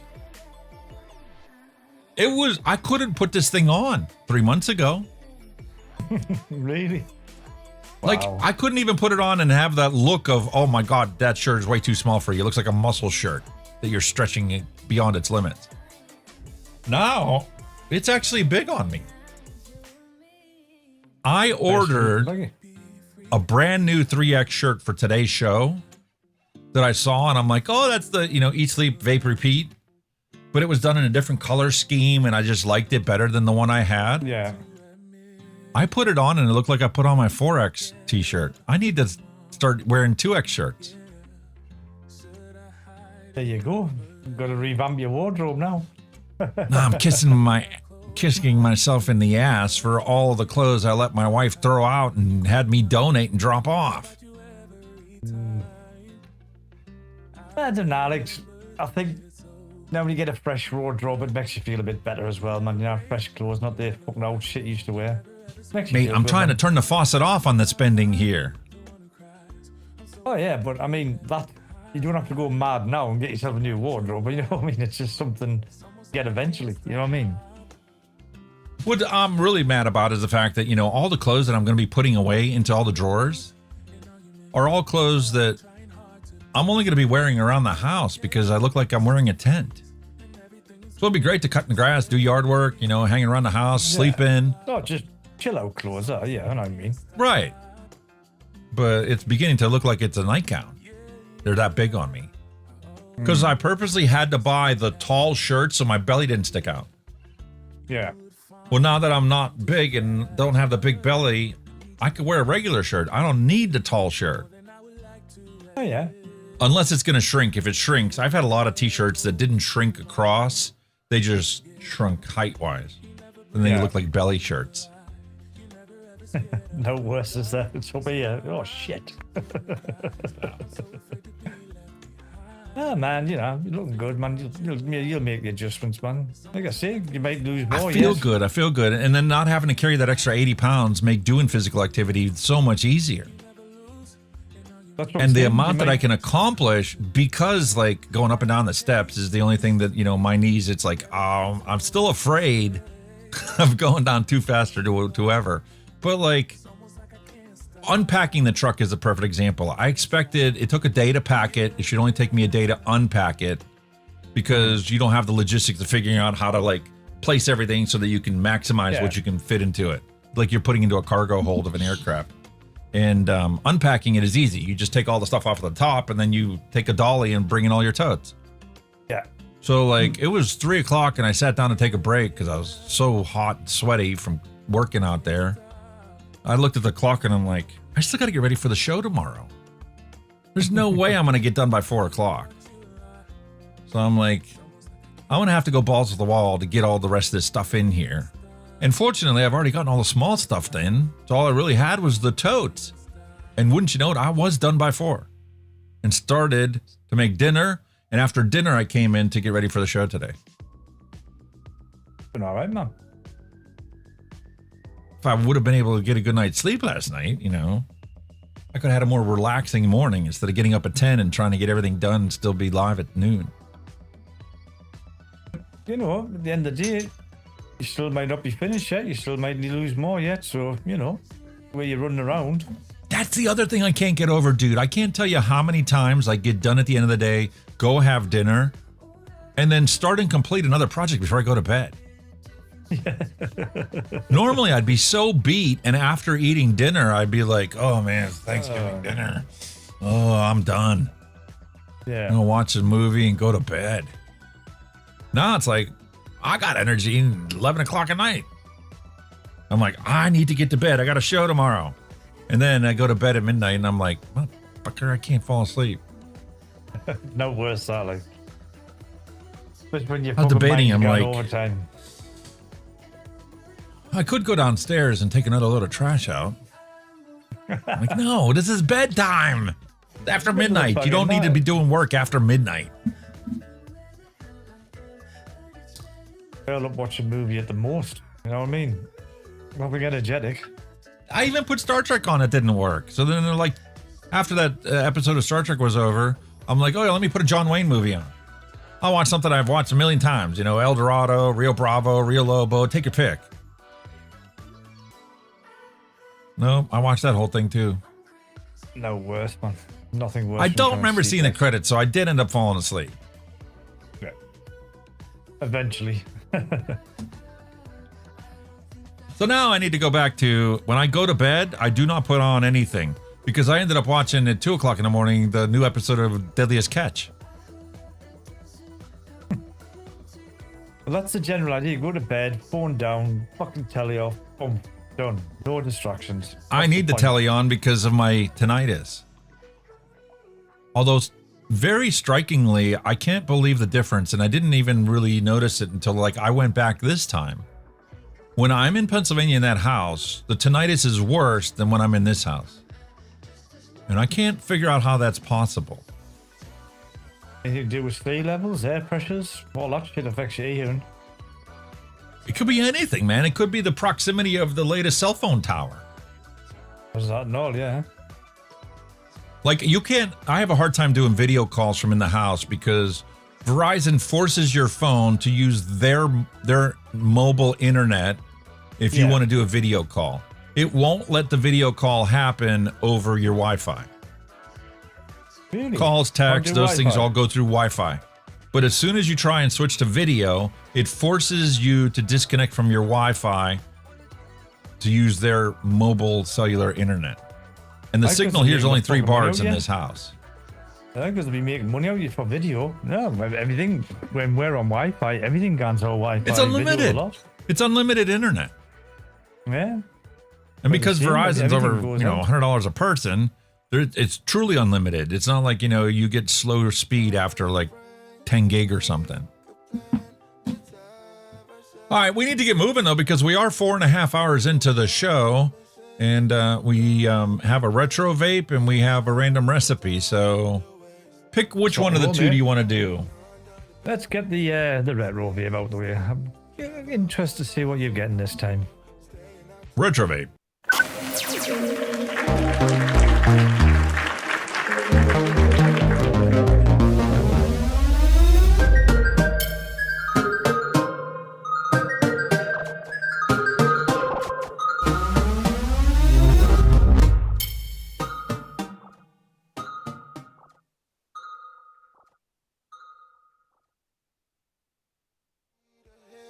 Up for your entertainment today. Dun dun dun dun. The lighting automatically switched. So I picked up, we're going to start with this one because I've already got this one. I believe I already have this one. I have this one in a gray and I saw it in a blue and I'm like, I gotta have the blue. That blue is gorgeous. I swore I had one of them kicking about. Look at that blue. It's very nice. And look at the box. I love this box. That's when packaging was packaging, isn't it? Not what you get now. It's magnetic. I don't know how.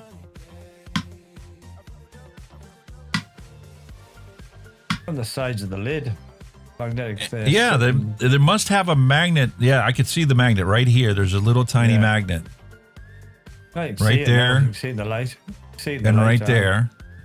And this must be a metal edge.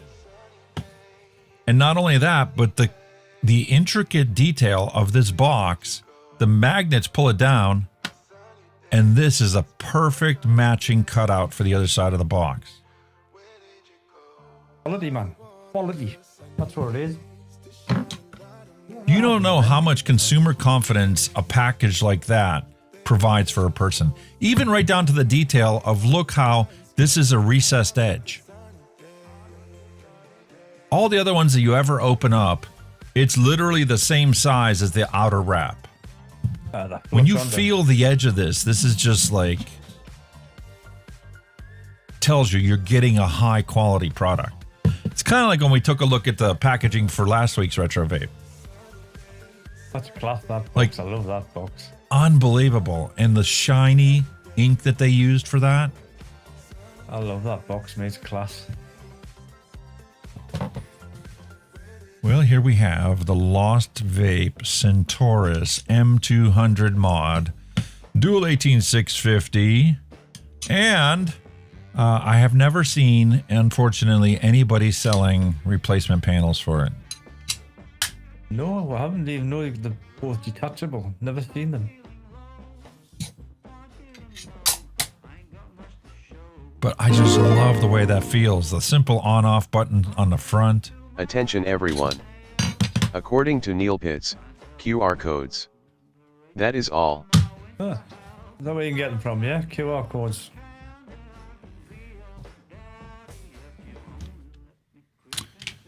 We'll have to check it out. All right, so positive end down, negative end up. And this one is negative down and positive up.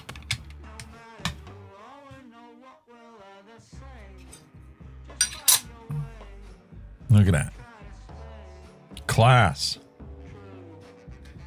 And the front is an actual dial to turn the wattage up and down.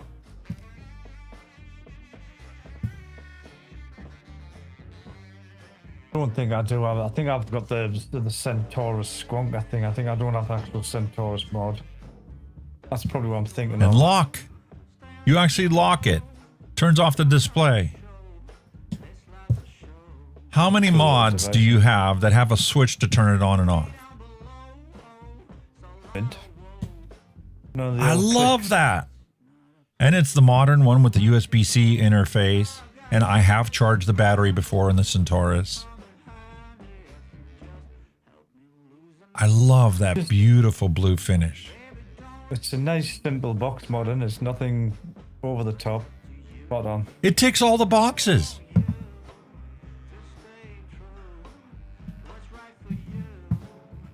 Very nice.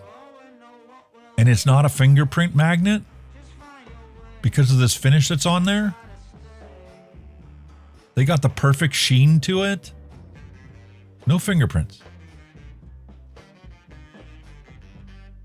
Gorgeous. All right. Enough of me drooling. It's time for us to get to the Geek Vape Peerless Dripper. I don't think I've ever seen that one before. I didn't either. I'm like, oh, I thought I had all the Geek Vape stuff that they had.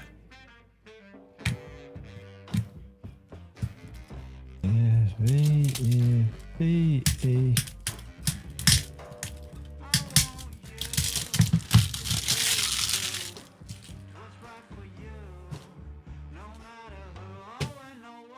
Single coiler, isn't it? Thank you. How many times have we opened up a packaging like this and we pulled the saran wrap off and they had tape on the sides? Yep. Well, they did have tape sealing the sides of it, but because this is so old, the tape's already separated. Glue's died. Yeah. So there's a clear layer there that it's actually separated from it. If it would have been opened in the shop, they would have a slit in here. They would have cut it with a knife. So let's take a look at this beautiful thing. Not quite honeycomb airflow. You just do have a nice little pattern airflow on the side. Kind of like a honeycomb. Is that polished brass or is that gold plated? It sure looks like gold. I'd be very surprised if it is. Sure looks like it's gold plated. You get an Ultim drip tip. More like a chuff cap.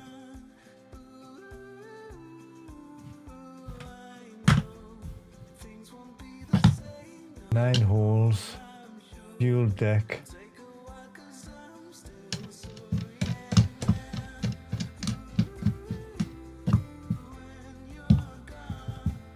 All coils. Additional information. Velocity? What is this? What's going on here? The velocity style deck. What's the two sets of holes? One's for large coils and one's for small coils, apparently. Oh, that's a cool idea.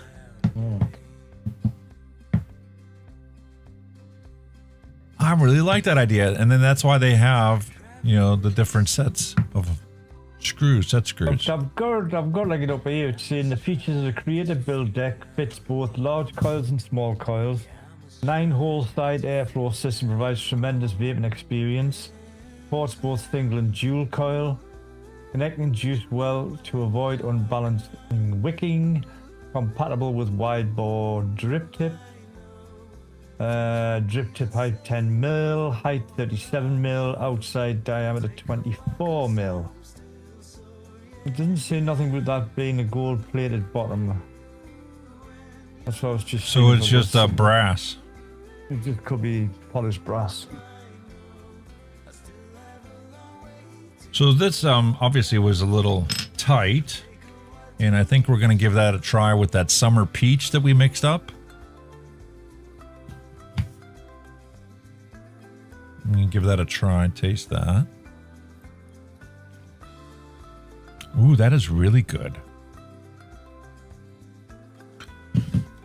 Oh, there's a little throatiness to it.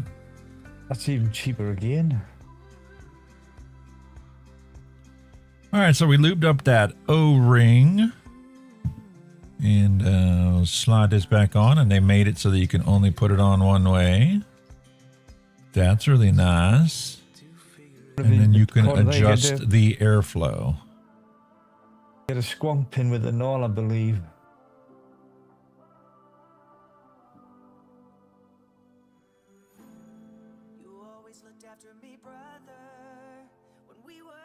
All right, that's very nice. Set that off to the side and see what else comes in the packaging.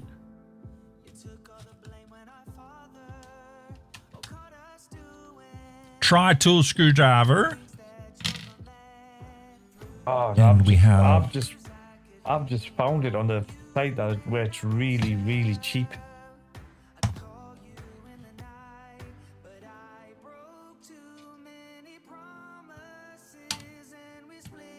Guess how much you can get it for over here. How much? £7.50. Really? Yeah. So you've got a different type of top cap if you don't like this Ultim one. I can put your normal 510 on, isn't it? Or is it fixed, is it? I believe it's a 510 or 810. 810, sorry, 810, we can push it in and out.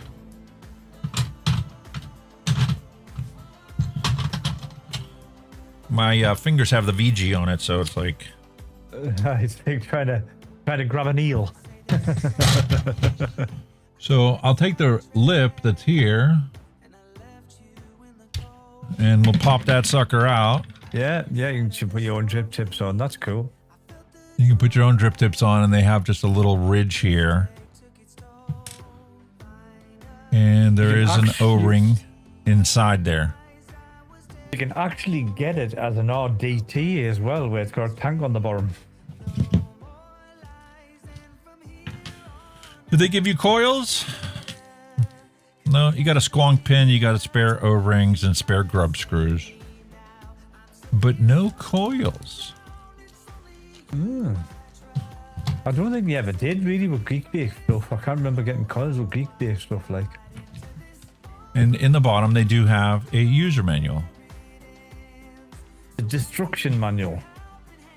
Yes.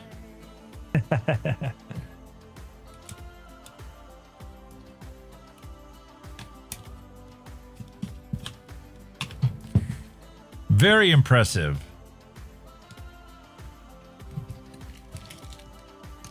You got a dual coil or single coil? What's your fucking option there?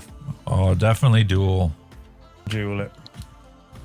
Yeah, because you got airflow coming in on both sides. There's no way to close it off just to one. Oh, yes, there is. You can close it off to just to one side. Yeah. So you could do a single, or you could do dual. 3 slots there. Got 3 slots there. Nice looking thing, though, isn't it? I like that colour blue. It's matchy with your mod, isn't it? Ah, that's why you did it, didn't you? You bought blue mod. Blue. That's why I bought it, dude. That's why I bought it. I see where we're going here. Like, you going to matchy. You've never done matchy that much in the past, mate. It never bothered you. It still doesn't bother me, but I purchased this because I love the blue.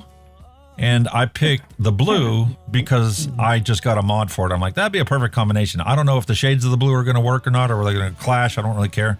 I just like the idea of, and I saw the blue and I'm like, oh, that is a beautiful blue. And the other one's a beautiful blue. So even if they're not the same color, I think it's going to work well together. It's a nice blue, man. We could make our own coils. Look what else I came across. A 10-foot spool. Yes, I am. 10-foot spool, so we can roll our own. That's how I used to always buy my way on a roll. Used to love making me own like that. And come in a nice tin. Can't get it anymore. They're selling theirs. Used to, but remember I bought that tin. You get a 50 pack. Yeah. And this is a 100 pack. Now I think you only can get a 25 or a 50 pack. It's like half the size and it costs more. Typical of it. Putting down with that shit. Yup.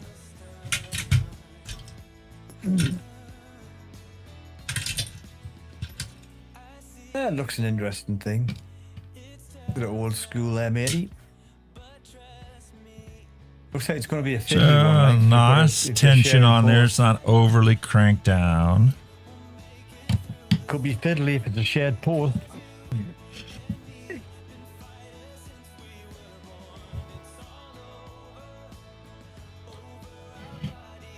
Oh, check out his little camera there. That's new. The camera is the exact same one we've been using. It's the Elgato face cam, but the ability for me to move it is new. Because I had it wedged between the monitor and the DBX 286. Yeah.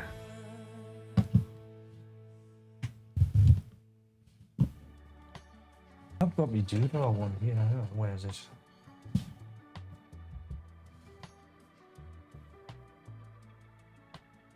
Well.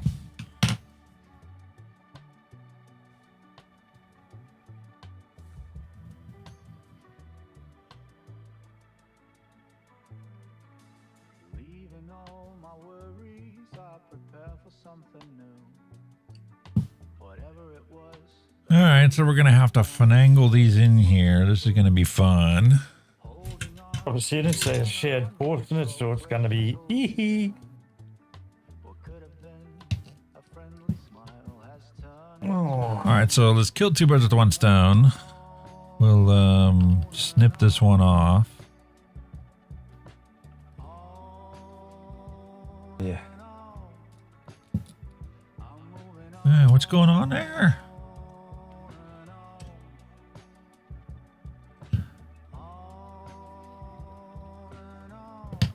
Let's try this. See if that works. Where are you on here, you bastard? Yeah.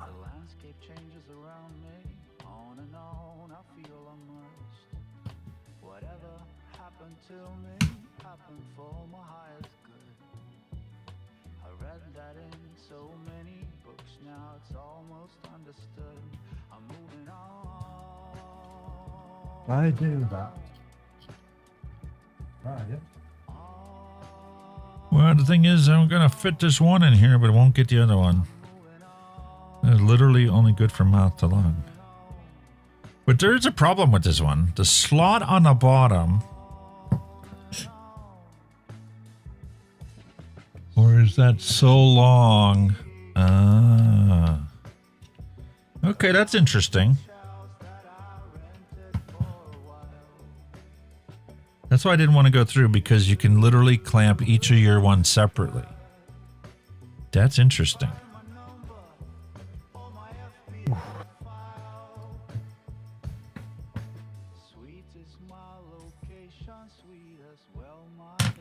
All right, so let's pre-bend this.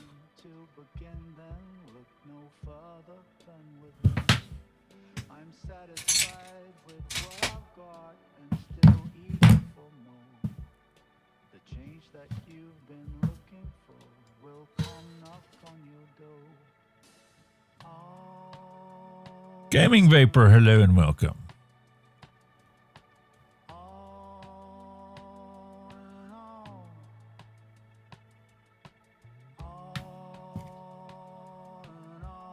How's that? Nice and looking good. God, that's really saturated, that.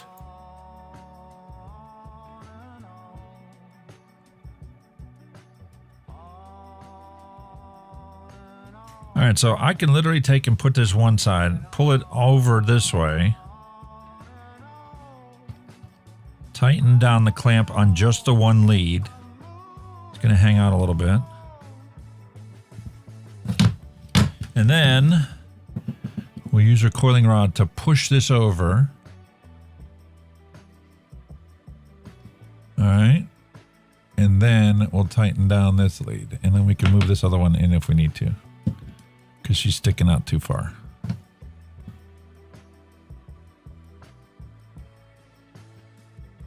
Because I'm trying to get this coil centered. And now that it's centered and we've got this lead matching up,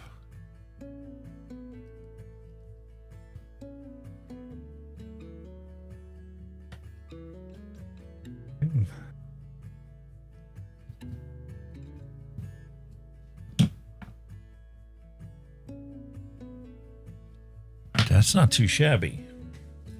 That isn't too bad, matey.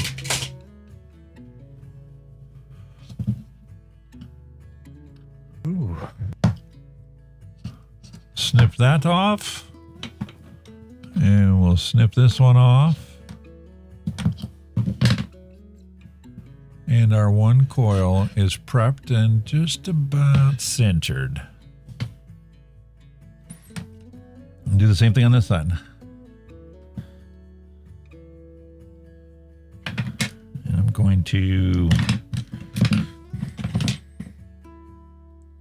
move this down, or move this up so that we can get those coils through there without having to pre-cut them.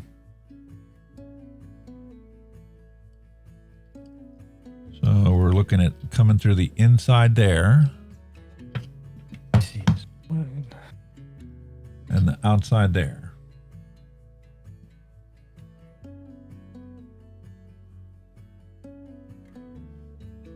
So we got the outside one. We're going to tighten down first to push it over.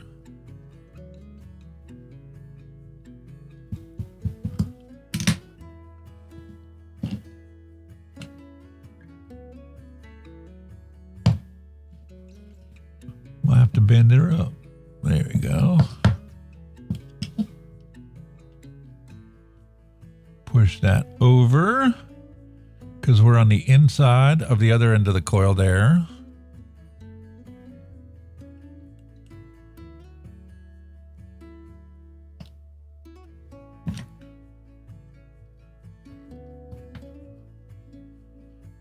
Having the extra post screws for each lead, I really like that idea. Pretty cool, like, isn't it?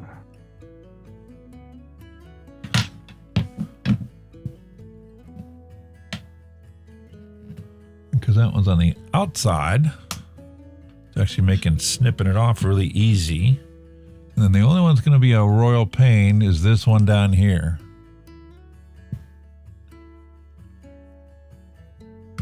But even that, if you come in at the right angle, is not that big of a deal.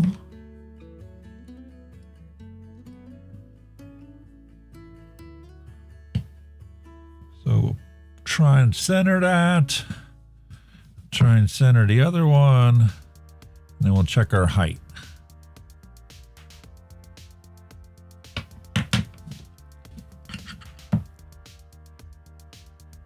I don't know why, but my scenes don't seem to be fucking working on this bastard thing.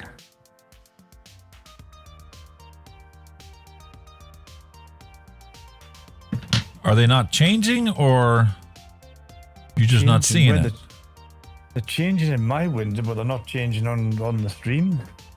They're changing in OBS, but they're not changing on the stream for some reason. I don't understand why.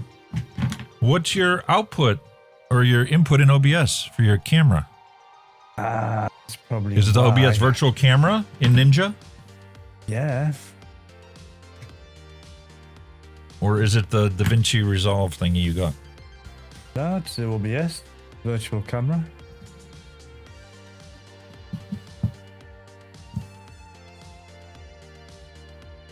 .10 is where she's zooming out at. See if we got any hotspots.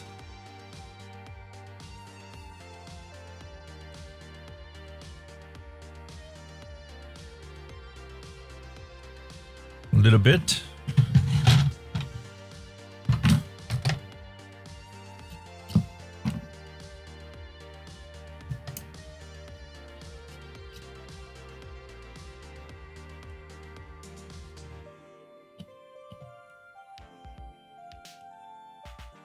I don't know what's going on with that. Very odd.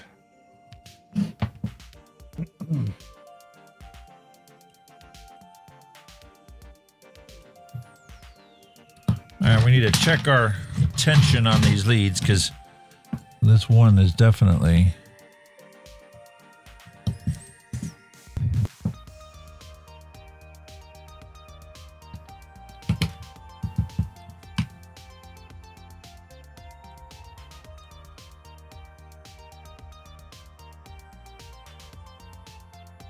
a little better. I just have got like another camera going and I can't flick over to it on the scene that I've got for it. It's not working. It's working in OBS, but it's not going to the stream. It's in OBS. It's a scene in OBS, and it's got virtual camera going out. I don't know what the fuck's going on there. Odd, very odd.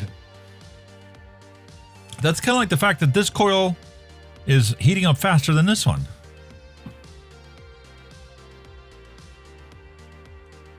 See how it's getting a little bit of the full length, and this one is like just starting to get in the middle. Yeah.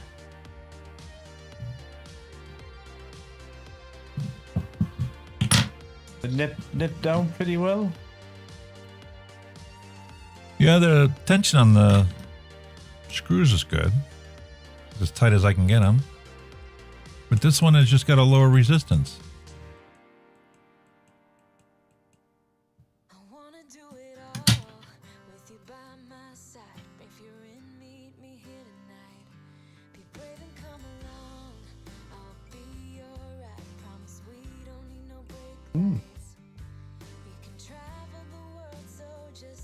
We'll change the thermal properties. A little induction. Oh. See me just need to tweak it a bit.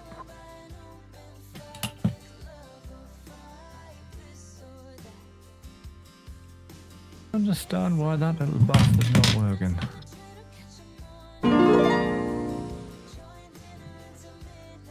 Attention everyone. According to Neil Pitts, check the 510 pin to make sure it's tight. That is all. That's a good idea.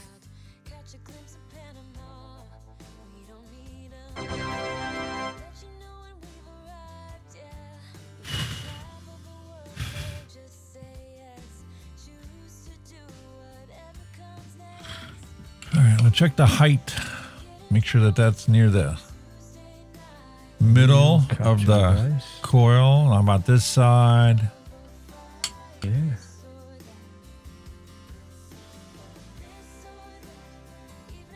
That looks pretty good there. Can come up just a hair. It'll obviously move once we put the cotton in anyway.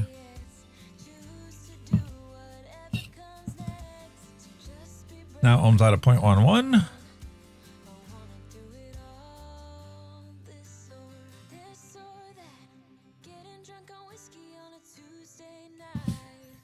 I don't know, man. Maybe one of the Claptons are broken on this one.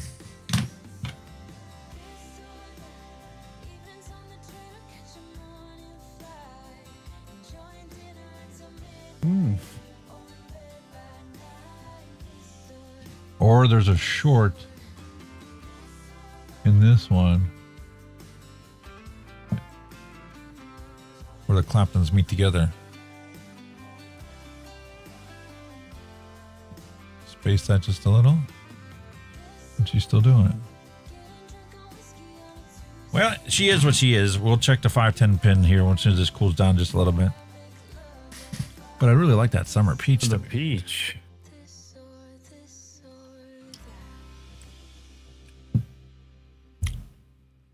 I think the cream could take another week or so before it's fully balanced in there. I can tell it's a peach and cream now.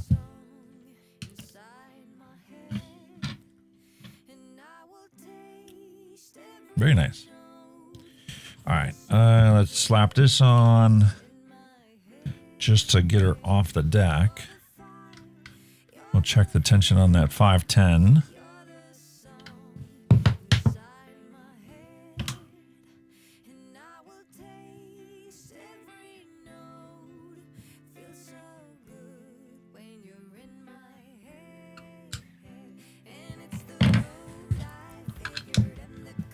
That's so odd.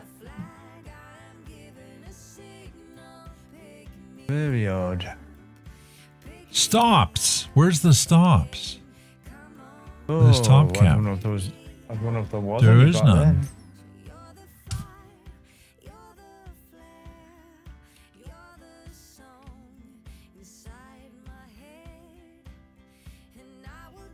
But that would have been so easy to do. All you need is a little notch here and a recessed notch on the cap.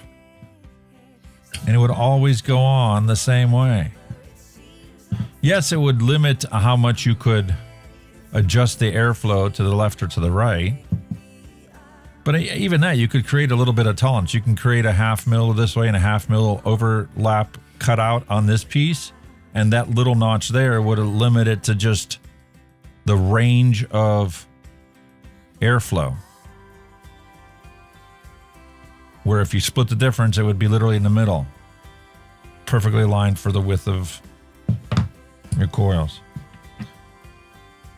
Whatever. That's what they had back then. And this was probably a leap and bound already from the previous iterations that were available on the market at the time. How old is this? Did you happen to see that? Oh, I never took much notice of it, to be honest with you. I was just looking on the shop. I didn't see any, look at any reviews on anything.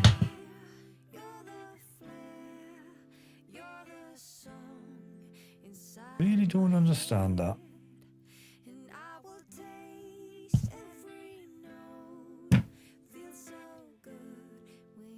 I should pull this through the other direction.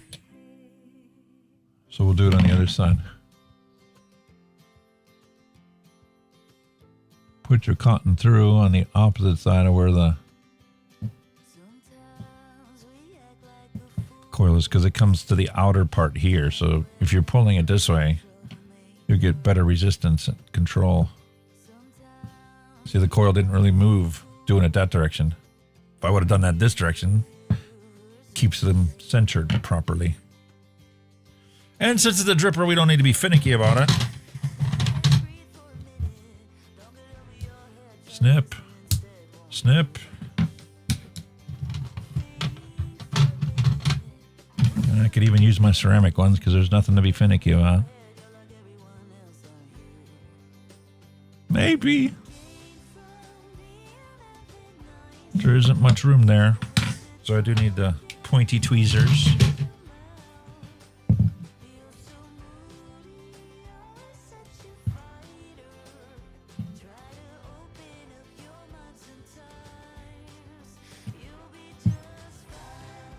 That is so odd.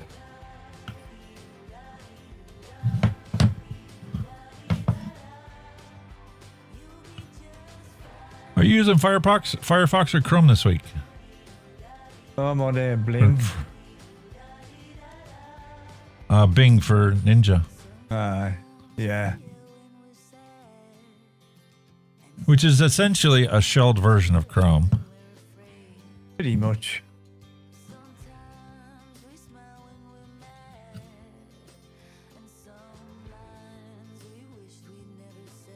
Oh well, I don't know.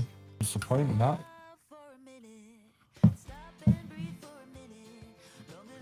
Very disappointing, that is. I don't know why that did not work. Motherfucker. We'll figure it out. I'm saying you didn't fucking touch now, and then as soon as you want something to fucking work, it doesn't work. Never mind. That's like I noticed there's a whole bunch of things that are working so much better, even though nothing really got updated, other than, you know, Windows updates without you knowing it. And then there's other things that are broke now that weren't broke before. That's an odd one. All right, so let's make sure that we line this up. And it airflow's wide open. Now, the thing is, if I go to twist this off... You get off there, you bastard. It won't twist off. Because there's no index ring.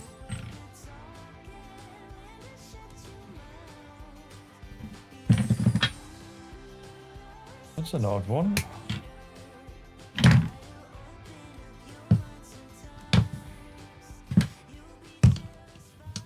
That was very rangy.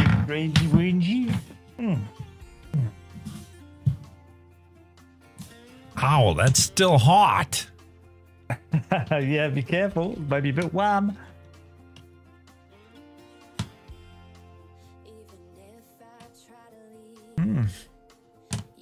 Might be the browser, you know. Could be the browser.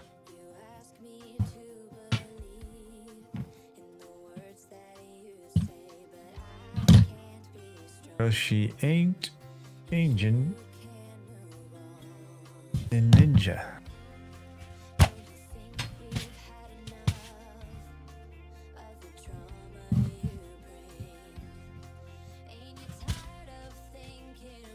Strange. It's strange. Hot in the city. Hot in the city tonight. All right, so we got... We can see clear through. Just flip that, line it up with the coil. Boom. You're there, man. Does look nice on that mod, like. Totally different shade of blue, though. Oh, yeah. Can't tell until it's on top of it. Ah, it's still nice. I mean, kind of close to your dial on the side. It's not far off that colour. Yeah. But you can tell in person that it's completely different. Yeah. Oh, you can see it's a totally different colour, but it's like a lighter shade, isn't it? Yeah.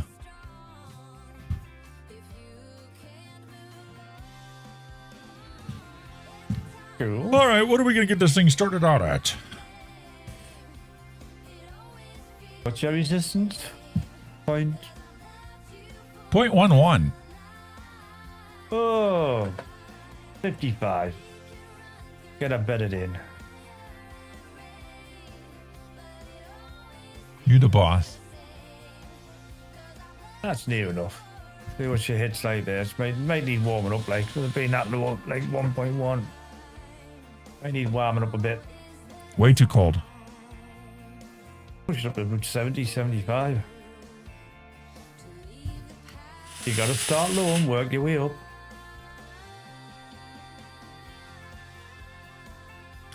This liquid isn't as good as the Double Delight, the peach Double Delight. Yeah.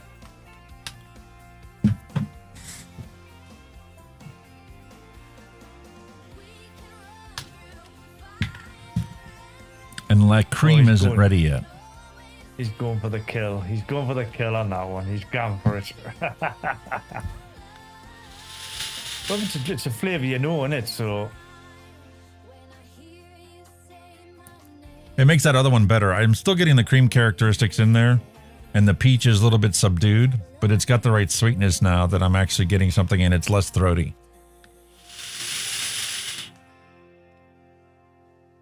Let's see when it was released. Try 80.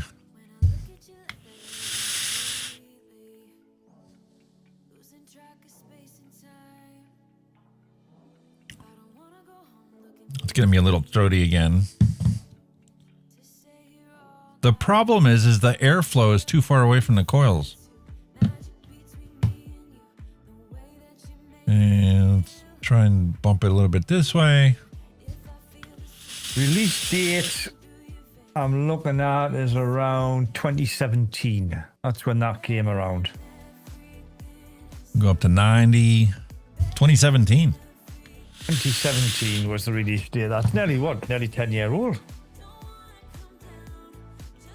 Bumping the wattage up has really brought the cream out in it.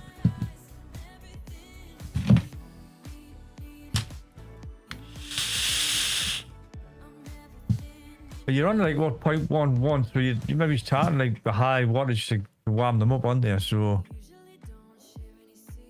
go to 100 watts.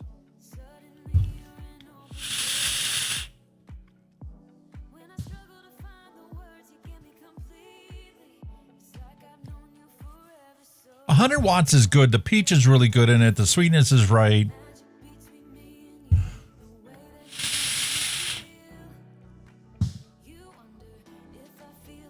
But it's a little warmer than I'm used to. Yeah.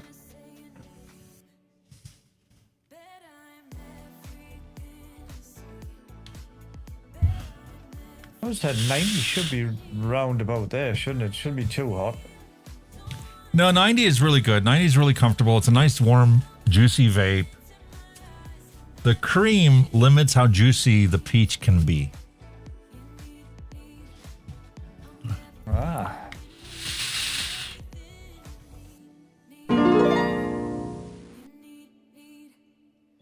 Attention everyone. According to Neil Pitts, Alex, I made that recipe, the pineapple peach mango. That recipe has got some funk to it in a good way. That is all. Is that the one we mixed up last week? That was done. I had the peach one. Cafe Femme, I mixed up on Vape Rendezvous with Big Show. Ah, right. That was last month. There's the Grok Maca apple pie mixed up on 517. Ooh, that sounds That's nice. definitely ready to go. Maca apple pie. Where's the one that Neil suggested? I thought we mixed that up. Hold on, what's this one here? No, that's green apple we mixed up back in May. In a Purelium Super Sweet bottle. We use Purelium Super Sweet for the sweetener. There's the Summer Peach. Look for your clear ones, because obviously you're using new secret sauce now, so it was made last week, it should still be clear. There's the Slurricane. We mixed up another bottle of that. I still haven't mixed up the Cinnamon Danish Swirl Muffins. A refill of that. Neil, you're going to have to drop the recipe because I do not see it here.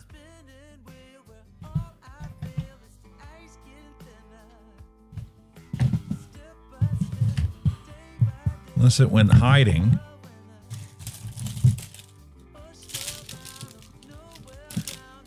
MV Pro Build Kit. Oh, and I don't know what that QR code goes to, so that probably was a bad decision. Poor gaming Vape. He's suffering with an infected jaw. Tooth had to go on antibiotics for it. Hurt bad, only for the pain. But I would not be able to vape. Needed healed up. Called out ASAP. Got dodgy tooth, the poor bugger. Yeah, unfortunately that sucks because the nicotine is a vasoconstrictor and it's going to slow your healing time if you continue to use it. But I mean, you can't go through withdrawal either, so you're gonna use a little bit here or there. Yeah. Kind of have to temper it. Being conscious of the fact that it is going to slow your recovery, so only vape as much as you need to not smoke. I kind of like this drawer under the keyboard tray. That's really nice having my tools right here. And now that my belly's not big, it fits nicely. All right, one last thing I'm going to show you before we check out Neil's According recipe. to Neil Pitts, I don't think you had the flavors http://tjek.nu/r/lr8c. That is all. What? Okay, we'll check that out, and maybe I do have the flavors. Because I need to get these added to my inventory. Nothing's working on the output. Why is that? I kind of overdid it. Oh my god.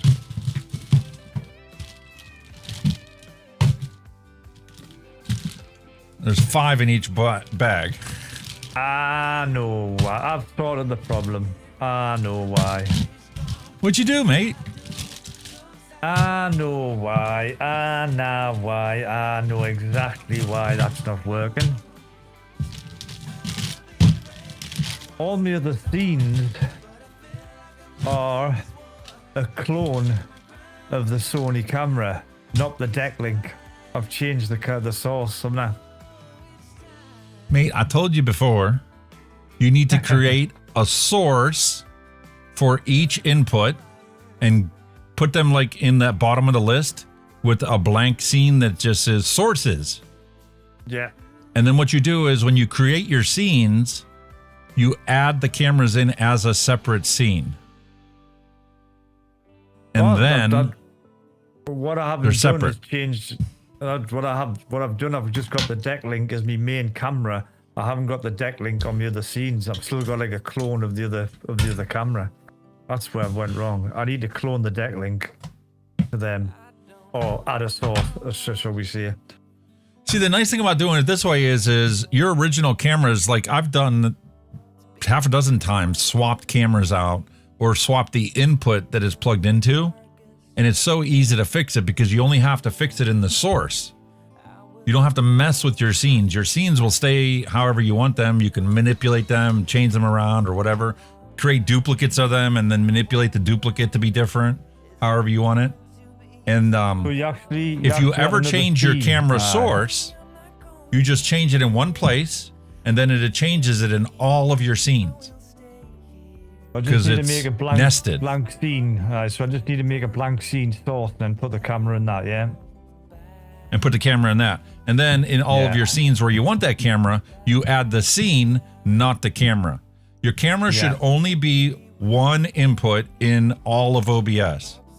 Then you can create as many clones of that scene as you want. Right, yeah. You don't clone the camera, you clone the scene. That way your camera is always available as an unmolested source. Yeah. Because like I've got black and whites that are clones from the other ones, and I just apply a filter to remove the color. And then I've got a black and white camera and I've got a color camera. And I can manipulate, like crop it in and stuff like that on the clone, and it never manipulates the original. Little programming language tip for OBS. Which the tutorials will start coming out for that once I get caught up with everything. All right, yeah, I got like 30 flavors I need to add into my repertoire. That should take me up to 900 something. And that'll enable me to make a bunch more recipes.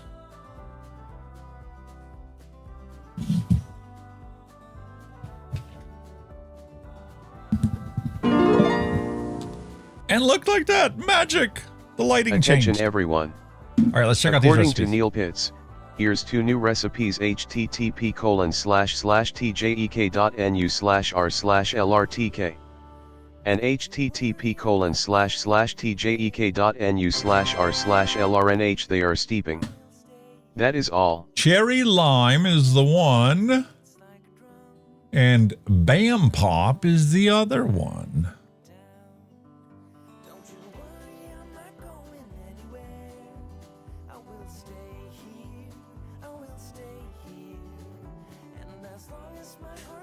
Very nice. So there we go. Bam pop. I'm missing ingredients. Yeah, medicine flower. I do not have medicine flower, and I don't have Flavor West. Boom.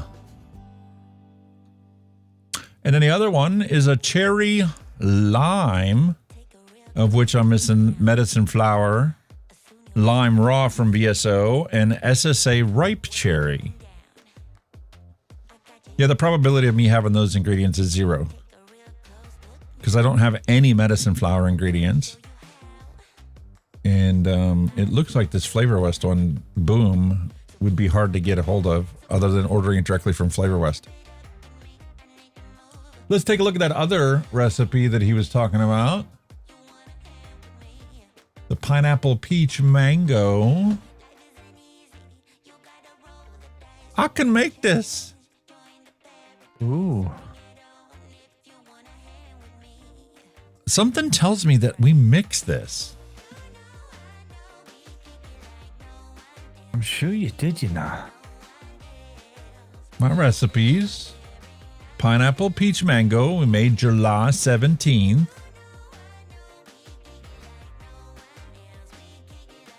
So where did it get put? Or did it fall on the floor? No, I would have seen it on the floor. With all the stuff I was doing yesterday. It's got to be here.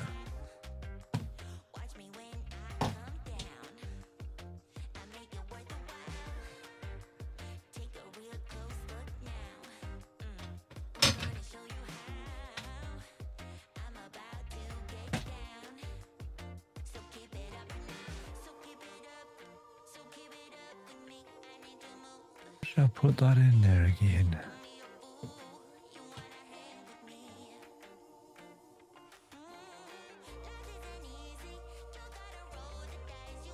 Is there black magic device? Not existent. Okay.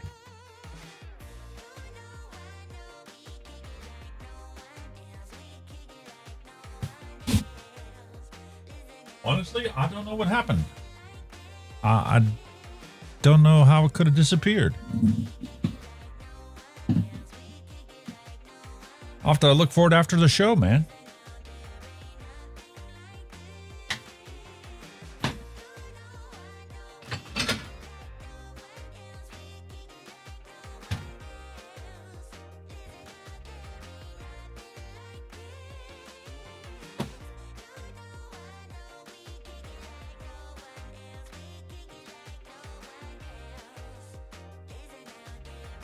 Like, I don't even know where this mech mod is that we did last week. Well, that's Cthulhu. Here it is.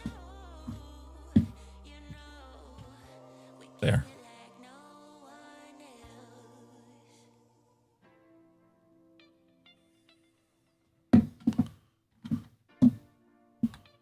So, MIA is the status.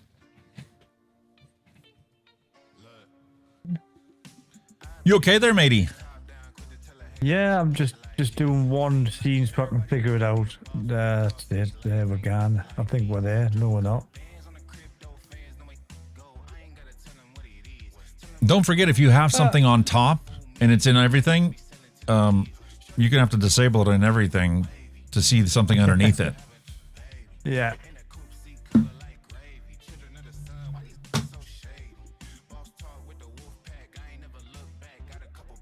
I don't understand.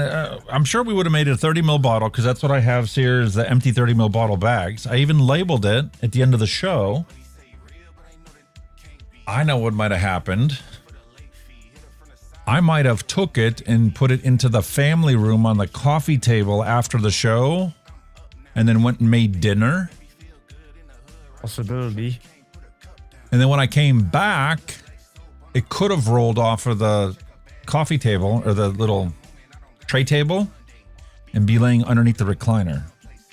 I know it's not on the coffee table, but that makes sense to me. I would have seen it in the kitchen counter. What's that one? But that does look like a very good recipe. And you say it's got a good funk to it.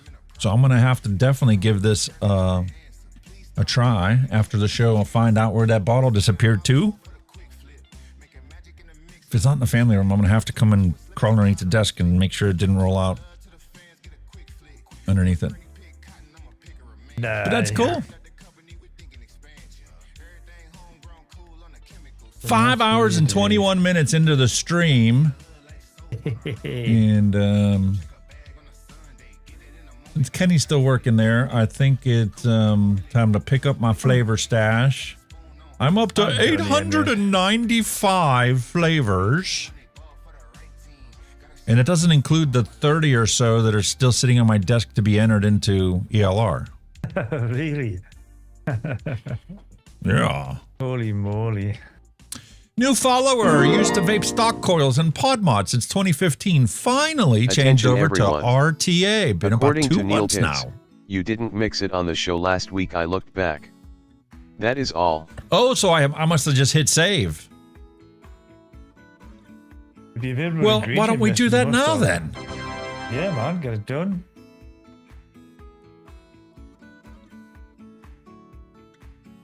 All right, let's see if this is gonna work this week. I need to load the software for OBS bot. That's number 1. Congrats on switching over to rebuildables. That was done you. Mark Alayandrox. Love the name. MTL and RDL. Good stuff, man. Gaming Vapor, have a good night, buddy. Thanks for hanging out with us. Okay, so let's pull up our AI tracking and turn it on normal. Hopefully that works. I don't see her moving. Yeah. Right. But okay, whatever. Let's switch over to get our recipes. There's our pineapple peach mango. Let's put everything where I can see her.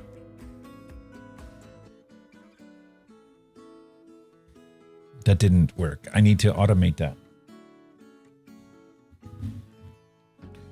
Zoom out. Switch over to the other one. Yeah, man, baby.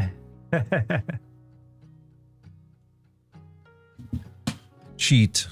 Manually turn that on. Zoom in. Now I can see her. There you go. I need to make it so you guys can see it. Okay. Now let's go get these recipes. Let's have a look. There we're going. Oh, can you see it now? Can you? Or do you need me to Wonder read them out flavors, again? mango gummy candy.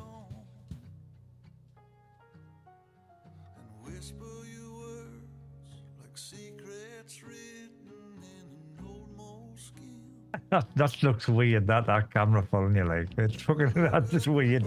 You want peach, juicy peach TPA.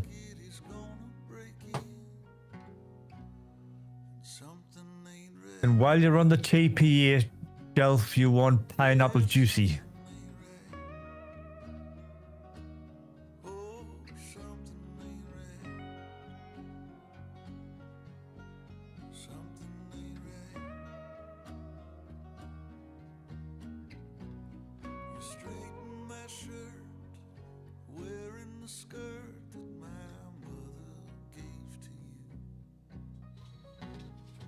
Then FA, you want peach, white peach, Pesca Bianca, FA.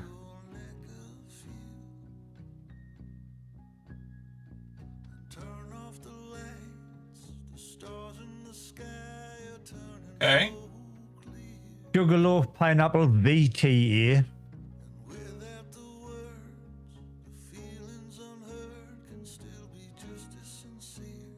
One sweet mango from Flavora, and then obviously your super sweet.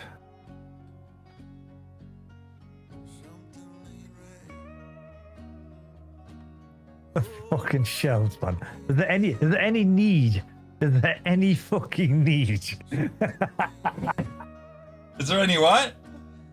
Any need for all that? Is there any need? Okay, now. I told you, man, the production value is going up in this thing. AI tracking me around the room to the flavors. Why don't you just open a fucking vape shop? You may as well. Maybe I will. Meal order. Oh my lordy, do. That's quality. And look, darling. the light switched again, automatically, automagically. I absolutely love it. We're gonna love it.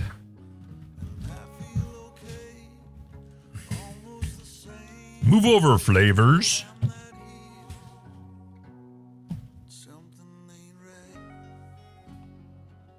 All right, I need to clear the overlay.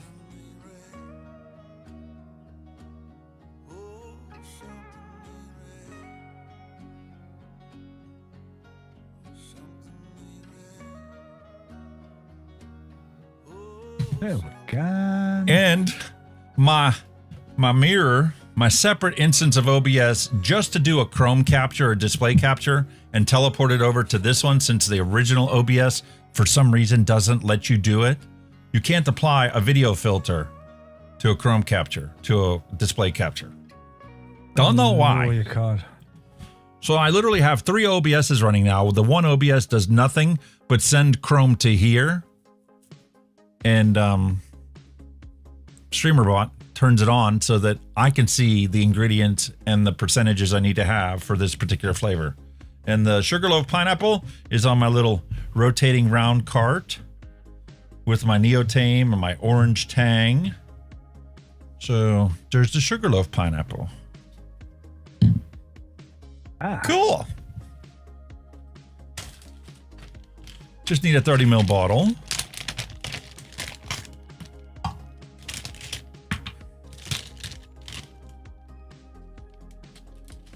Like, I still got to get my turntables situated. Looking good, man. Okay, we tear that sucker out. We're going to start off with our secret sauce. Wait a minute. I need to modify this recipe because this recipe was originally set up as a 10 milli situation.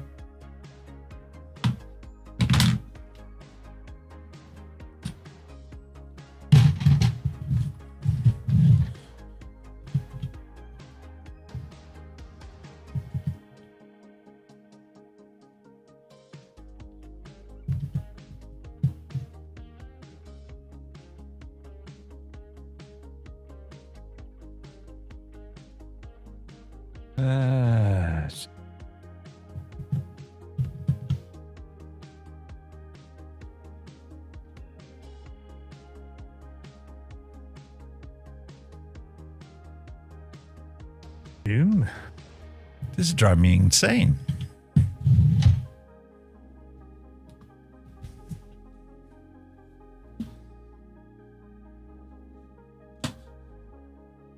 I finally drove it insane, so it finally switched to everything where it's supposed to be. All right, peach mango. We're gonna edit the recipe, make it 30 ml of it. That's the only thing I'm changing, and you can't see what I'm doing. So there we go. Change it to 30 ml. We're going to hit save. There's our recipe now. That's what we're going to go make. So let's switch the scene to our recipe. I need to move the order of that.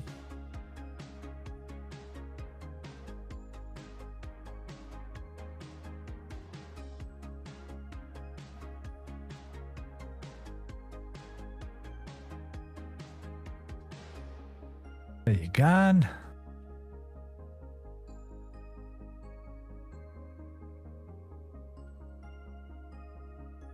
That works. Now you guys can see the recipe. There you go. You can see it now. But you didn't hear my microphone. No. Because I was facing the wrong direction. All right. Got it teared out. Got it zeroed out. Start with our secret sauce. We need 1.86 for 30 ml bottle.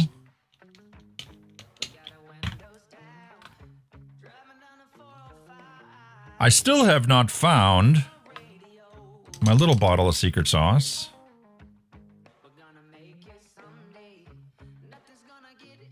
$1.86.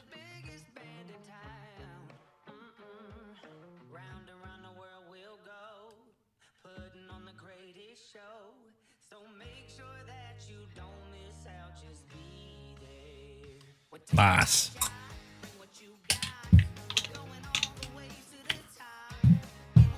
Seal that off. Mango gummy candy will be our first ingredient. There you go. From Wonder Flavor. 0.45. Tear it out. Oh, it's just back moved again. This chair shit.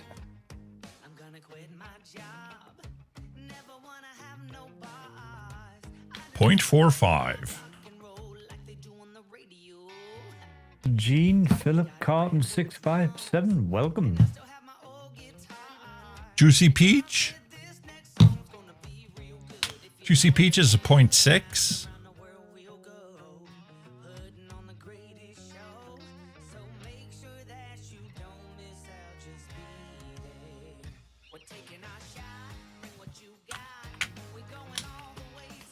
Awesome. White Peach.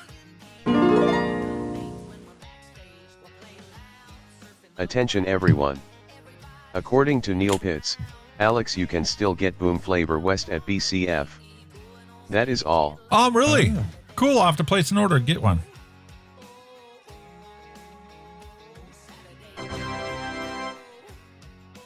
I need to get the flavors I have in inventory and then place an order.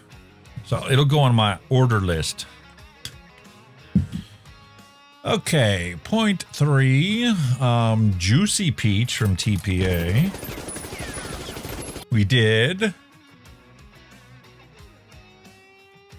Sugarloaf Pineapple, 0.45.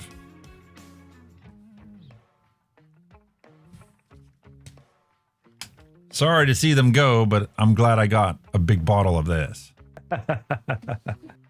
Yeah, man.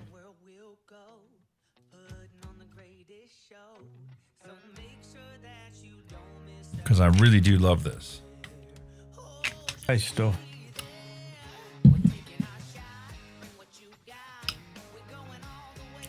It's a nice, beautiful, punchy, meaty pineapple. Wow. Okay, we'll skip the super sweet for this moment. Oh, wait a minute. Juicy pineapple. There's the juicy pineapple. 0.23.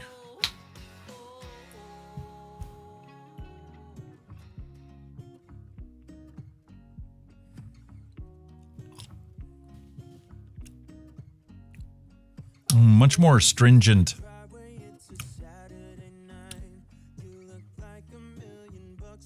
It's kind of a floral note to it in your nose. I get that it's a pineapple. The Sugarloaf pineapple is way more meaty than this one is. This one kind of like... It doesn't have the sweetness to sell it, but the flavor profile itself is kind of like when you got canned pineapples and you like poured it out and you ate it all and there was just a little bit of the juice left on the bottom after it sat there after dinner and you were cleaning up and you like took the last little swig of the pineapple juice in the bottom. How it kind of has that canned flavor to the pineapple juice. Attention everyone. According to Neil Pitts, I think Wonder Flavors are going to try and copy some of the VTA flavors since they are gone. That is all. Fantastic. That would be awesome. Sweet mango from Flavora is our last ingredient that's going in at 1%, which translates to 0.3 for a 30 ml bottle. I wonder if that would be a shake and vape, because it doesn't look too bad, does it? No creams in it. That mango's got a heavy mango skin. Not very juicy, not very meaty. That would probably change quite a bit if you add the sweetener and went from there. All right, let's scroll here because I did order sweetener. We got Capella to choose from. We have a new bottle of Purellum to choose from. But I'm going to try to finish off my Purellum Super Sweet that I have here before I start in on the new one. Yeah, you got to empty the old before you open the new. Come on, makes sense. 0.24.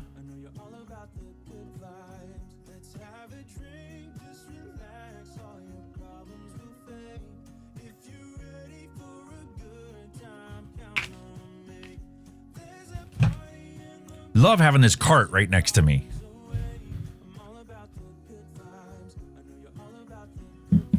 Put the Sugarloaf pineapple back.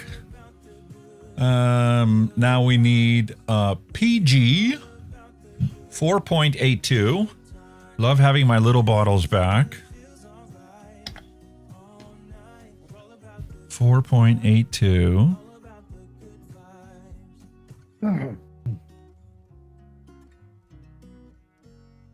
Oh, piss off. Oops.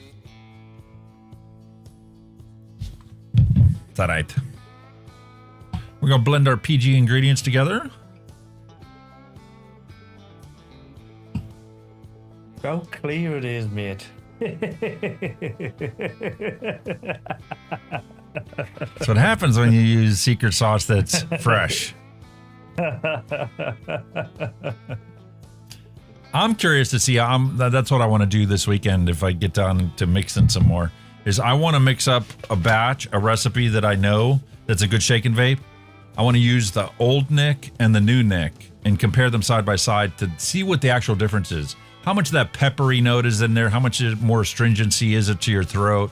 Does it scratch your throat more, or is it about the same? Is there really any difference? Check me to see if it has degraded, if any. You know what I mean? Yeah, I'm a cheapskate, and I'm gonna use it up either way because there's plenty of recipes I can put it in, and it's not gonna affect it that much. Like that cinnamon Danish swirl muffins. There's no harsh aspect to that at all. No. So I'll be able to use it up in there because it's got to age for a couple months anyway. Well, that's what I was thinking, because when I was mixing this, like I say, when I mix mine there, it's clear, and I'm thinking, am I doing something wrong? It should be going dark, because Alex goes dark right now. Why? Well, that's because the secret sauce you're using is already a very dark amber color. Yeah. It's already gotten a good bit of oxidation to it. So maybe it's lost a little bit of its potency, and maybe it's adding a little peppery or harshness to the back of your throat, but it's not enough to make me to stop using it. It's not going to do you any harm, is it? However, if I'm evaluating somebody else's recipe and it does manipulate or change the recipe in ways, it would behoove me to use the newer stuff when I make somebody else's recipe so I can do a proper evaluation of it.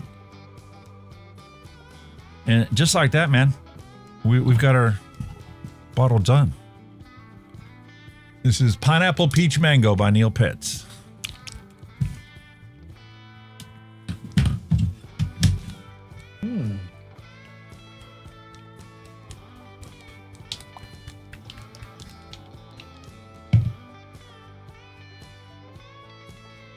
And I've got another project to do today after dinner.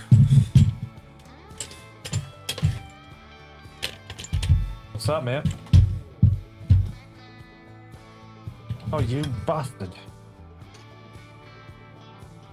Oh, your bud died. Why? Hang on a minute.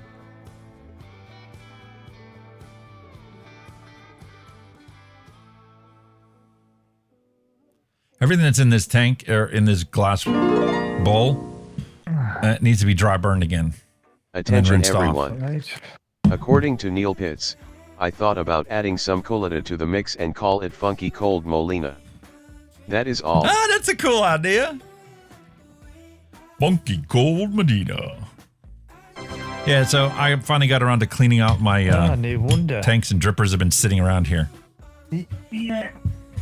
Yeah, these batteries died, but the reason being the holder itself, the charger's gotten out in it, so I have to charge I'm going to have to charge. So now you got to charge both the earbud and the case. Yeah, well, the case charges anyway with it in, so I think it does.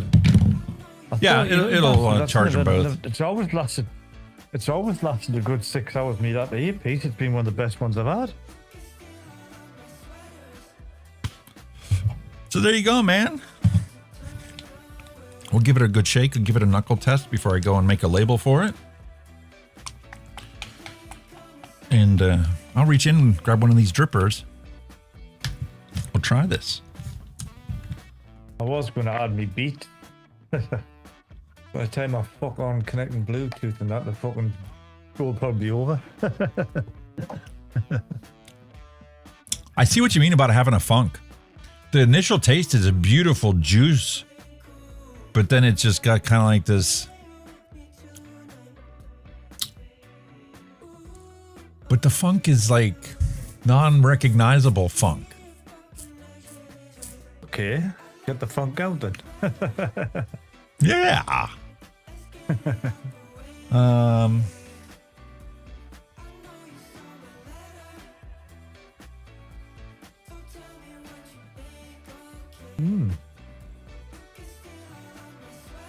That's all right. Not better. Not too bright. There you go. We'll have a bit of that. It does have that really weird.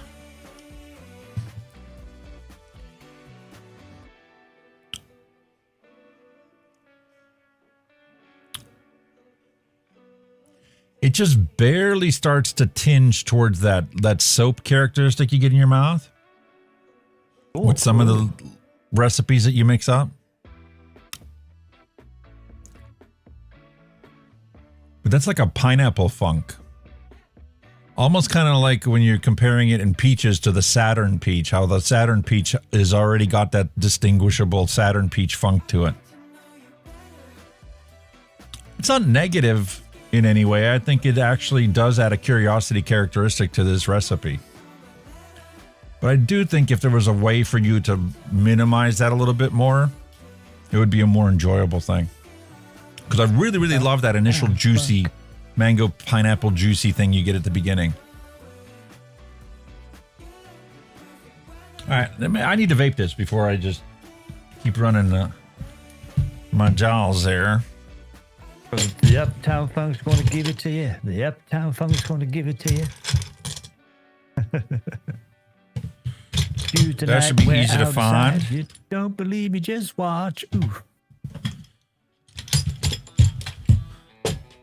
Bruno Mars? You like Bruno? Yeah. It's the pineapple and the mango that gives it the funk. The Uptown Funk, which is going to give it to you.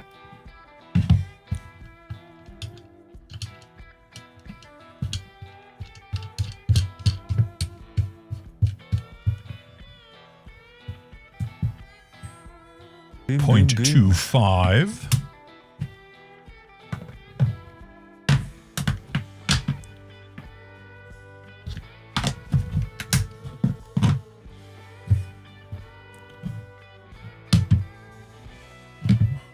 Yeah, looking good. I'll give her a little bit.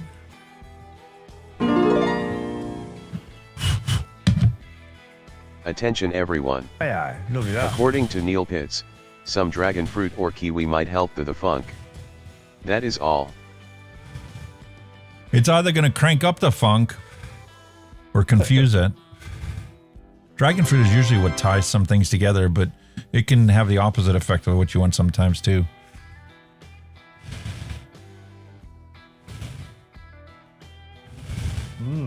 Interesting.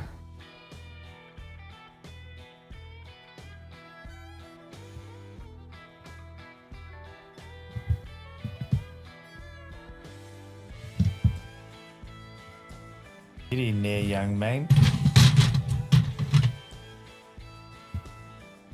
Look at that, guys and girls. You've got everything at hand now with these little drawers, not hunting about all over. Look at that, straight in the drawer, straight out. He's proper organised now. Yeah, wait till the whole studio's done that way. He's proper organised. Like, how do you think I kept track of all that stuff in that other studio? I knew where everything was within an arm's reach. Now it's like a total cluster because it's like, I don't know what's still packed, what's not packed. I know I have enough to get through the show. I know I have an alternate for some things, but... Yeah. Just got to wing it as you can.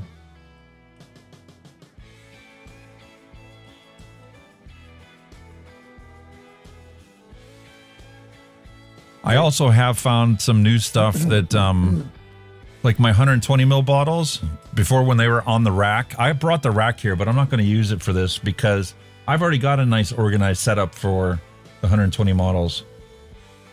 Beautiful new shelf I picked up on Amazon. They were only like 20 something a piece, and they expand to the width of the entire shelf. They're fully adjustable. Oh, that's cool. So I really like it. And there's only 3 tiers to it, so it's much better suited for the 120 ml bottles. All right, what are we putting this on? There we go. This will work. The colors aren't going to match. Actually, that would probably work better for that Geek Vapor we just did today. Yeah, but this ain't going to work with gold. Black and this gold, looks man. weird. Black and gold always go together.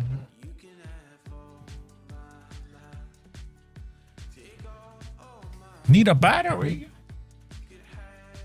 Anyway, you're going to have to excuse me a second because I need the little boy's room badly. 2 shakes. No worries, matey. No worries. Oh, do I not?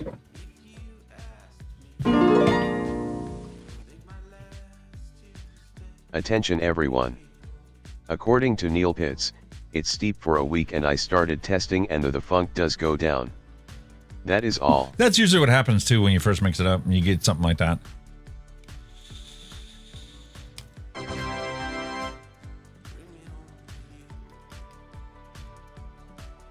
Nicotine Chroma 217. Here we're looking at 65 watts at 0.23.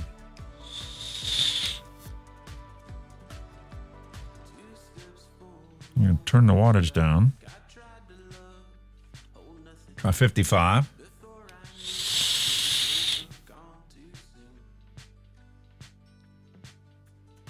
Well, I like it.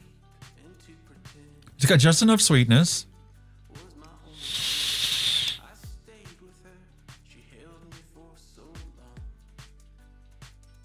I like that combination of the mango and the pineapple.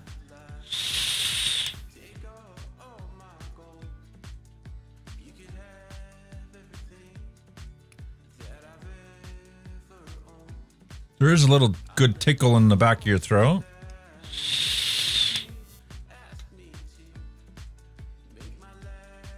Turn the airflow down 30%.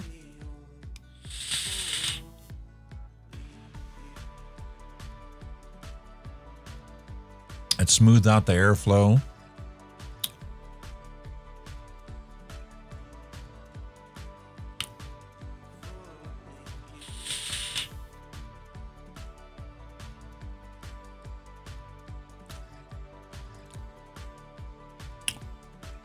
I'm wondering if maybe the mango gummy candy could be turned up a little bit in it. I gotta let this, steep for a day or two and see what she actually blossoms into. But it's really delicious. I wish it was a little more juicy though. That mango kind of dries it out.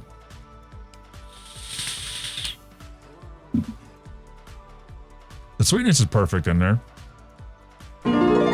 It's well balanced, and there's lots of transitions going on in your mouth from your initial Attention vape, everyone. inhale, the exhale, According to Neil and Bits, then I get a hint of peach at the end. That is all. yeah, I think the white peach. The white peach is a nice residual flavor.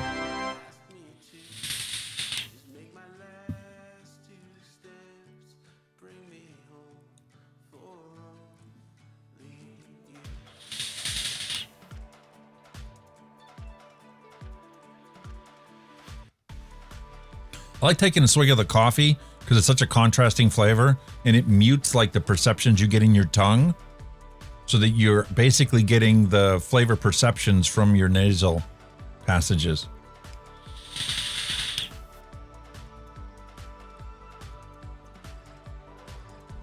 And then the more you vape it, the more the coffee gets washed away, more of those flavor sensations you get from your tongue get revealed. Oh, excuse me, but that's much better. That is a really good recipe. Especially as a shaken vape. Does it turn out all right then?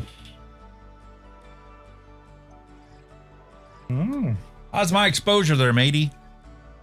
When I'm up close like this, it's a lot brighter than when I lay back. Yeah. But I think that was a good thing too, because if you're talking about something and I lay back, the focus goes on you. Yeah, you're all right, man. You're looking good. I like it. And you get a little shine off my forehead. Yeah. I'm a man who sits in the dark and all I heard was hello. I've got a. I haven't sit too close with this bloody chair and I haven't got much leg room because I've got a printer underneath it and a freaking paper shredder underneath it. So my big problem now is I brought all the other lights I had, except for the box of lights like the ones I gave to Buta Squad, the little 15-watt floodlights. I had like 8 of them at one point, and I sent him 4 or something. So I still had some left over, and there's the one that's always been used for that sign that transitions from red to green and back continuously. The problem is I had to put a 30-watt light bulb, floodlight in the corner there because I didn't have any more 15s. All right. The remainder 15-watt floods that I have are in the box of all the lights that I got when I first got started. So they're El Cheapo little lights, which would be perfect as a nice fill light to try and even out the super dark sections in my eyes. But unfortunately, they're sitting at Pennsylvania still. Because I focused on getting all of the 27-gallon totes maximized in the truck, leaving room for just the final 2 containing the nicotine and the flavors I had left over there, and the VG. So I put them in there, and then I went back and got like microphone stands and microphone arms and light poles. Yeah.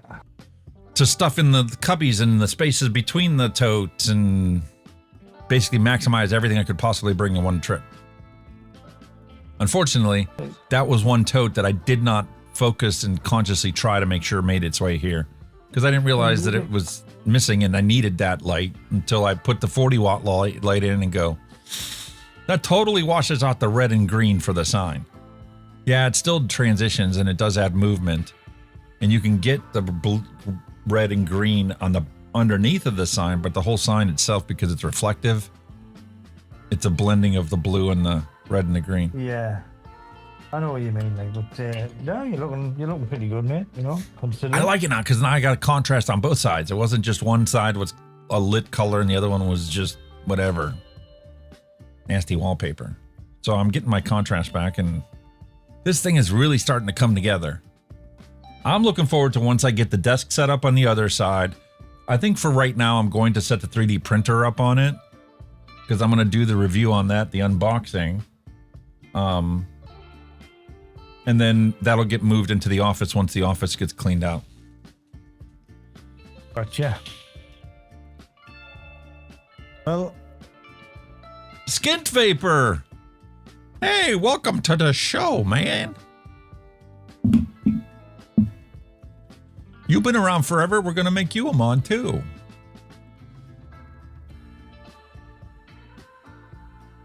I can safely say that I know that 32 terabyte drive I bought. Fucked. Yeah?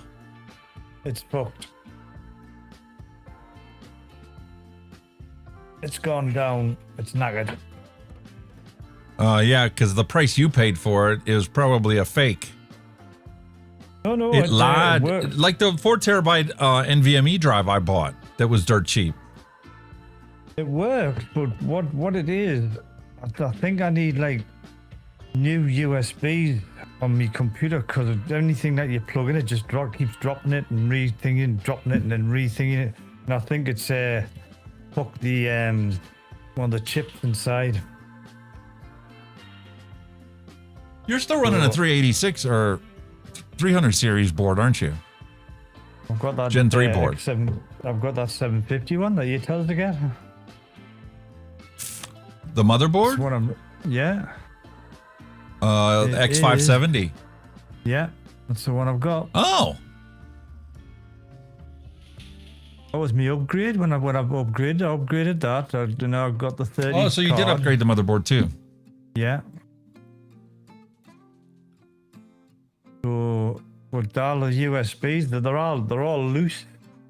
I'm just sometimes I could drop them and then it doesn't drop them. And you have any card slots open still? I've got the ones on the top and I've got the ones on the back are pretty full actually. I've got all the mouse and keyboard and all that bollocks shit in. No, PCIe slots on the motherboard. Yes, I do. Because you can pick up for like 20 quid on Amazon a PCIe Gen 3.2 card to drop into your computer. Right. And it'll have its own USB controller built onto it, and it'll get you up to functioning USB again. I mean, because it only works off a USB 3, like, so it's got to be minimum of that, like, okay. Yeah, they do have USB-C and USB-A type connections. And if you pick up the right card, it'll be USB Gen 3.2. You won't get the full 10 gigabit if it's only a one slot card. Yeah. On Gen 4. But it'll get you to the point where you can plug other stuff in and it'll stay connected. Yeah, my board's an X570A Pro. I have 2 USB PCIe cards in mine in order to get all the webcams working. Because the controllers at the time when this motherboard came out, you know, the max that they ever thought you would get is 10 gigabit per second. Now, with USB 4, you can go to 40 gigabits per second. Maybe that's because, like I said, everything on the top's loose. I mean, you can plug it in, it'll fix it, but like as soon as you move, it'll go doo-doo. Yeah, just doo-doo. Yeah, you can, for fuck's sake, just connect. You know what I mean? So I think they're a bit worn. I think with the fucking. Oh man, we are coming on 6 hours. I'm like, why is my thing complaining? You low battery again. I think it's blue, but I think it's blue something on the chip on that because that 16 terabyte one I got's working fine. It's nearby. Absolutely brilliant, that one. I paid less for that. Yeah, so that'll be your next upgrade is 20 quid for PCIe USB 3.2 card. Yeah, definitely. And then you can get like 4 USB-Cs and 4 USB-A ports on the back. And the card will max out at 3.2 Gen 2 speed, which is 10 gigabits per second. I've got a little USB splitter, but it's got nothing that's important, you know what I mean? But that's plugged straight into the back of the computer, so that hasn't dropped nothing, that one, so... How about the one in the front? You have any front ports? No. I've got them on the top and all the rest around the back. Okay. But the top ones are like came with the case rather than, you know what I mean, the part of the case. Yeah, but you can still plug that into your motherboard. There's empty slots for it to plug into. And then the other thing that you can do is if you take a look at your motherboard, you might have some USB headers on the motherboard that you can buy like a 5 1/4 just panel that fits inside like a where you would normally put your DVD rack, your DVD player. But instead of putting a DVD player in there, you take the blank out and you put this blank in that's got USB ports on it and a cable that can plug into your motherboard to connect to your USB. Oh, got yeah. They're only like 5-10 quid. The motherboard hasn't got actually. It's got them different plugs like that. The one with the rounded cables. If you want to plug anything onto it. What the hell are they called again? Oh. Yeah, but USB headers are standard for USB 2, USB 3. Yeah. Some of the X570s did have a USB-C front header, but most of them didn't. Oh well. I mean, them hard drives are USB-Cs anyway, like connecting through a USB, obviously. So if it's got a USB-C, I can go straight C to C, you know what I mean? Maybe a bit better. Yeah. And then the other thing that you have always had an option for the longest time is card readers. Oh, yeah. That plug into the USB on your motherboard and have a USB port and have like card readers that you can put all the different formats of cards into. God, I remember them. Yeah, so you don't have to use a USB adapter for your cards. Yeah, when you want to pull the card out of your camera and just plug it into your computer, you can just do it right to a thing on the front of the thing. I did that for a real estate appraiser. He was like totally shocked. He's like, oh, this is such a pain having to have this cord and laying on the desk and little adapters. Like take the card off the camera and put it in that thing. I'm like, your next computer build, I'll put you one right in the front of your computer case. He's like, oh, that would be so nice. Okay, no problem. It's like $35. That's kind of what I've been using, one of them little card readers. Yeah. Yeah, I got that too. Like that. And I've got individual ones for individual sized cards. Yeah, they've got different sized cards in. They've even got a massive. But it's so nice to have it right on the front of your computer, and then you just pop it in there. That's what I was going to do. I was actually going to just plug that into the back and just put some Velcro and just sit on the top and just stick it on. After the show, I'll show you what I'm talking about. It's so nice. Yeah. If you've got a case that can take, a 3.5 or even a 5.25 inch device, like a DVD player, you can just take the blank out of the front of your computer case and pop that in. Nah, I can tell you straight away, I've got none of that. I've got 3 fans down the front, one on the top. I've got there's no DVD ROM drives or fuck all in it. That's like this new motherboard that I bought only has 2 SATA connections on the motherboard for old spin drives. Really? They want to force everybody into using the NVMe drives. Well, that's great if there wasn't a freaking memory shortage right now making those things. I was looking at an 8 terabyte one at Micro Center. They wanted $3,000 for it. Really? No. Yeah. No. Meanwhile, the 4 terabyte one, they had one on sale for $800. Unbelievable, isn't it? Yeah, it's unbelievable because the thing cost $170 a couple years ago. I don't know, man. Just everything's shot. Like I said years ago, you could build a computer for fucking next to no. You know what I mean? But and the funny part is you took a look at Gamers Nexus has been doing a report on it right now because in California there's a couple class action lawsuits that have been filed. One of them about the memory monopoly. They're literally getting sued because the 3 manufacturers we have left, actually 2 for consumers, has created a monopoly and refuses to compete against each other because then they're going to cut the profits. And they're also including the 3rd memory manufacturer because they stopped selling to consumers, telling their corporate shareholders that the reason they did it is because they can make more money selling the SBM memory modules for the AI data centers. But the profit margin is less. When you do the math, you came to realize, no, this is forcing people to endure a worse tariff and price gouging for consumer memory and is actually making them less profit than if they continue to sell to the consumers and the AI data centers. Oh, and something else I come to find out, we think that Bloomberg is only involved in the philanthropic things against vaping, right? You know that he's supporting legislation right now in California against 3D printers? Really? Yeah, you're not allowed to print your own shit. You should go to the dollar store and buy the cheap Chinese plastic stuff that the dollar store sells. What? It's not even something that's like, oh, you're not allowed to print handguns on your 3D printer. It's legit, wanting to control every aspect that you're allowed and not allowed to print with your 3D printer.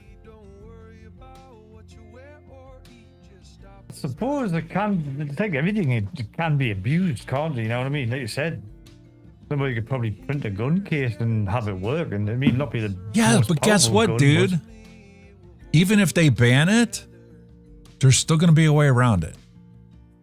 There's already, like, Bamboo Labs is one of those ones where you're printing from the cloud, right? They force you to print from their cloud. Well, you can make your own cloud that it connects to.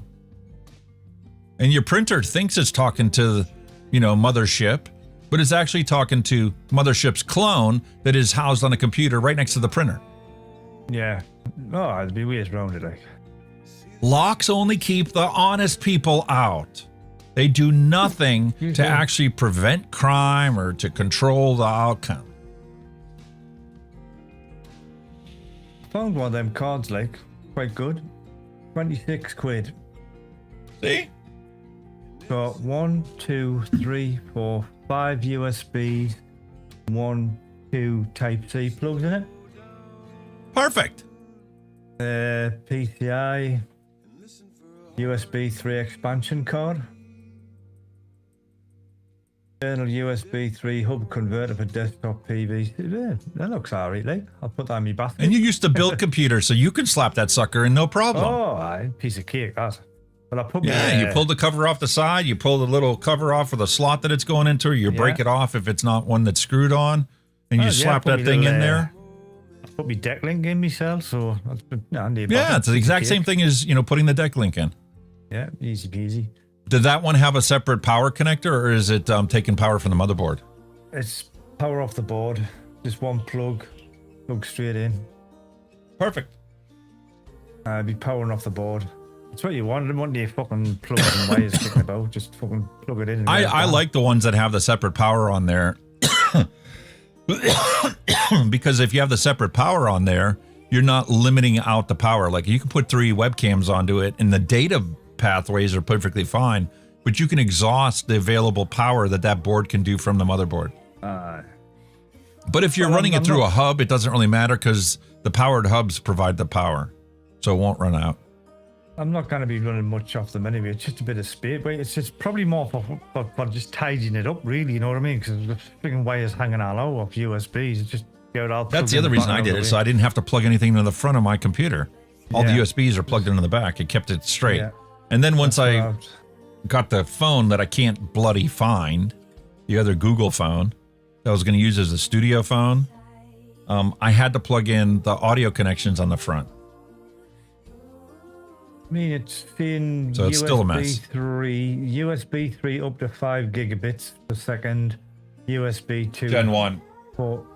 It's 480. That's a Gen 1, isn't it? Yeah. That might do the job.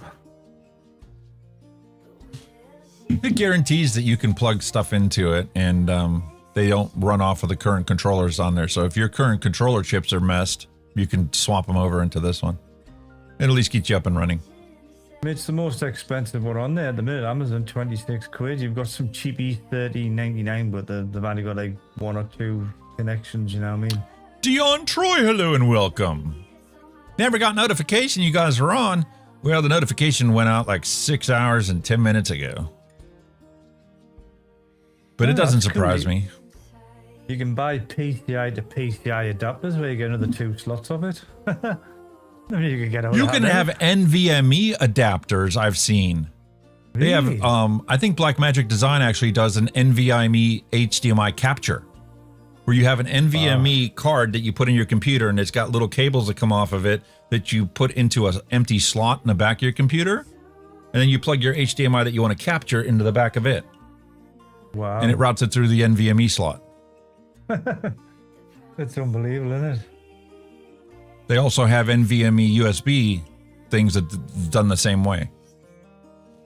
But those get expensive. I think that'll probably do the job for me. That's more than enough for me. But what I'm gonna stick in, it'll be RE that, man. I argued with Gemini. Gemini told me a different story this time. I had the same conversation with about my board and configuration. One last conversation before I went and bought the CPU for the new computer build. And it told me, no, you need to buy the Creator's Edition from Asus for the motherboard, because your motherboard won't do what you say it'll do. Like, what? What do you mean? I just had another conversation with you in another instance of the browser, and you told me the opposite.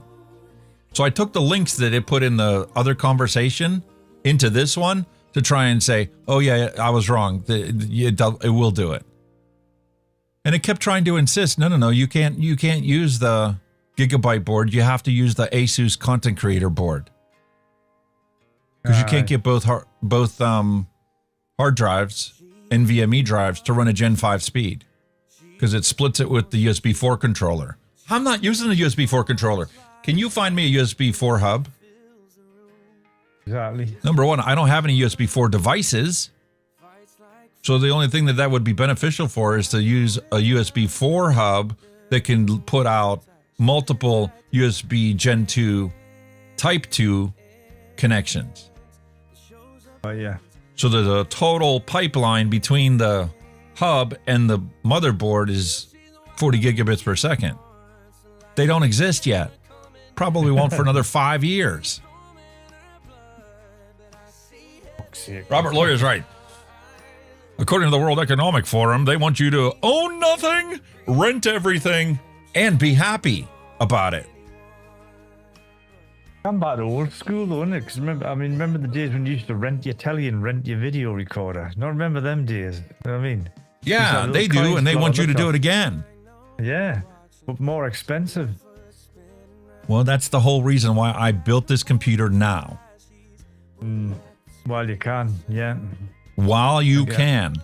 Because there's no guarantee 5 years from now that they're ever going to get the situation resolved. It'll probably be like every other situation where the DOJ is going to do an investigation and they're going to find them guilty and they're going to fine them maybe 10% of the profit they actually made ripping off the world by creating a memory monopoly.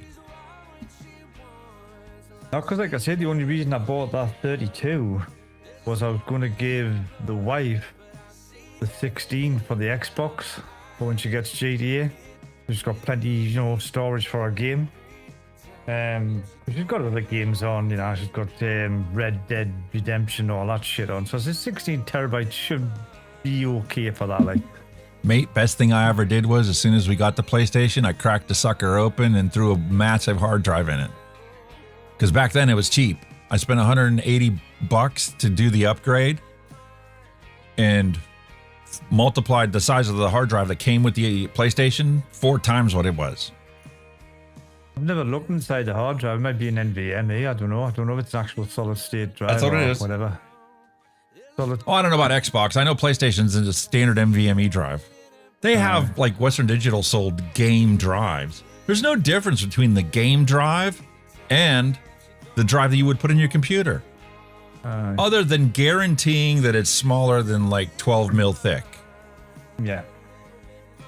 That's the only difference. So if it's got a cooler chip on it, it's guaranteed to still have the cooler chip and be less than 12 mil thick. So you can put the cover back on. That's the only difference.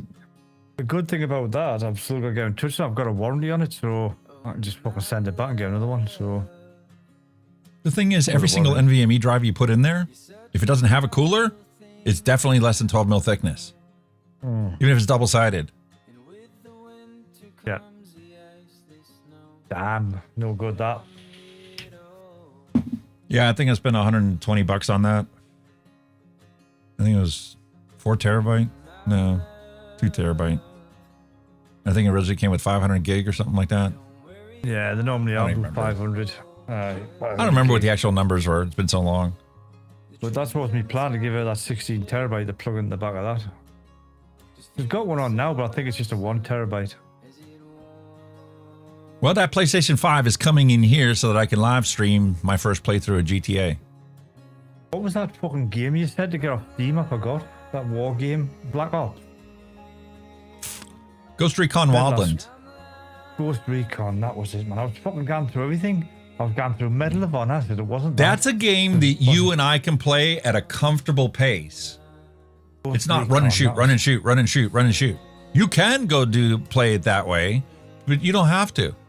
Being that you're a ghost, you can just send your drone up, identify where your hostile opponents are, and then you can mark him to be sniped by your teammates. Right. Where's me fucking steam block? I know where me steam block. And when you play by yourself, the 3 teammates you have are AI teammates. Right, yeah.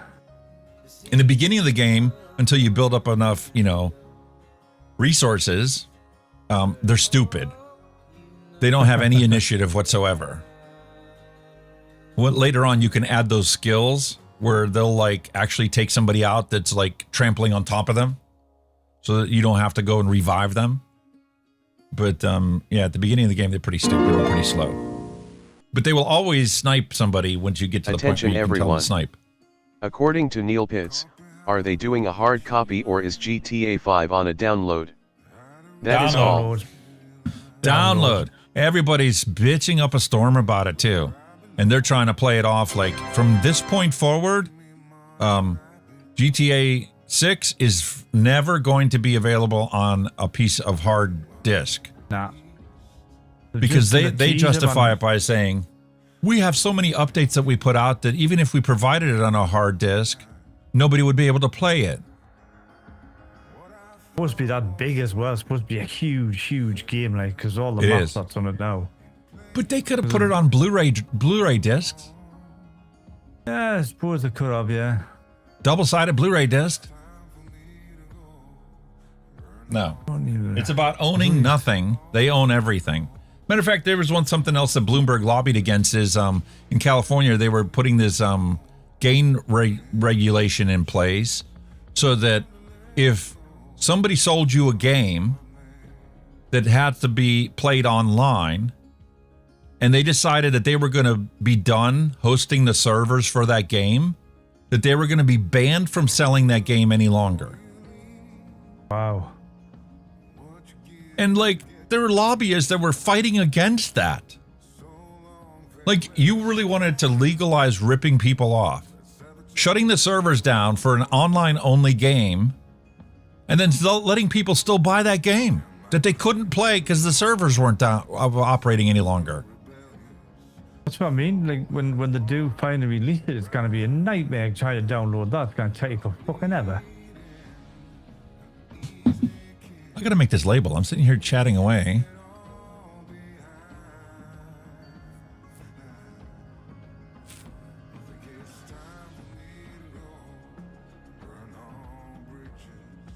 I haven't even got Steam installed on this computer for some reason. Really? Nah. It was. That's hard to believe, dude. No, because I think the last time my computer went down, it fucking, the whole lock went.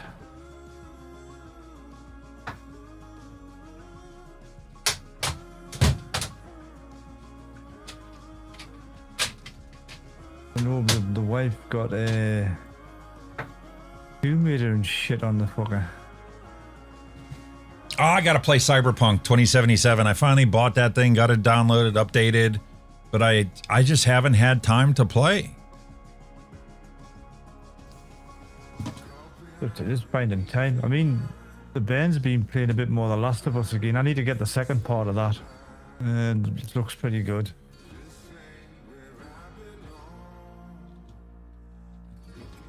Pineapple, peach, mango. Born on date 7/21. It actually sounds quite nice.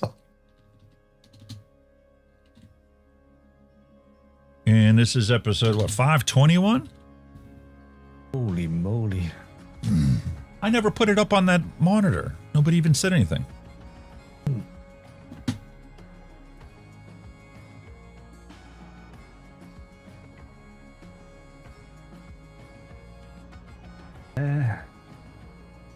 Back over there. It's great having 2 monitors, isn't it? You can just fucking drag shit about, can't you? It's fucking hellish. 2 monitors? Yeah.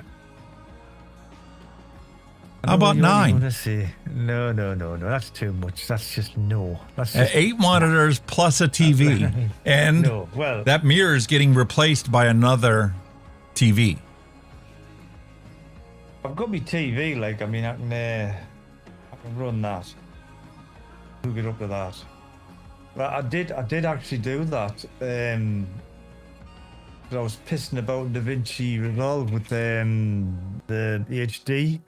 So obviously, if you haven't got an HD screen, you can't see it, but on the telly you could.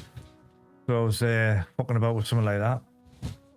Yeah, I found this awesome HDMI splitter that you can send it the 4K signal because the TV is 4K, and it downscales automatically to 1080p for the monitor. I fucking believe this. Copyright claim again. I know this song. Oh, tell them to fuck off. Copyright. You know what I mean? This song will trigger the copyright. And I will file a complaint, a counterclaim against them, listing my license that authorized me to play it. And I'll have to wait the 30 days for it to expire because they won't reply to it.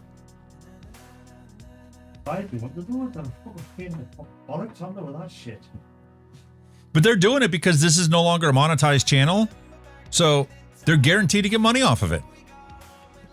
And when you do it hundreds of thousands of times, and the majority of the people aren't going to counterclaim it to get their right back to that thing, they make money. And it costs them nothing to issue all these copyright claims on stuff because the AI does it for them. Corporate greed. Yes. Well, that doesn't surprise, does it? Mate, do you believe we've been doing this 6.5 hours already? Is that all? Is that all? We chased everybody away. Well, it is what it is, isn't it?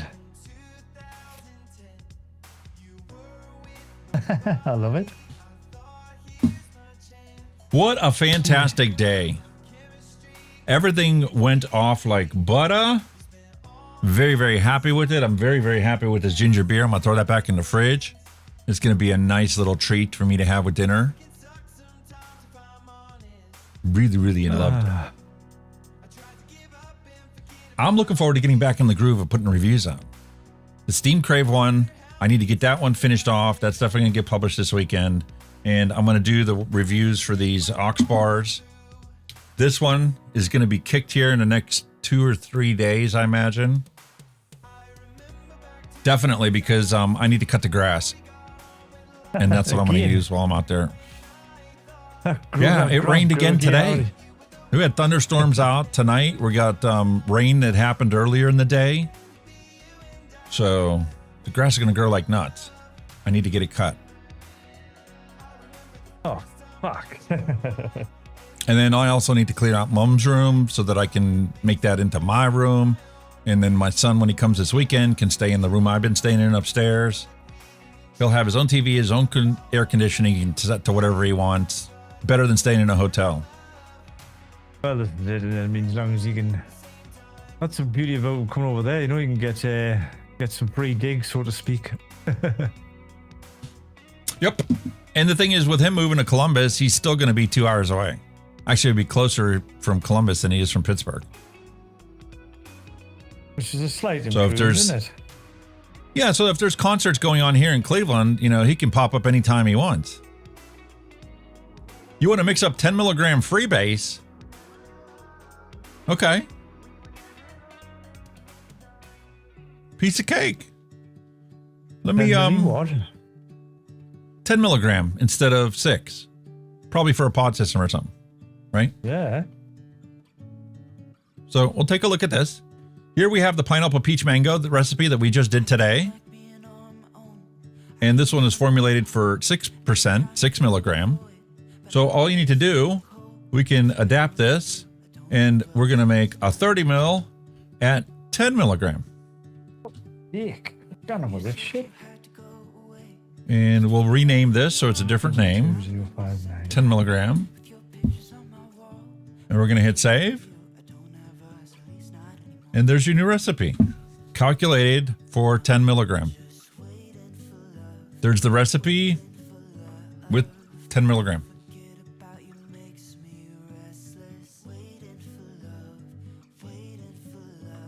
Okay, now. Now, if you happen to live in an area where you're got a 20 milligram cap on the nic, this ain't going to work out right. Because you're literally trying to get it to a 50% nic solution to 50% flavoring and VG. It ain't going to happen. Because the flavor percentage right now is 8.5. That'd be 18.5. So you could still make it.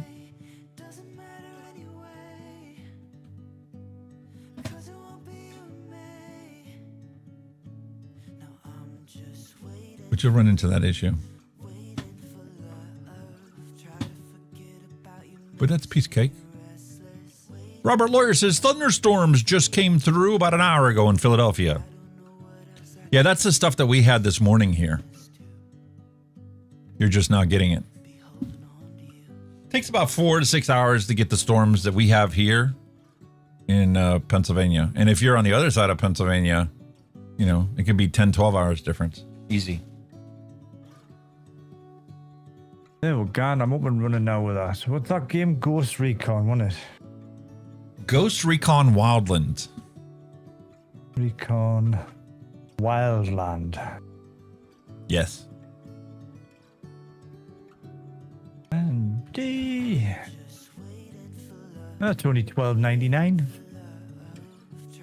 For the base version, the full version has the add-ons that they put out the 1 year and then the second year. This is Ghost Recon to Wildcard Year 2 Pass it's got on it. Whatever that It's already means. got the year 2 pass? Yeah. It's the full version. Oh, that's cool then. Mm-hmm. I did that. I used that in the one video, actually. The one review I did for, I think it was a disposable or it was a pod mod system. I opened the review, me playing the game, and like you, the viewer, wanting me to do the review right now. And I'm like, oh, really? You wanted me to stop playing this game right now to do your review? All right, fine. Rolled the Hunky V intro and then did the overhead unboxing, trying it out, and rolled with the rest of the normal review. See how much that one is now. Is it? Cheryl's like, that storm ought to be hitting me about 7 p.m. tonight when I go off from my vape break because I'm not allowed to vape in my apartment anymore. Oh. That's all those perverts that got elected into office at your city council. They insisted on having wet t-shirt contests and couldn't figure out a way to do it other than getting all the vapors to go outside to vape. Fucking hell, that still costs a fortune. We've got The Last of Us Part 1. That's still going for $49.99. It's got The Last of Us Part 1 an upgrade pack for 60 quid. Fucking hell, how old that game is now. Okay, now. Cyberpunk 2077, look how old that is. I got it at 60% off and it cost me like $60. Now. But everybody said it's a really good game, and now I got a computer that can definitely easily play it, even in 4K. So I'll have to give that a try. 77 by Red Mod 2077. Yep, that's the one. Cyberpunk. It's free. It's free on here. Cyberpunk 2077 Red Mod. Oh, that's the mod that. That's the mod that's free. The base game isn't free. Believe me. I'm gonna say Jesus. Hey, did you see that Elgato's software, their audio software, is gone to the latest version to support the Wave XLR Pro? No, I ain't seen that one yet. Yeah, matter of fact, I wanted to get that Wave XLR Pro, but nobody has it. I have to order it from like, what's the one photo store in New York? Amazon doesn't have hardly any Elgato stuff anymore. Stream Deck's about all they have. And they have this Neo. But like they got the Wave XLR finally in, but they don't have the Wave XLR Pro. The Pro has the 2 inputs. That's right, isn't it? They've just renewed a little bit. They got that stuff not come out not so long ago, wasn't it? The new stuff they brung out. Yep. I just upgraded the camera software from them. B&H and Sweetwater, $350. They have it in stock. Or you can order directly from Elgato if their AI system doesn't flag you as a scalper. Yeah. Oh, God. Cheryl has now become a closet vapor. Literally. Oh, bless. Cool. Good stuff, Matt. Good stuff. Yeah, B&H, $349.99 for the Wave XLR Pro. It's got dual headphone jacks on the front. It has dual XLR inputs on the back, and a line in, and a line out, and a USB connection, and a USB power port. You could technically plug your USB-C to USB-C cable in from that Wave XLR input, just like the Rodecaster Pro. Yeah. And be able to send and receive audio from your cell phone. So you can do call-in show stuff the easy way, not the hard way I figured out how to do. The easy way, But you can also do it through the line in and line out on the back of the Wave XLR Pro. That'd be cool. And then they have 2 headphone jacks that will do actual professional cans. They've probably done it like for doing like podcasts, like for interviewing, you know what I mean? So you can both like do your podcast, like 2 mics, 2 headphones. That's exactly why they did it. Yeah. If you want to do a podcast, or if you do like a husband and wife gamer setup, then all your audio comes through one channel, and then you only have to teleport the video from the second computer. That's right, yeah. That's cool. So it makes it easier. And it supports 250 ohm cans, like the 990 Pro. And this one is the 880 Pro. And man, what a freaking difference between the 2 of them. I couldn't get over the difference of them. I couldn't find the one that I had, the 990s, for a reasonable price whenever I came here to start the second studio. So I'm like, I can find a 880 Pro, and it's actually the price point I was looking for. It was used, but they said it was like new. So I'm like, try it. Man, am I glad I did. The sound stage on that is so much broader and wider. So like when I play the intro, I can literally hear what I was trying to accomplish when I set up that scene. I like these Beats. They're really good. I mean, these are the Beats 3. And we've got like the Beats 2, the Beats Studios.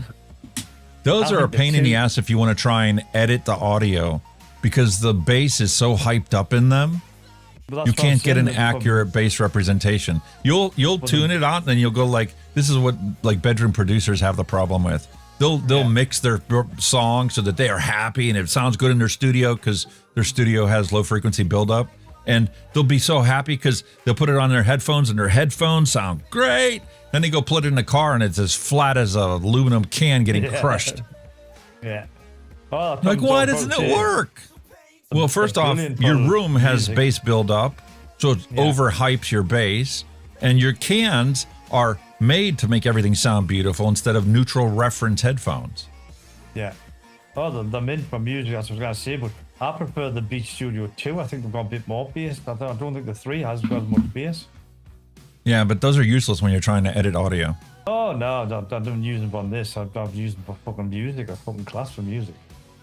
Because the only place that'll sound good is in your headphones. That was brilliant, the music. I just took them up my phone and away I go. Yeah. Off to cuckoo land. That's why they say that the Sony 7506s are the best, because they're the neutralest, flattest thing in the world. And for $100, everybody can afford a neutral set of headphones for audio editing. But I don't know what they are. I've got a clue. weren't expensive anyway, but they're Sony headphones. I think I got them.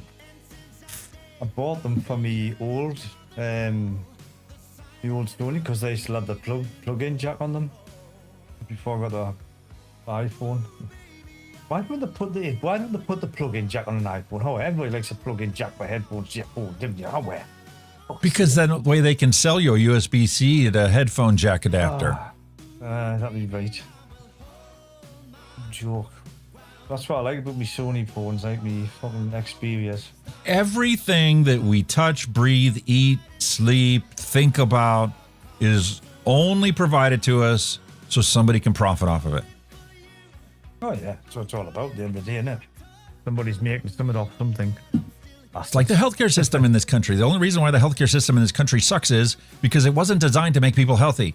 It's designed for the healthcare system to create a assembly line where you get done with this specialist, they send you to another specialist. Then you have to go back to your GP, then they send you to another specialist. And at no point in time does anybody actually cure you of your problem or tell you what your actual problem is. They just tell you that you need to take this pill for the rest of your life to treat your symptoms. It's not treating anything. That's what they normally do. Except the pharmaceutical company's profit margin. They just fucking palm you off with a pill now. They don't actually get to the cause and, cure the cause. Or they just treat it, didn't they? Just make it livable, whatever you've got. That's like my weight loss, dude. All these things they tell you to do to lose weight and it doesn't actually do anything. It's like all these things they use to tell you to quit smoking. None of them actually worked. All it did was make you want a cigarette even more. Yeah. And then you find something that actually gets you to not want to smoke a cigarette and they want to ban it. Nah, it's fucking crazy. Nobody can make any money on it. Crazy shit. All right, man, my dinner's been delivered. Not the actual dinner, my corn on the cob and stuff I ordered from Amazon. So I do think at 6.5 hours, we should wrap it up. I think we should, like. I go make some dinner. It is coming on half till midnight for you. Yep. But we did both have a great time. Oh, yeah. That's spot on.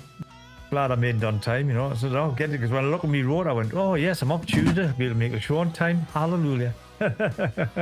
So for nostalgic purposes, my wish is always going to remain the same. Peace, love, and a hunky vape to end cigarette smoking. Hope you guys all have a fantastic week ahead. We'll be back same time, same place next week for another glaringly fun-filled episode. Yeah. Yes, as always, thanks to everybody in chat who participated in the show. You know how much we love and appreciate you. Again, as always, get in the Discord, get your stuff up there, dad jokes, and checks, anything else you want to get in there, that's where to find us. And yeah, be nice to be nice on time tonight. It was quite a nice, I didn't expect it to go 6.5 hours, but there you go. That's the way it goes. When you're having fun, time flies by. So, until next week, guys, you all stay safe and vape safe, and we'll see you all very soon. Bye-bye now. Thanks for listening. We'll be back next week again for a fresh round.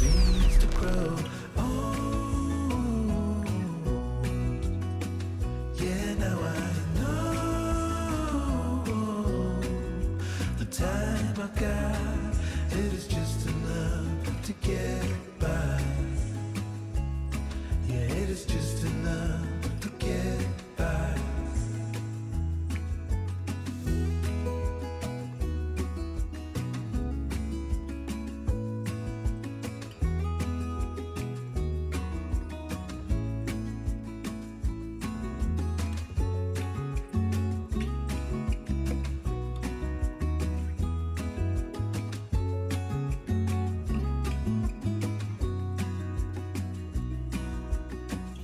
Sometimes I understand